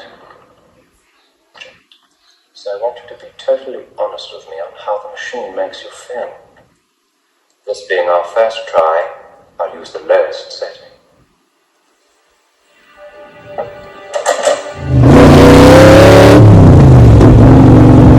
Hey, thanks for coming by and checking out Pete's Snakebite Kit. This YouTube channel is about cobras. Big surprise, right? This is mostly about Pete's Hurricane Motorsports Shelby Cobra, the replica that I'm building. Been working on it for more than a year. It's kind of drivable at this point. What do you think about going for a ride?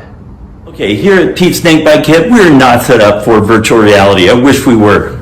So what I'm going to do is I'm going to take a couple people for a ride. You're going to look at kind of their raw reaction. Okay, so Pete's Cobra is not set up for full tilt boogie yet.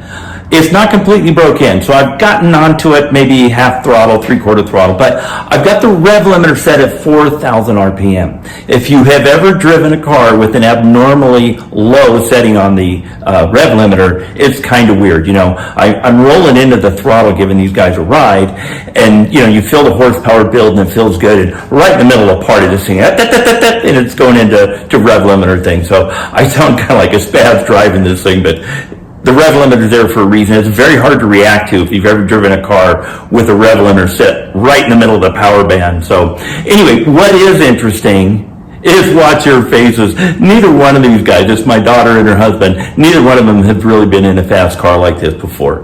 And with the Cobra, you multiply the power and the speed by being in an open car. It's even a more fun experience. Hey, the other thing I've mentioned in earlier videos is I wanted this thing to stop. So as you know, it's got 4-piston Wellwood brakes all the way around. I've got the brakes where they've warmed up, they burnished in, and they work. So with both of these guys, I gave them a brake test so they can kind of see what that feels like. It's pretty impressive. No squeak of the tires. It just feel like the hand of God on top of the car just stopping the thing. So we'll see their reaction to the stoppy part of this.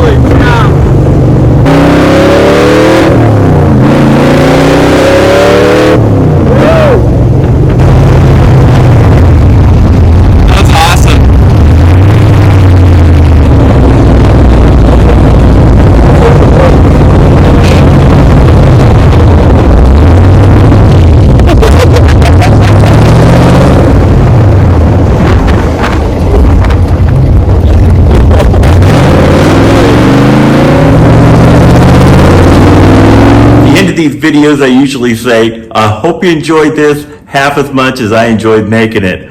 Well, I know it was a lot more fun taking them for a ride than it was for you watching this, but I still hope you enjoyed it. Thanks for watching Pete's Snake Bite Kit. I'll see you on the next one.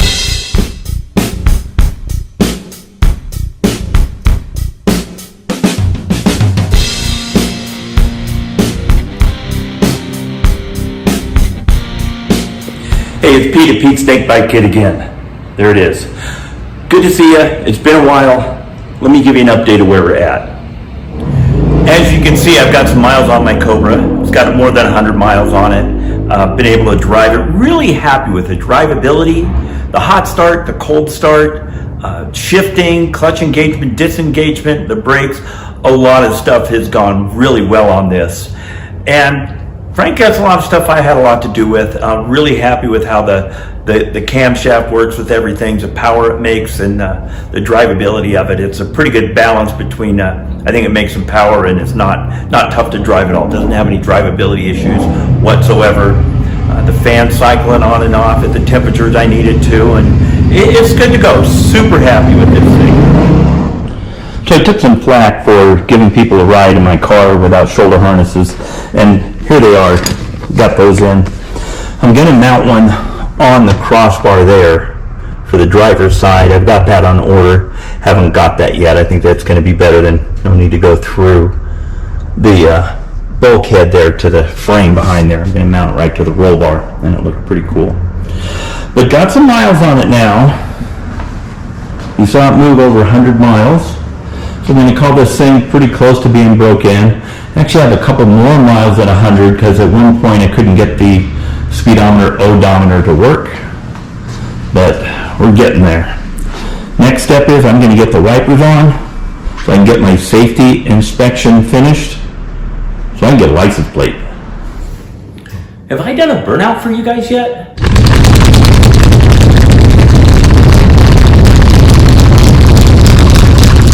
So a while back I did that video and I called it the Cobra Summer, right? I had this spoof on the Corvette Summer movie.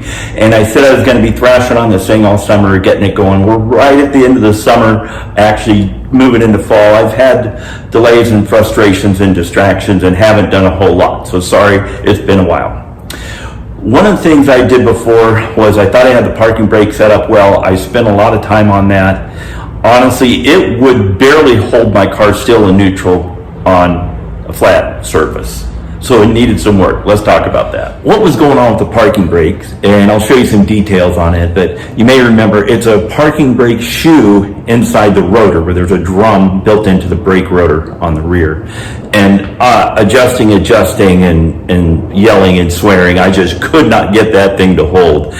And I was going to buy another system. Wellwood sells a standalone brake caliper that's mechanically operated with a cable that grabs the rotor. And I thought, I may just get a set of those, and I was going to have to fabricate a backing bracket to hold that on and so on. And I thought, you know what? I'm going to take these things apart one more time and look at them very closely. I am really glad I did.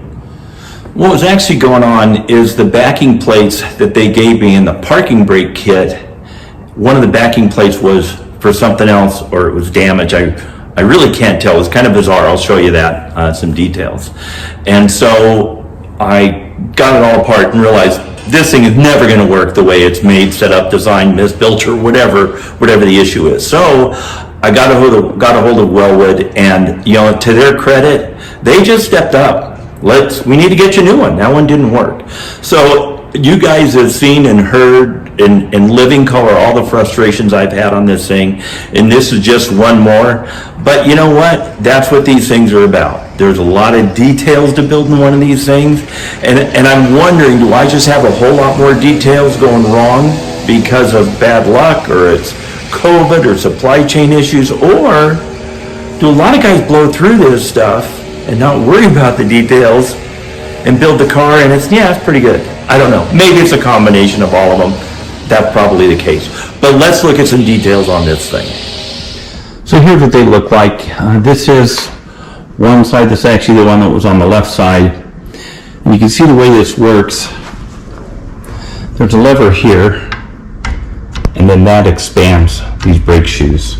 If they were in a drum, this one would hit the drum and it would move the other one. It looks like only one's moving now, but that's not the way it works in real life. So that's what it's supposed to look like. If you need to adjust them, you can adjust through here. It's got this rubber plug here where you can get a screwdriver in from the back, unless there's a 3-link piece right there, which in my case you can't. So to get these off and adjustments, pull the rotor off so you can make that adjustment. So that's what the one looks like that's working. If we look at this from the top, this would be looking straight down on the top of the parking brake shoes. You can see this shoe fits in this groove. This shoe fits in this groove. If you compare this to the backing plate on the other side, you see a little difference. So this bend here puts that on an angle. So the shoe that was supposed to be moving back and forth here was just digging into the backing plate. So you're looking straight down on that. Just not a very good fit. Okay, so Wellwood said they'd send me a new parking brake kit. So let's take a look at this and let's see how it compares to the one we had that looked like it was set up wrong. So here it is, good news. This backing plate is straight. These shoes line up. That's good. This is the new one. Here's the other side, the new one. This backing plate is straight. These brakes line up. Here's one of the old ones. This backing plate is straight. These shoes line up.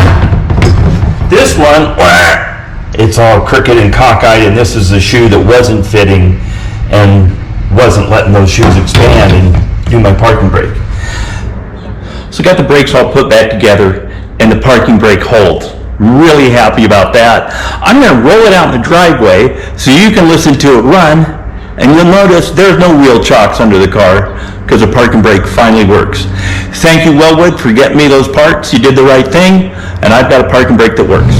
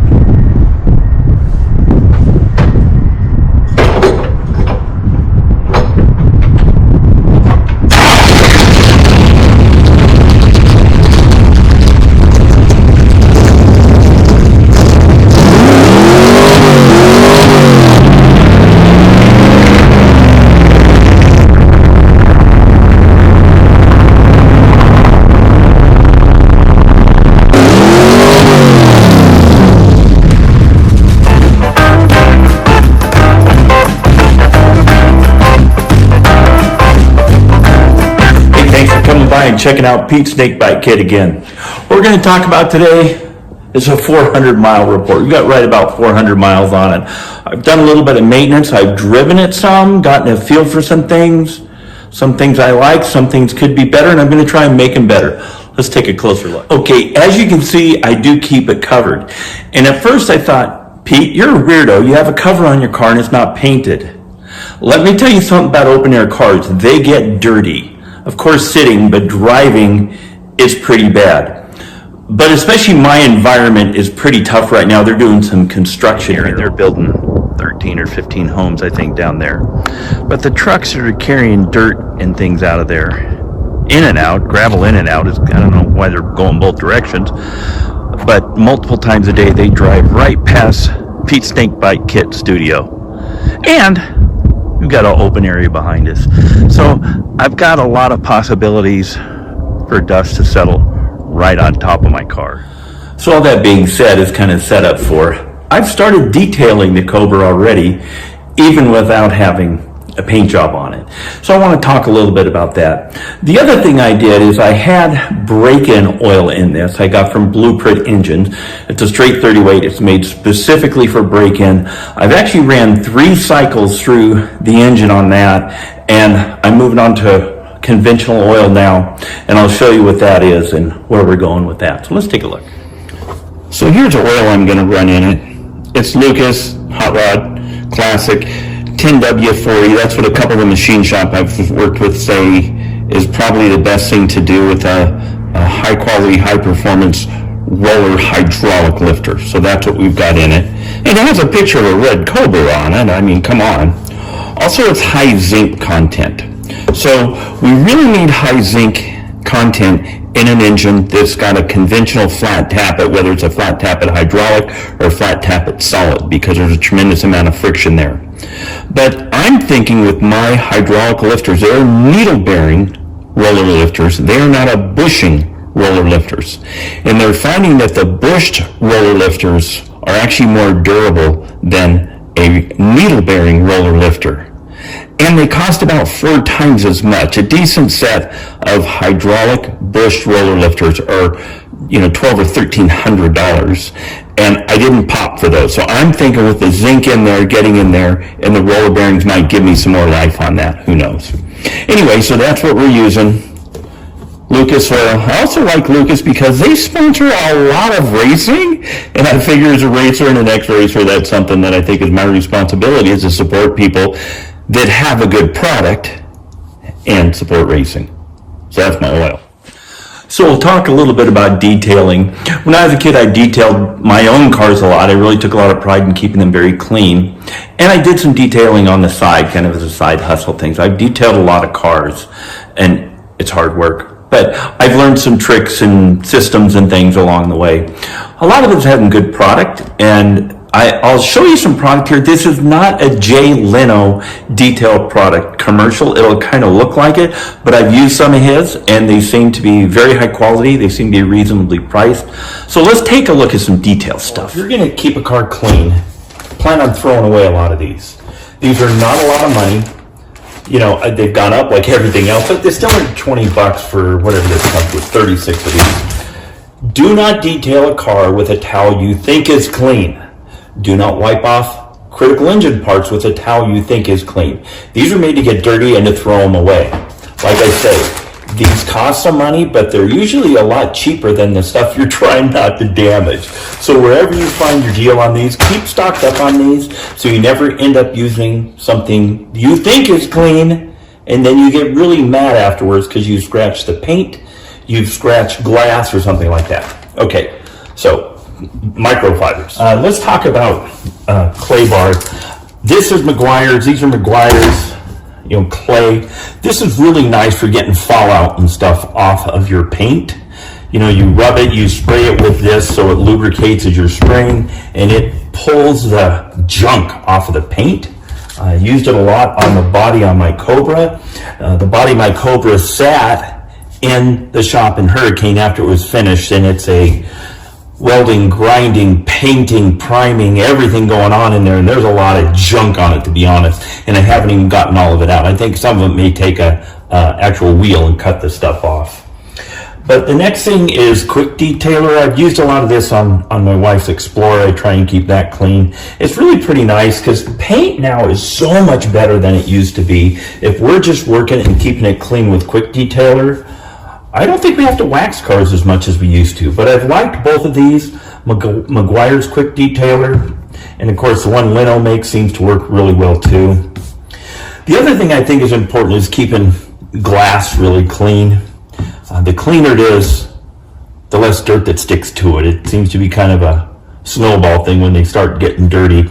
I like the one Leno has. I also like Rain-X. I usually try and do the inside and outside of windshields with this.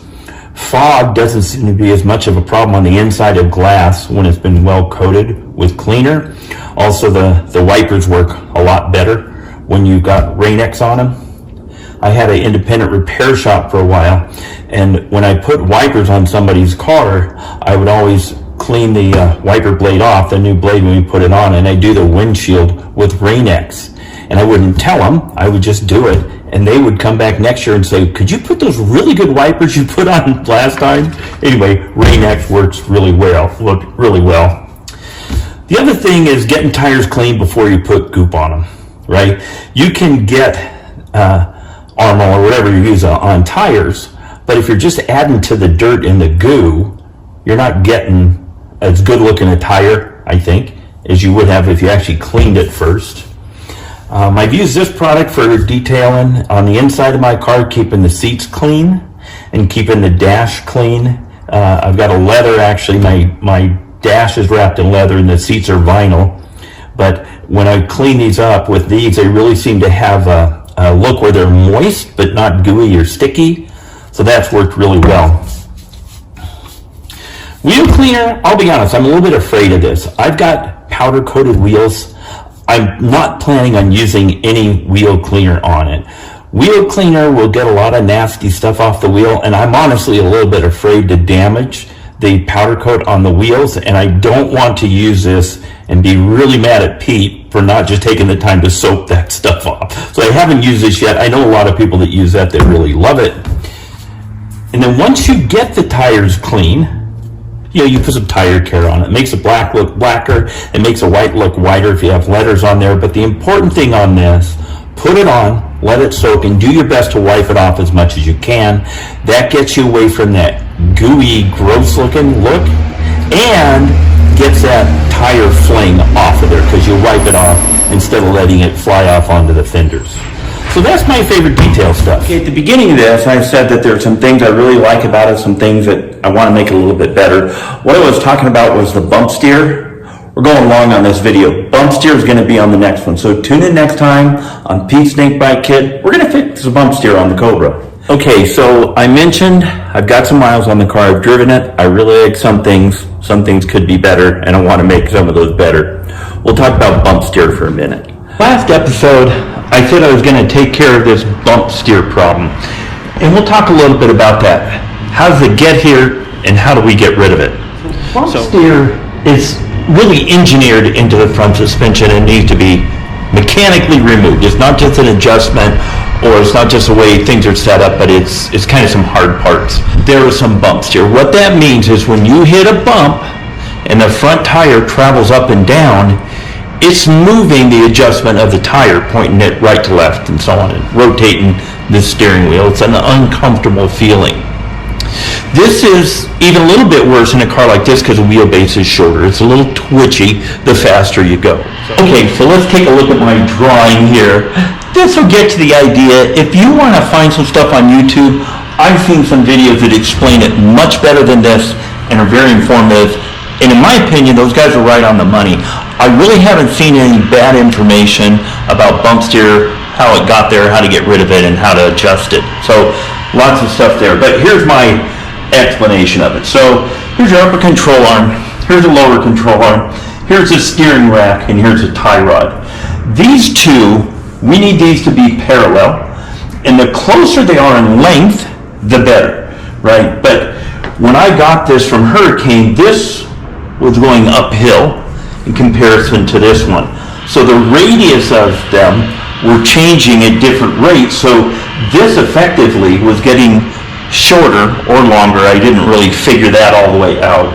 As this was traveling up and down, and this was traveling on a different arc than this, so it was moving the toe adjustment of the tire. That makes sense?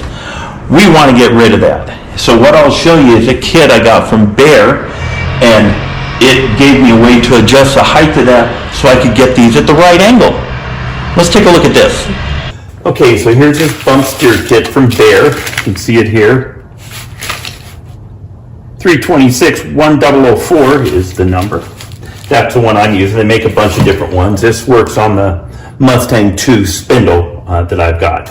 So here's how this works. This is going to replace the end of the tie rod as it comes out of the steering rack. We're going to look at that under the car in a minute.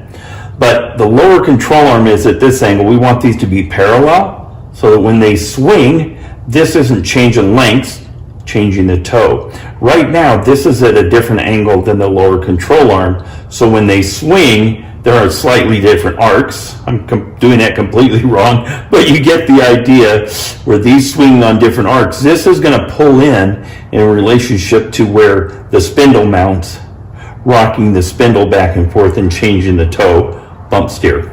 So these spacers that they give you, there's different ones. And so depending on which one we put in there, when this bolts into the spindle, is going to be how much this adjusts in relationship to that lower control arm.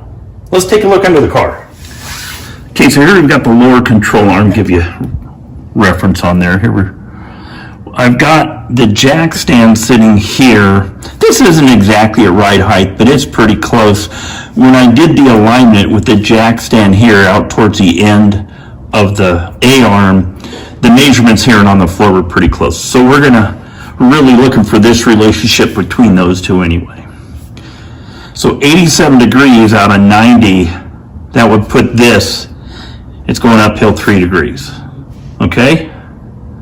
So now when we put the angle finder on here, we've got 85.5, so was it 3 degrees? So it's almost at 6, so we're going to say it's 2.5 degrees different. So I'm going to add some space, basically between here and here, to drop this down.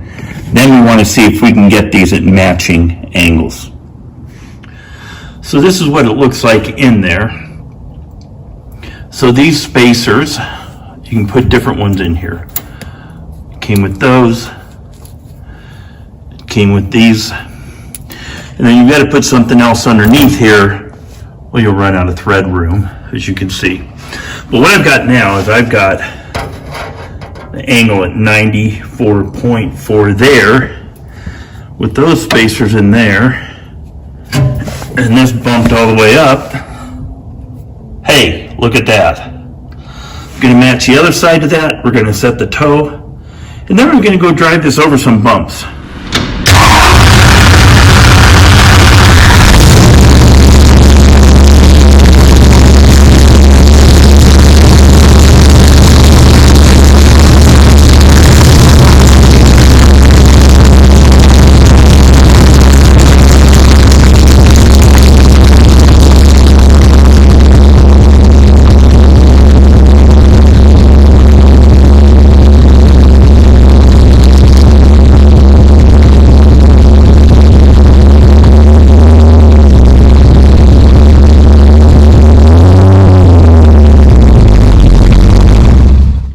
What I wanted to do here was just take the car out, get some miles on it, see how it feels with that bump steer kit in.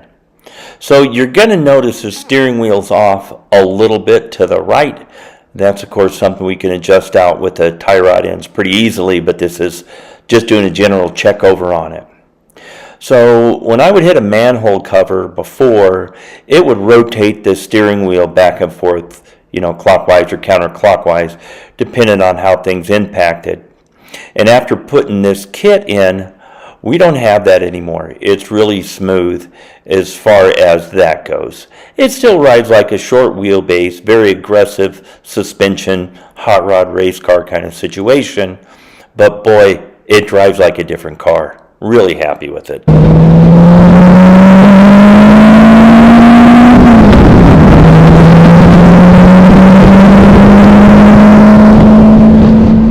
Hooray Joey, no bump steer. Don't bother Luke. Why is there a circle with a line through it? That means don't. Haven't you seen Ghostbusters, Pam? Yeah, but it's like you're saying we should bother Luke. No, Yes, okay, right. All right. Yep, my bad. I got it. Here we go. Don't bother Luke. Got it. On this episode of Pete Snakebite Kit, we busted bump steer. That's a good thing. This thing is more predictable, it's safer to drive, it's more fun to drive. If your project car, be it a Cobra or anything else, has got bump steer, you can fix it. There's tons of help online about it. This is not rocket surgery. I figured this stuff out. If I can, you can, and it'll make your car more fun. I hope you enjoyed this episode. I'm enjoying these more all the time because I'm driving my Cobra. Thanks for watching.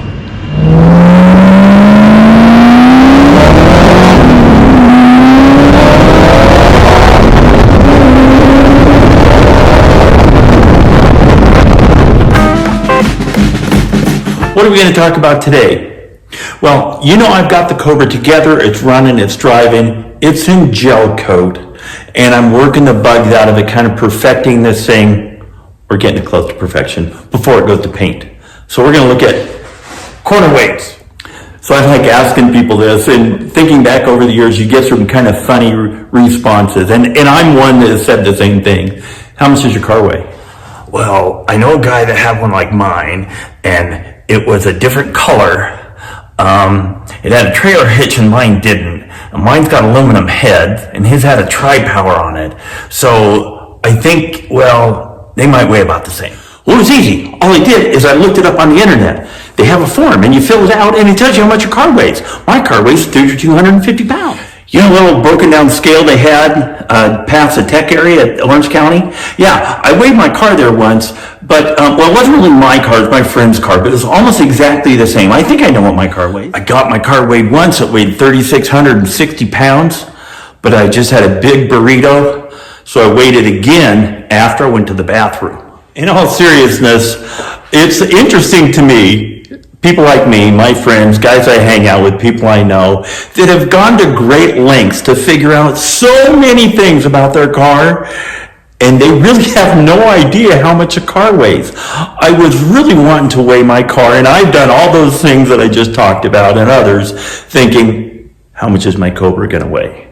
Well, I wanted to weigh it. I've got a few friends in Southern California that have scales, and I could haul my car 700 miles and then weigh it and then bring it home and work on it, but obviously that's not going to work.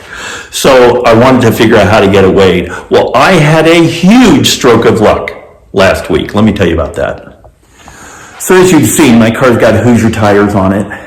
They're not great for road racing. They actually are a drag bias ply tire for some class that needs a DOT certified tire, and they say they're really not DOT certified, even though there's a dot on them. Anyway, they fit the profile I wanted. They're okay for now, but what I want to do is when I burn these off of there is put a set of Avons on it. There aren't a lot of places that sell Avon tires for cars in America. In fact, there's two. There's a West Coast guy and there's an East Coast guy. Well, last week I was in the Bay Area and I thought I'm going to go to Roger Krause Racing and talk to them about the Avon, see what they got, see how much they are and so on. And it got better from there. So talking with Brandon at Roger Krause, he's Roger Krause's son. He's done a bunch of this stuff, setting up corner weights on cars with corner scales. And his race Cobras has done a lot of vintage racing. He's just done a bunch of racing. And so he says, hey, I got a new set of scales. Would you like to buy the old set of scales? So he takes me out in the shop. He shows me the new ones. Those are cool, long acres, and then shows me the ones he's used for a long time and made me an offer I could not refuse. And I end up with a set of corner scales. So Brandon, thank you very much. Really excited to have these. And what I'm trying to do is learn the language of corner scales. Okay, so the language of corner scales, corner weights. It's great knowing how much your car weighs, but the really interesting thing about this, and the thing I'm trying to learn and understand and kind of dial some stuff in on my car, is how much does each corner weigh and why? We can manipulate that a little bit, adjust it a little bit. Can't make huge changes, but this corner scale thing has been very interesting to me. Okay, so this is what it looks like. Computer scales, Longacre. These are the good ones. This thing was bought a long time ago. You can see we got some blurring around here. Some of the liquid crystals got blurred when Pete managed to knock this off the workbench right after he got them. I was really upset with myself about that, but I can still read it. These work. They do what I need to do. Here's how it works. If the light is on, that means it's weighing that corner. So if I go to here and we're weighing just that corner, you can see this weighs 601 pounds, that's 24% of the weight. If I light up this one, it's 1,294 pounds, those two combined. So we've got 53.5% is the cross weight diagonally from the left rear to the right front. If you light all these babies up, we answer the question. It weighs 2,418 pounds right now. There are a few pieces laying on the bench. I think I'm going to be under 2,500 pounds, but I'm going to weigh the car when all that's on. So I will know how much it weighs. Okay, so here's the tools in our toolbox. So of course you got to have a set of scales and a computer to do it with. We talked about that a minute ago where I got that. Thanks for the deal, Brandon. I made this spreadsheet that I put all the formulas in. I'll show you some details about that. But that has made this, for me, a lot simpler. Some of these are made with most of that in it. This is an older model, does not have that. But this has made my life easier. Of course, a ruler for measuring frame to ground height. Have a calculator handy. You're going to be doing some calculations. Some way to adjust the springs. Of course, for most of this, the springs were unlocked. The car's up in the air, and I'm twisting them by hand. Other measurements I'm making with a tape measure to the fender, and so on. So that's what the toolbox looks like. Here is our spreadsheet. Let me show you how this works. What I did is I put formulas in the background. I think you all know how to do formulas on spreadsheets. If not, ask your son-in-law or your daughter-in-law, and they'll explain how it works. But this one here is a front weight of the car. This is a rear weight of the car. This is a right side weight. This is the left side weight. This is the cross weight, which, as you can see, the reds are going across there diagonally. When they talk about cross weight or wedge or some other terms they use for different racing, and anyway, that's what it is. So I just have to enter a number here. When I put that 696 in here, it calculates that out across the spreadsheet. And so this number, the total weight, is of course these four corners added up. This here, the right weight, is the two right sides added up. This percentage is taking those and dividing it by that to see what percentage that right side is of this 2418. So I did that all the way around. The other thing I did, and this isn't a calculation, this is just a placeholder so I can stare at this and try and let this soak into my brain. This is the measurement at the fender. So measuring from the scale, effectively the floor, if it was on the floor, to the fender. And going right through the middle of the hub, because you can clearly see it on the knockoffs, right? So when I make a change on this corner, I can then measure the height and see, hey, where are we at? How did the percentage or the weight differences change the right height? The other thing I've done is I put out here when I want to use it. These aren't current, but the other thing I've done is just put the plus or minus here. So let's say I took a big swing at this one and put 5 turns in the spring. Then I put here, when I look at the scales, how much different is the scale compared to that number? And then I put it was 8 pounds more, or in this case over here it was 62 pounds less, and so on. And at least for my brain, this works well for kind of staring at it and soaking it in and looking at cause and effect. The other thing I did, I've only got about a half a tank in this. I put 2 jugs of fuel in the trunk, sitting physically right on top of the gas tank. This isn't exactly like putting it in the tank, but it was 7.3 pounds, or 7.3 gallons, because it came out to 45 pounds. What's interesting to me is 31 pounds of that, again, sitting right on top of the gas tank, which is behind the axle, we got 31 pounds on the rear, and we got 14 pounds, that this weight went up from putting that fuel physically on top of the gas tank, and this went up 31 pounds. And what's interesting to me is this being behind the axle, we still got 14 pounds on the front tires, collectively on the front. So make yourself something like this. Maybe you'll get the newer scales that are cooler than mine and have most of this in there. But this has been very helpful for me to analyze what's going on once I've made a change. And whether it's a small change or a big change, you can look at all the corners and all the measurements. So there we have it, sitting on the scales. And of course they go up there to the computer. Here's the scales on this side, and so on. This is a lot of work, boys and girls. I want to draw a picture for you. So we've talked about changing and making these adjustments. To do this, I'm jacking up the sides of the car. Now, the frame on this thing is very rigid. I can go right here underneath at the door, and it picks up the whole left side or driver's side very evenly. But what I'm doing is taking the weight off of the shocks every time I make an adjustment, because I don't want to be adjusting these with pressure on those collars, because it's aluminum on aluminum, and that will not put up with much pressure and grinding in there without damaging things. So, I'm sure I've made 50 or 60 adjustments on this, which means, jacking it up, putting it down, laying on the floor, cold cement floor, and so on. So this is quite a bit of work. Of course, if I had a hoist where this was up on it, I could stand underneath it and make the adjustments. This would be a whole different story. But any way you do it, this is a lot of work. There's a learning curve to it. If you want to try and do this, if you have any questions for me, feel free to ask me. I will answer what I can. I am a novice at this. I want to be very clear. And if anybody's got some good input for me, you know where to put the comment. Okay, a couple weeks ago I did the bump steer on here, and I told you that a lot of the information I got on the internet was great about bump steer.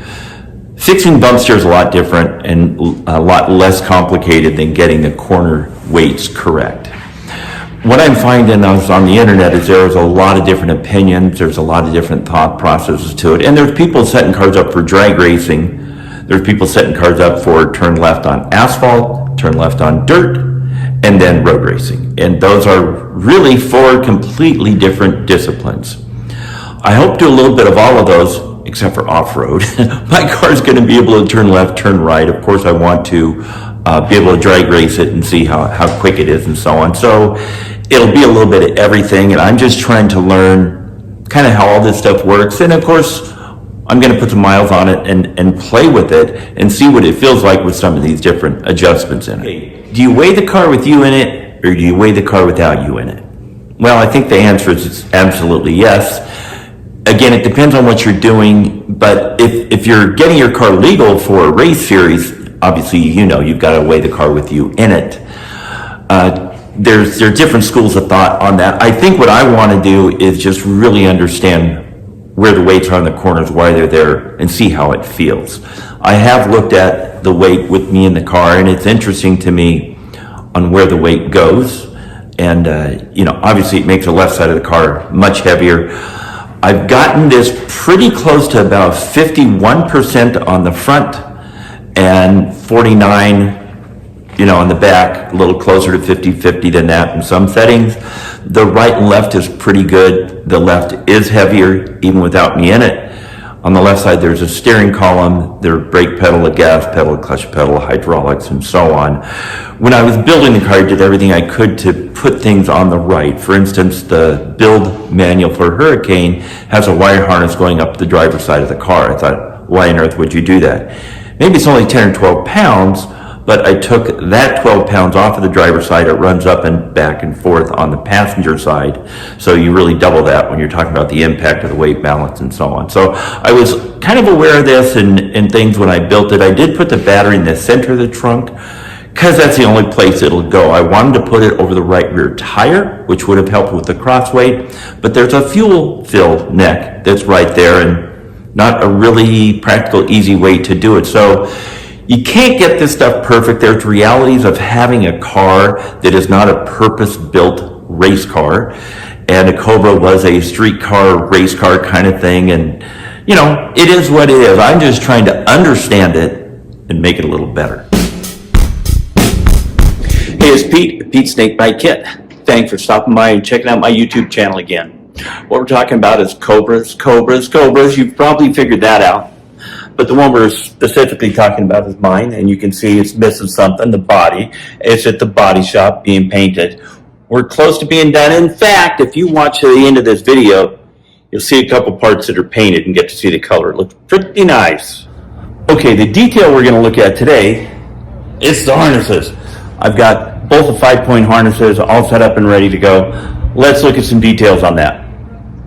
So as I mentioned a couple times, the Hurricane kit was very complete. I probably bought less than 10 or 15 fasteners, and mostly because, you know, I wanted a different length runner, I did something different. I mean, it was very thorough with what it had, and a couple of nice touches is it had 5-point harnesses for the driver's side and the passenger side. So something funny about mixing race car with street car stuff is you end up with issues a lot of time, and here's one of them. So seatbelts on race cars are meant to be recertified or replaced every 2 or 3 years, and you guys know I bought the car a couple years ago and took a while to get it, and if you're good with the calendar, I think you can see that these seatbelts are out of date.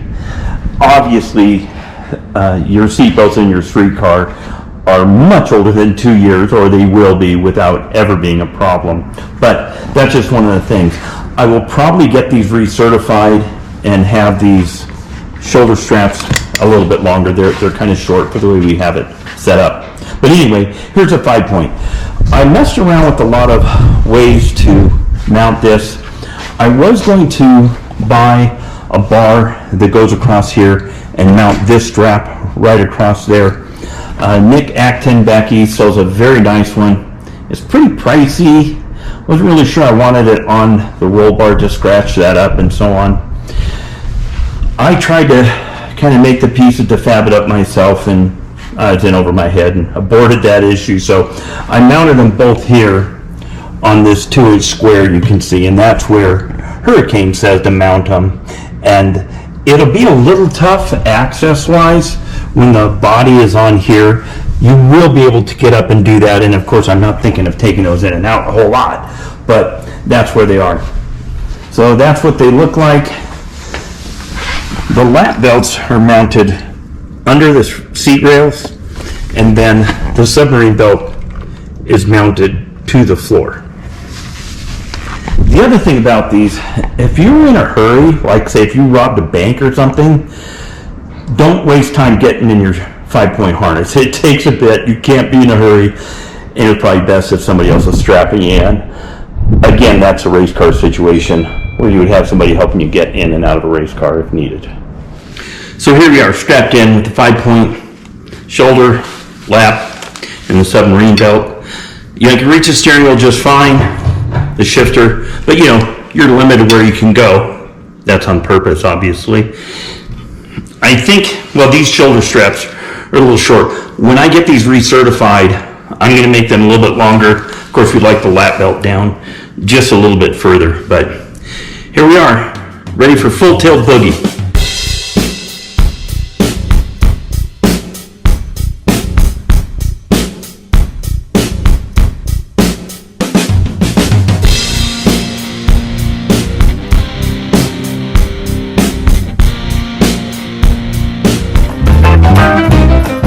Thanks for coming by and checking out Pete's Snakebite Kit again. What we're talking about here is building that Hurricane Cobra. We've been looking at this for almost 2 years now since I've physically had the car here. It's very close to going to paint. I'm trying to get the car, the painter, and the money all lined up so I can get the paint on it, but pretty much ready to go running car at this point. So I want to show you some details about the Sniper. So at one point I said this Holley Sniper meant it's a plug and play, meaning you plug it in and start playing with it and get it to work. I had a lot of issues with getting this work. I've had a lot of issues with this car actually, but it's all been fun. I'm getting towards it's a running car part of the project now, and it's really cool. But I want to tell you the good stuff. This Holley sniper system, we had some bumps in the beginning. I was very clear about that in the earlier videos. It's all working. It starts really well. Hot, cold. I'm going to show you a cold start on it. And when I say cold, it was 9 degrees here last night. Very cold. The car, of course, is in the garage. It's early afternoon now. This is mid-December. And when I went to start the car, I checked with the thermometer, and it was about 39-40 degrees inside the garage. But the car had gotten down to muy frio territory last night. It starts right up. I mean, I do not touch the gas. The thing starts immediately. It idles immediately, and really happy with that. So let's take a look at how that works. All right, this is a cold start, and I do mean cold.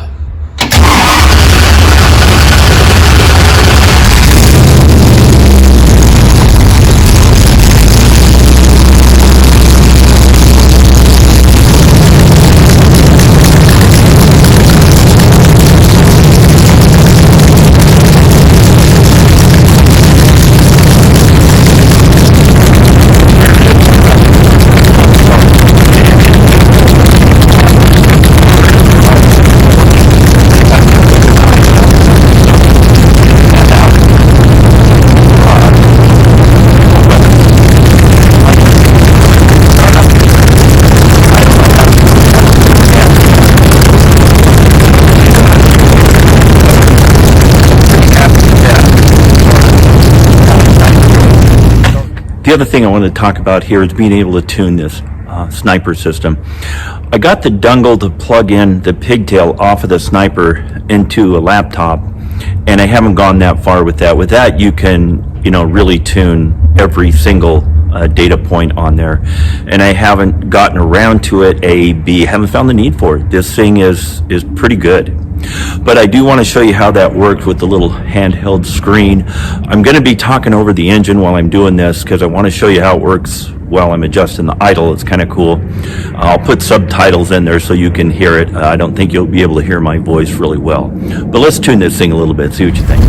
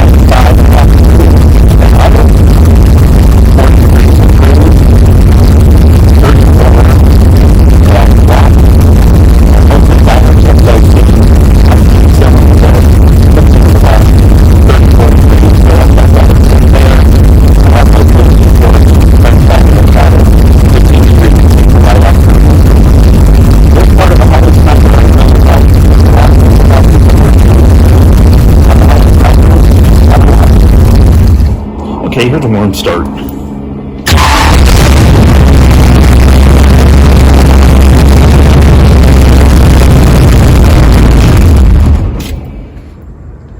The other thing you have to have for this kind of EFI is an oxygen sensor, no big surprise. Now, Hurricane had that bung welded in there and really put it in just the right spot.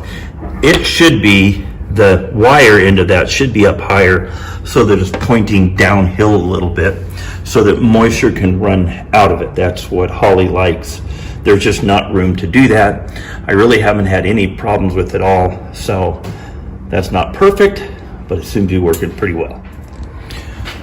So here it is, the Holley sniper system. Holley says this is very simple to install. And once I got those weird bugaboos figured out, which you can see on earlier videos, it really is pretty simple. The computer's actually inside there. Hopefully that won't get overheated and cause issues. the throttle position sensor is built right into the throttle body. Then here's the IAC, the idle air control. So that's all built in.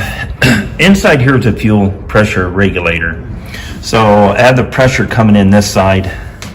This is the return side, and then that regulator keeps it at, it's wanting 58 or 60 pounds, I forget, but it stays right about there. So it is pretty simple. This connector here, I've got going underneath the manifold, and that's what grabs the coolant temperature sensor, the throttle position sensor, and the IAC, and they run out here. They go into their own harness. Here's the relays for them. And then of course I've got those power wise going back to the battery, but the on-off stuff is in the wire harness. And they do tie into the MSD. So the MSD has a rev limiter built into it, but I can adjust the rev limiter from the Holley Sniper, which is pretty nice. So here we are on the business side of things. So this is of course a primary. You can see the secondaries here. They come in pretty quickly. Watch how soon that starts moving. But it seems very smooth on acceleration and tip in and everything. So the Holley Sniper, we're liking it. All right, so there you have it. Holley Sniper works. Once you get everything ironed out, dialed in, ready to go, it is a plug and play. I love the way the thing works. It makes good power, and idles good, starts good hot, starts good cold. We're good to go. Hey there, thanks for coming by and checking out Pete's Snakebite Kit again. When I first started this YouTube channel, I told you that I was gonna cover the build of my Cobra from beginning to end, and I was gonna tell you the good, bad, and the ugly. Well, it's done, except for paint. It's at the paint shop. But as far as what I'm doing is done, and we're gonna talk about Hurricane Motorsports Cobra. What do I really think? Hey, before I go on and talk about what I really like and some things I maybe didn't super like about this Hurricane kit, I want to talk about doing this thing. And I built this thing all by myself, but I really didn't. I had a bunch of help. First off, my wife and my son and my neighbor Cody were here to unload the car when I was in another state working. I couldn't be here, right? That was a big deal. A bunch of different neighbors have helped me lift the body on and off a couple times. You can't do that by yourself, for obvious reasons. But everything else I've selected and put together and built and assembled by myself. The only thing I have not literally picked up is the frame and the engine block, right? And a lot of the stuff I've done 2 and 3 times I've talked about. But I want to be very clear. I couldn't have done this without the people I've learned stuff from over the years. Well, we've all heard the expression, surround yourself with good people. I've been able to do that a lot. The reason we want to do that is because I believe we become a collection of everybody that we've worked with. I've got to work with some really sharp people. Here's the list. Okay, if I miss you on this list, you know who you are. But you guys in different ways have all been a huge help to me. My friend Rick, we've been friends since high school. His son Dustin has turned out to be quite a hot rodder and tuner also. My friend Harlan, we did a lot of racing and street racing together and helping each other building our cars. My friend Mark had a Cobra Jet car.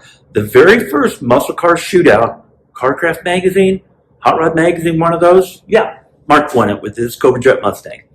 My friend Kevin, swap ideas, and he helps you with ideas all of the time. He owns Heat Tech in California. They've done a lot of fabrication for me. I've appreciated that. Okay, next on the list, Rusty.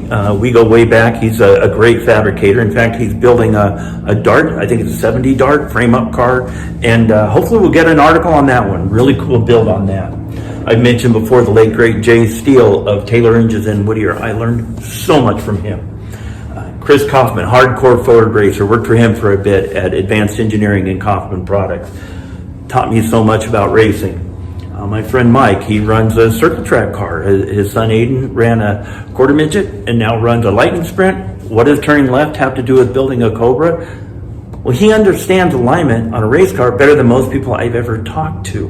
When it came to scaling the car, he was such a resource on that. So you guys, thank you. Okay, so I've got some categories here, 9 or 10 of them. We're going to go through these. Hopefully it'll make sense to you. These were kind of my key points as I went through this, so let's break down each one and see what we come up with. All right, value is on the top of my list. It's close to the top of your list if it's not on the top. We're all working stiffs, right? So the question, the value of my dollar spent for Hurricane Motorsports Cobra received, was that good? I'm giving that 2 big thumbs up, I'll be very honest. So I did a lot of research on which kit I want to get, how much each kit costs with different options. It's close to impossible to compare Factory 5 with what I wanted, to a Hurricane with what I wanted, to an ERA with what I wanted. For instance, there are some similarities and some differences, but you know, the Factory 5 car comes without a differential. The Hurricane comes with a differential. You can get a Hurricane with a 9-inch or an IRS. You can add on to a Factory 5 an 8.8 or an IRS, where an ERA has a JAG IRS.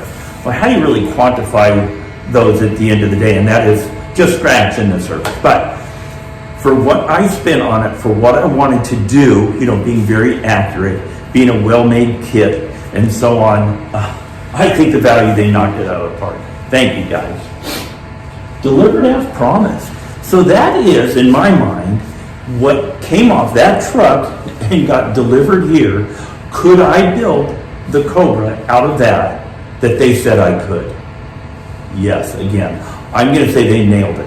I don't feel like anything was misrepresented intentionally or unintentionally.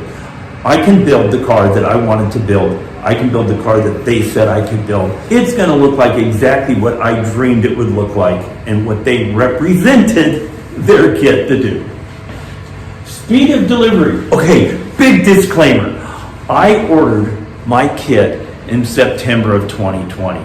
We didn't even know how crazy the COVID mess was going to be at that point, and how huge and just terrible the supply chain interruptions were going to be. So, yes, was I frustrated with the speed of delivery?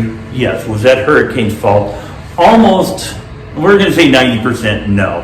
I think there's some things they could have done better towards delivered when promised, and just tightening some things up in their end and so on. But not a big deal. Most of that was the COVID thing. Okay, you've got a few more categories to go over here. Fit and finish, fit as delivered, overall customer experience, and accuracy. All right. These two are probably confusing. I want you to hear me out on. Okay, let's talk about these two similar but different categories. Fit and finish and fit as delivered. Fit and finish, the way the frame was built, the way the suspension components were built, and so on. Those were very well made. I really like how the frame looked, the powder coating that they got done on it, and so on. Fit as delivered, slightly different category. In other words, when they got the frame powder coated and they had a component that would slide into something before it was powder coated, did they put any time and energy into thinking, will this fit with the thickness of the powder coating in there? The answer is no. And that may seem like a very small thing. Powder coating is very tough. It's hard plastic, melted onto the frame. And, a lot of times they had to grind that stuff out. Seems like a small deal, but beyond that, I'm not being mean to these guys. I'm telling you the truth. There are fewer things that fit on this car than there were things that I had to modify, twist, bang, scrape, make apart, and so on, than there were that literally just bolted on. For instance, putting the lower control arms on, there's a bolt and a spacer and the control arm and a spacer and so on. I had to use the washers that they sent me in the spacers and cut them and grind them to size and mix and match and stack stuff in there. It's not pretty. It works perfectly fine, but it would have been really nice if those were actually cut to size so I could install what they delivered. A little bit of miss on that. Didn't make me crazy. It was frustrating though. Overall customer experience, in my experience, was very good. Most of my exchanges there were with Alex, and he was a general manager there. He has now moved on since some changes has happened at Hurricane. We'll talk about those in a minute.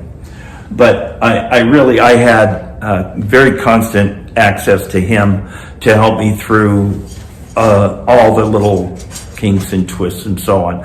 Alec, I could not have got this car done without you. Thank you very much. Accuracy. You know, I want this thing to look not like a Cobra replica. I want it to look like a Cobra. Will you be able to look at this and say, it's not a real Cobra? Well, yeah, most likely. You guys know another thing that was really important to me was floor-mounted pedals. The Shelby Cobra had floor-mounted pedals. The Fox body has dash-mounted pedals. Most Cobra replicas have dash-mounted pedals. You would think it wouldn't be a big deal. It's a big deal to me.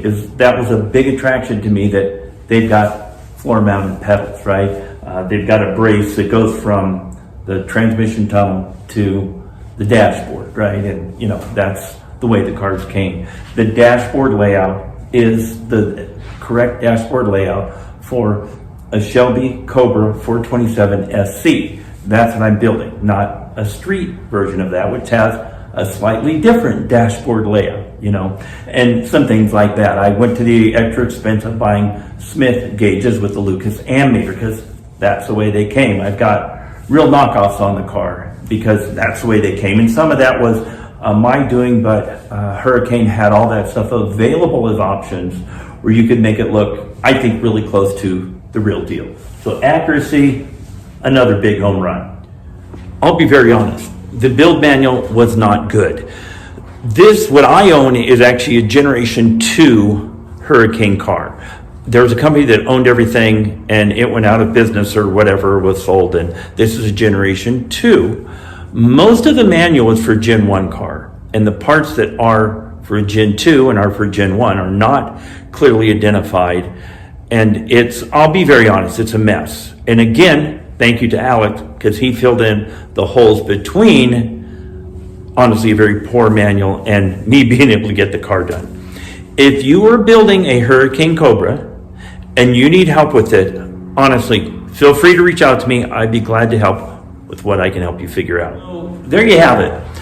But I want to give it an overall grade of an A, B, or C, and I'm going to go with an A minus. I mean, when you have the cool factor, and I'm driving this thing down the road, and I've only driven it in gel coat.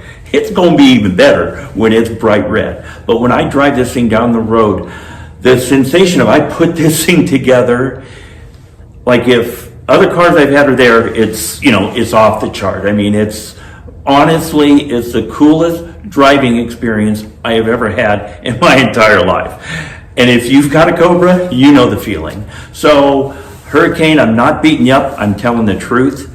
And I absolutely love this thing. I cannot wait to have it done, and where my biggest project is going to be waxing it. Okay, there's some other stuff that's come up that people have asked me about. I haven't really had a lot of answers for, but I know a little bit about. Hurricane Motorsports is for sale. They've been for sale for quite a while, and they wanted to sell it, kind of close the business out and sell the whole thing to someone else, not continue business in the building they're in. Therefore, they quit making them. If you're in the market for, you know, having a company that can build Cobras, look them up. You know, they're on Hurricane Motorsports on Facebook. They, of course, have a website that's Hurricane Motorsports. You can find them if you're interested. But I want to talk a little bit about how that happened. Okay, so as I mentioned, my Hurricane Cobra is a Gen 2 car. The Gen 1 was owned by another company, I believe it was in Texas. They built those for a while. There's a few dozen of them, I don't know the exact number, that are out there. When this company bought the Hurricane molds and everything, they moved it to Iowa, and that's where I bought mine. They had been selling what looks to me like a year. To be very honest, I'm going to toot my own horn, but Pete Snakebite Kit sold a ton of Hurricane Cobras, and you know, that wasn't my intent. I just really liked the kit, like the company was excited about doing it. But I understand that their phones blew up and their website blew up, and people were ordering cars faster than they could build them, and they were really getting backed up. And I think that what they're trying to do is figure out how to retool and re-gear for this new business model of selling more Cobras than they ever had. I'm kind of extrapolating some things I know and some things I don't know, but I think that led to, hey, we either got to make this thing smooth and slick and be able to build a bunch of cars, and we make this thing more profitable, or kind of pass the torch to somebody else. All right, so that's my take on building my Cobra. Like I said, it's all done. I'm just waiting for the paint, and I cannot wait to see it. When I get it, you guys will see it. Can't wait to show it to you. Thanks for watching. Please like, subscribe, comment, do all those things, and we'll see you on the next one. All right, thanks for coming by and checking out Pete's Snakebite Kit. As you may or may not know, my Cobra is done, built, ready to go. It's just at the paint shop. What I'm going to do is I'm going to show you how to build a Cobra in 5 minutes. Let's take a look. We're going to start with the engine, go through all the parts, get this thing together and running. Okay, so it's a 351 Windsor. Got a scat stroker crank, 6.2 scat rods. We got nice ARP studs, a stud girdle, all the stuff to make that 2-bolt Windsor block nice and strong. A set of aluminum heads from AFR that have been CNC ported, intake and exhaust and chambers. And then let's match that up to a Victor Jr. intake manifold. Looks to be a pretty good match from the intake manifold to the intake ports. Okay, now we've got it bolted all together. Just needs an oil pan on it. Let's get the oil pan on, put it right side up, get the Holley Sniper on it, get the pulleys and whatnot on it. It looks like it's almost ready to go in. On the back, we've got to have a flywheel. It's a billet steel flywheel from Ford Racing. Nice McLeod clutch setup and a QuickTime bell housing to keep everything inside. Then we've got to have a transmission. How about a Tremec 5-speed TKO? I ordered my Cobra from Hurricane right in the middle of COVID, and it was tough. There were so many things on back order. I finally got the car after some delays, but even after I had the car, I didn't have so many other components that we were waiting for. One of the big ones that was holding me up was brakes. If you can't put the brakes on, you can't put the corners on. If you can't put the corners on, you can't put the car on the ground. Finally, one day, there were some boxes from Wellwood sitting on my porch, and I was pretty happy about that. So I went ahead and got the brakes put on all the way around, and then I could put the wheels and tires on, and it was something that could roll around. That was a big day. Hey, if it rolls, let's get it out in the sunshine where we can take a look at it.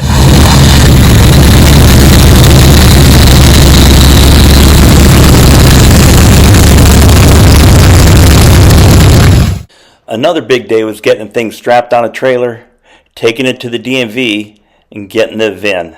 My car was a car now that it had a VIN. Then haul it back to the garage and get it ready to put the body on it. Hey, having the shell sitting on there and the thing rolled out into the sunshine was another pretty big landmark. No doors, no roll bar, no windshield, but it's starting to look like a Cobra. Hey, honestly, once I got it to the point where it looked more like a car, or actually a Cobra, with the hood scoop on and the windshield and the roll bar and so on, honestly, some days I would just walk out there and look at it.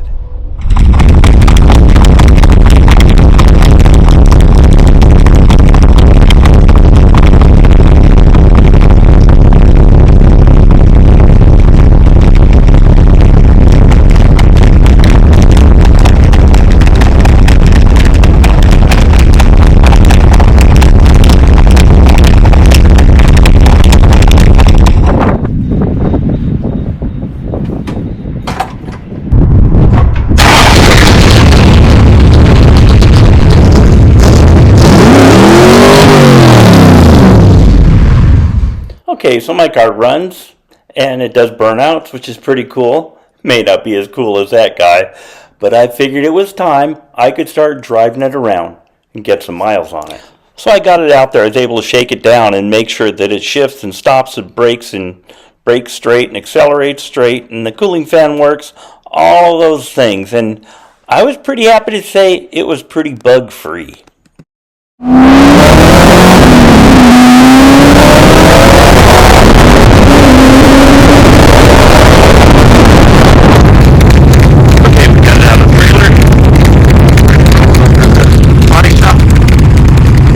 Didn't think I could build a Cobra in 5 minutes. Well, there you have it. Well, I really didn't build it in 5 minutes because we're still waiting for the paint job. Anyway, if you want to see the build in detail, I've got a playlist, The Building of a Cobra. That goes through the good, the bad, and the ugly and tells you the whole thing. I hope you thanks for coming by and checking out Pete's Snakebite Kit again. As you can see, I've been showing in the last few videos, it's really been a wet winter in Utah, and things have really turned out beautiful and green and nice. All right, you got me again. I'm in a park at the top of a hill in Eugene, Oregon, not far from Prees Rock. I'll show you a picture of that in a second. But what we're going to look at today is I finally got my car to a car show. Not the whole car, but let's take a look. So Prees Rock is a tribute to Steve Prefontaine, who was a distance runner at Oregon State in the early 70s, broke all kinds of records, was an amazing runner, tragically died of a car accident not far from this park. Hey, speaking of running, I wrote a book a few years ago. Hey, shameless plug, it's my YouTube channel. It's called Running and the Art of Motocross. It discusses a relationship between running, the most natural sport on the planet, and motocross, the toughest sport on the planet. It's on Amazon if you want to check it out. Okay, so the Cobra is back in my garage, and it is covered in stuff. This is not all body shop dust. The car's got 500 miles on it, and you're seeing the underbelly of it, so to speak, now. But what I am going to do is I'm going to get this thing cleaned up. I'm going to go over it with a fine-tooth comb. Actually, I'm going to try and make a car show this coming weekend with just a chassis. I think that would be, I'm pretty sure the only one there that would look like that. But they did a good job of masking things off while they were doing this. So, I mean, it could be a lot worse, but this thing needs some tender love and care. Let's run the Cobra through the car wash, get it all cleaned up and spotless, get it ready for the car show. Okay, I got that cleaned up, ready for the show. Take a look. Here's the thing.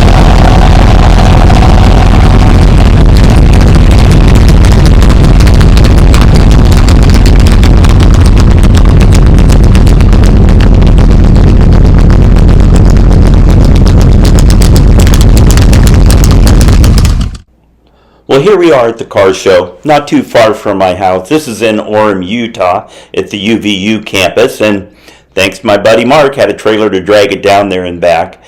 It was quite a bit of fun, you know, talking to people about it. A lot of interest in it, of course, because not many people have seen a car in this state of repair or build, unless you've done it yourself. But got a lot of interesting comments. Here's one of the Cobras that was there at the show. This car belonged to Paul, and it almost looks like a lot of patina, like an original car, but this car is 40-something years old, was built in the early 80s. A company, Aurora, actually had a contract to build these. They had Ford drivetrain in them and were a turnkey DOT-approved vehicle. He has put a lot of miles on this, made some changes to it and so on from the original build, but he says this is one of the best driving cars he's ever had. He's had a number of Cobras and just is in love with this one. So really cool looking piece. Here's a Factory 5 Cobra you may remember from Pete's Snakebite Kit. Episode 78, we did an article on this one, and it was the 460 sandwich. Got a big block wedged in that thing. Met a couple guys that have got Tigers, actually two brothers. These are some very, very nice cars. A really nice build on these things, a lot of custom touches on them. Actually, I hope to do an interview on one or both of these. Would you guys like to see that? 1971 Boss 351. You've got to look close on the side to see the Boss 351 to realize this isn't just a Mach 1. 1971, this thing was an 11.5 to 1 compression motor. We had one of these, this exact same color combination, and I'll tell you what, this car was a blast, and it was a surprise to a lot of people. Did a little bit of street racing with this thing and did very well. Man, this car brought back some memories. So there it is, taking a car to a car show without a body. Maybe I'm crazy, but it was a lot of fun.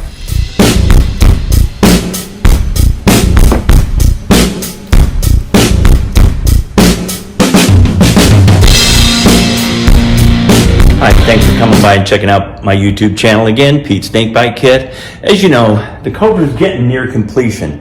It's a running, road-ready monster, but there's no body on it, as you can see. You may or may not know, it's been at the body shop for almost 6 months now. I'm running out of odds and ends to do on this thing. I need to get the body back on it. Some people are more worried about how period correct the inside of their Cobra looks. Hey, it's fine any way you're doing it, in my opinion. You know, you're building it, you build it the way you want it. I didn't want the charge port to show.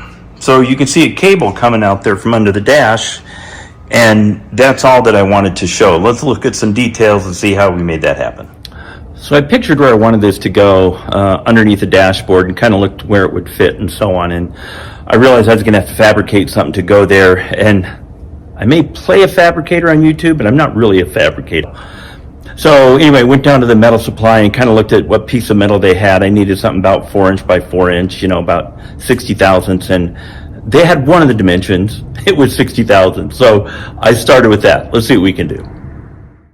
Since this was going to go up underneath the dash, I wanted it to look good because nobody else was ever going to see it. I also wanted to make sure that the corners were nice and round and all the radiuses matched. So kind of went overboard on that, but you know, I wanted to make sure there's no sharp edges on those to cut yourself when you're under the dash. But as long as I was making round edges, I thought they ought to match. Here we have the basic shape of it ready to go. I think it looks nice. Now we can poke some holes in it and figure out where we're going to put that charge port. Here's the finished product ready to go into the car. The piece I got has a USB and a USB-C port, just in case the USBs go obsolete sometime in the future, I don't know. And we've got the ground wire on the back. This thing's ready to go in. I like using rib nuts when I can instead of having a nut in the washer to fool with. So there you go. With the body off the car, it's a nice time to be working behind the dash. This, of course, makes this much easier. But it's tucked back in there. You can't see it. But if you need it, you can sneak under the dash, plug the phone in, and it'll charge up.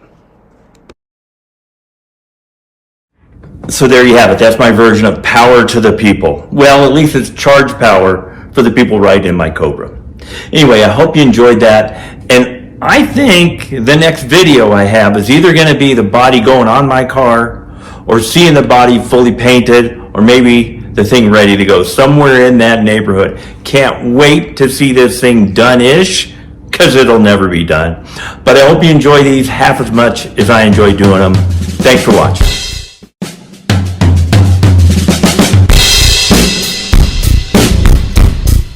Hi, hey, thanks for coming by and checking out Pete Snakebite Kid again. In the last video, I let you know that the next video will most likely see pictures of my Cobra painted. Well, let's take a look and see what we've got.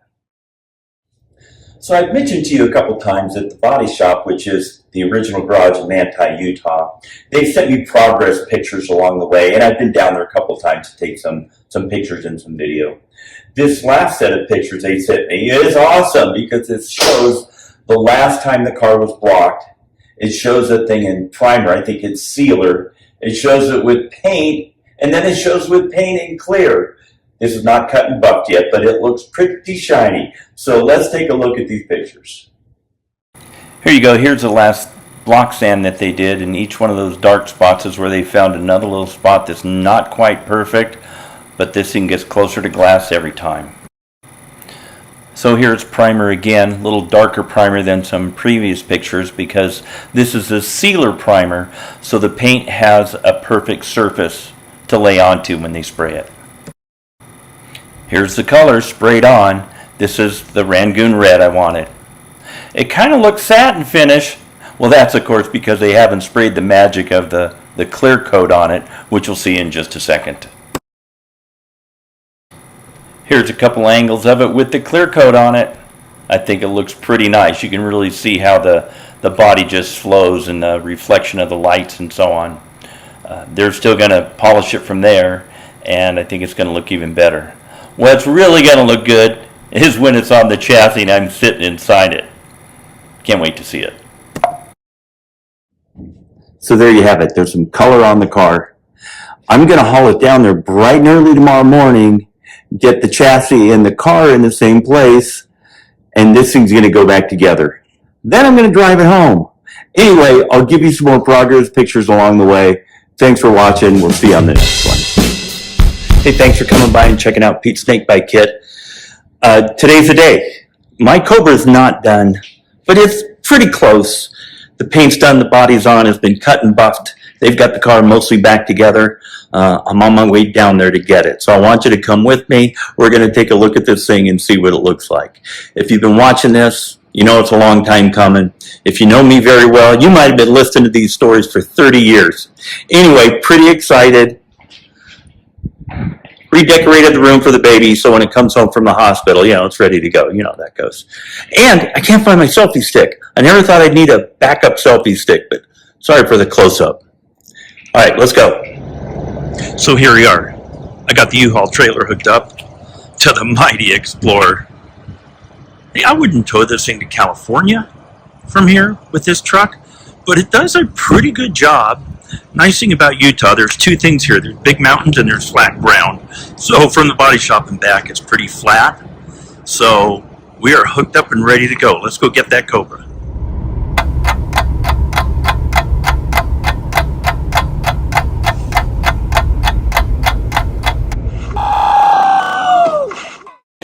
It's pretty hard to put into words what it was like to see this for the first time. I pulled the trailer in next door at the hamburger stand and walking up to this thing, you know, honestly just a flood of emotions and feelings and, you know, really dreaming about this thing for, I counted out the years. It's more than 35 years since I've really decided this is what I'm going to build. And seeing this thing sitting out there in front of the original garage, it was surreal. I felt like I was looking at somebody else's car, but I tell you what, the closer I got and the more I looked, the more I liked. This thing looks great. Here I've got you 3 different angle shots of the car. You can get a good look at it, see what I saw. Of course, pictures don't do it justice, but I think it even looks pretty good in pictures. I spent quite a while just admiring this, talking to Jason and talking to Josh. It made this thing happen. I am just over the moon pleased with this. I am going to do another video where I'm going to go over all the details. I want you guys to see all the small, medium, and large things they did to take this from good to perfect. So there it is, loaded up on the trailer.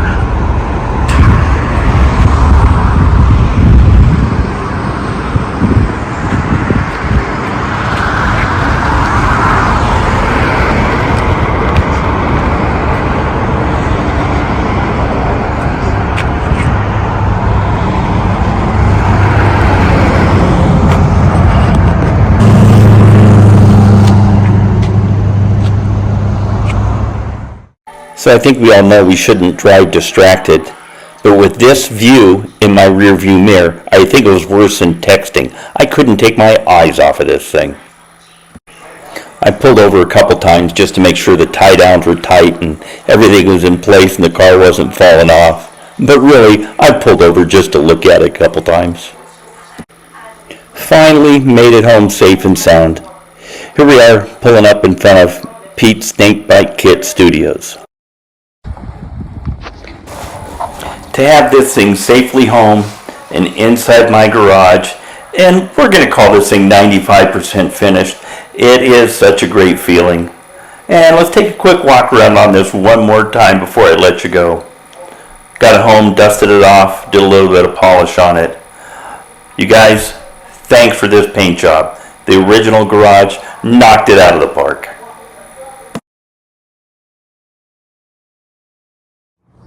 Hey, thanks for coming along with me on this journey. Not just picking the car up today, but on this building this crazy car that has taken so much time, cost so much money, broke my heart, and I've enjoyed every single minute of it.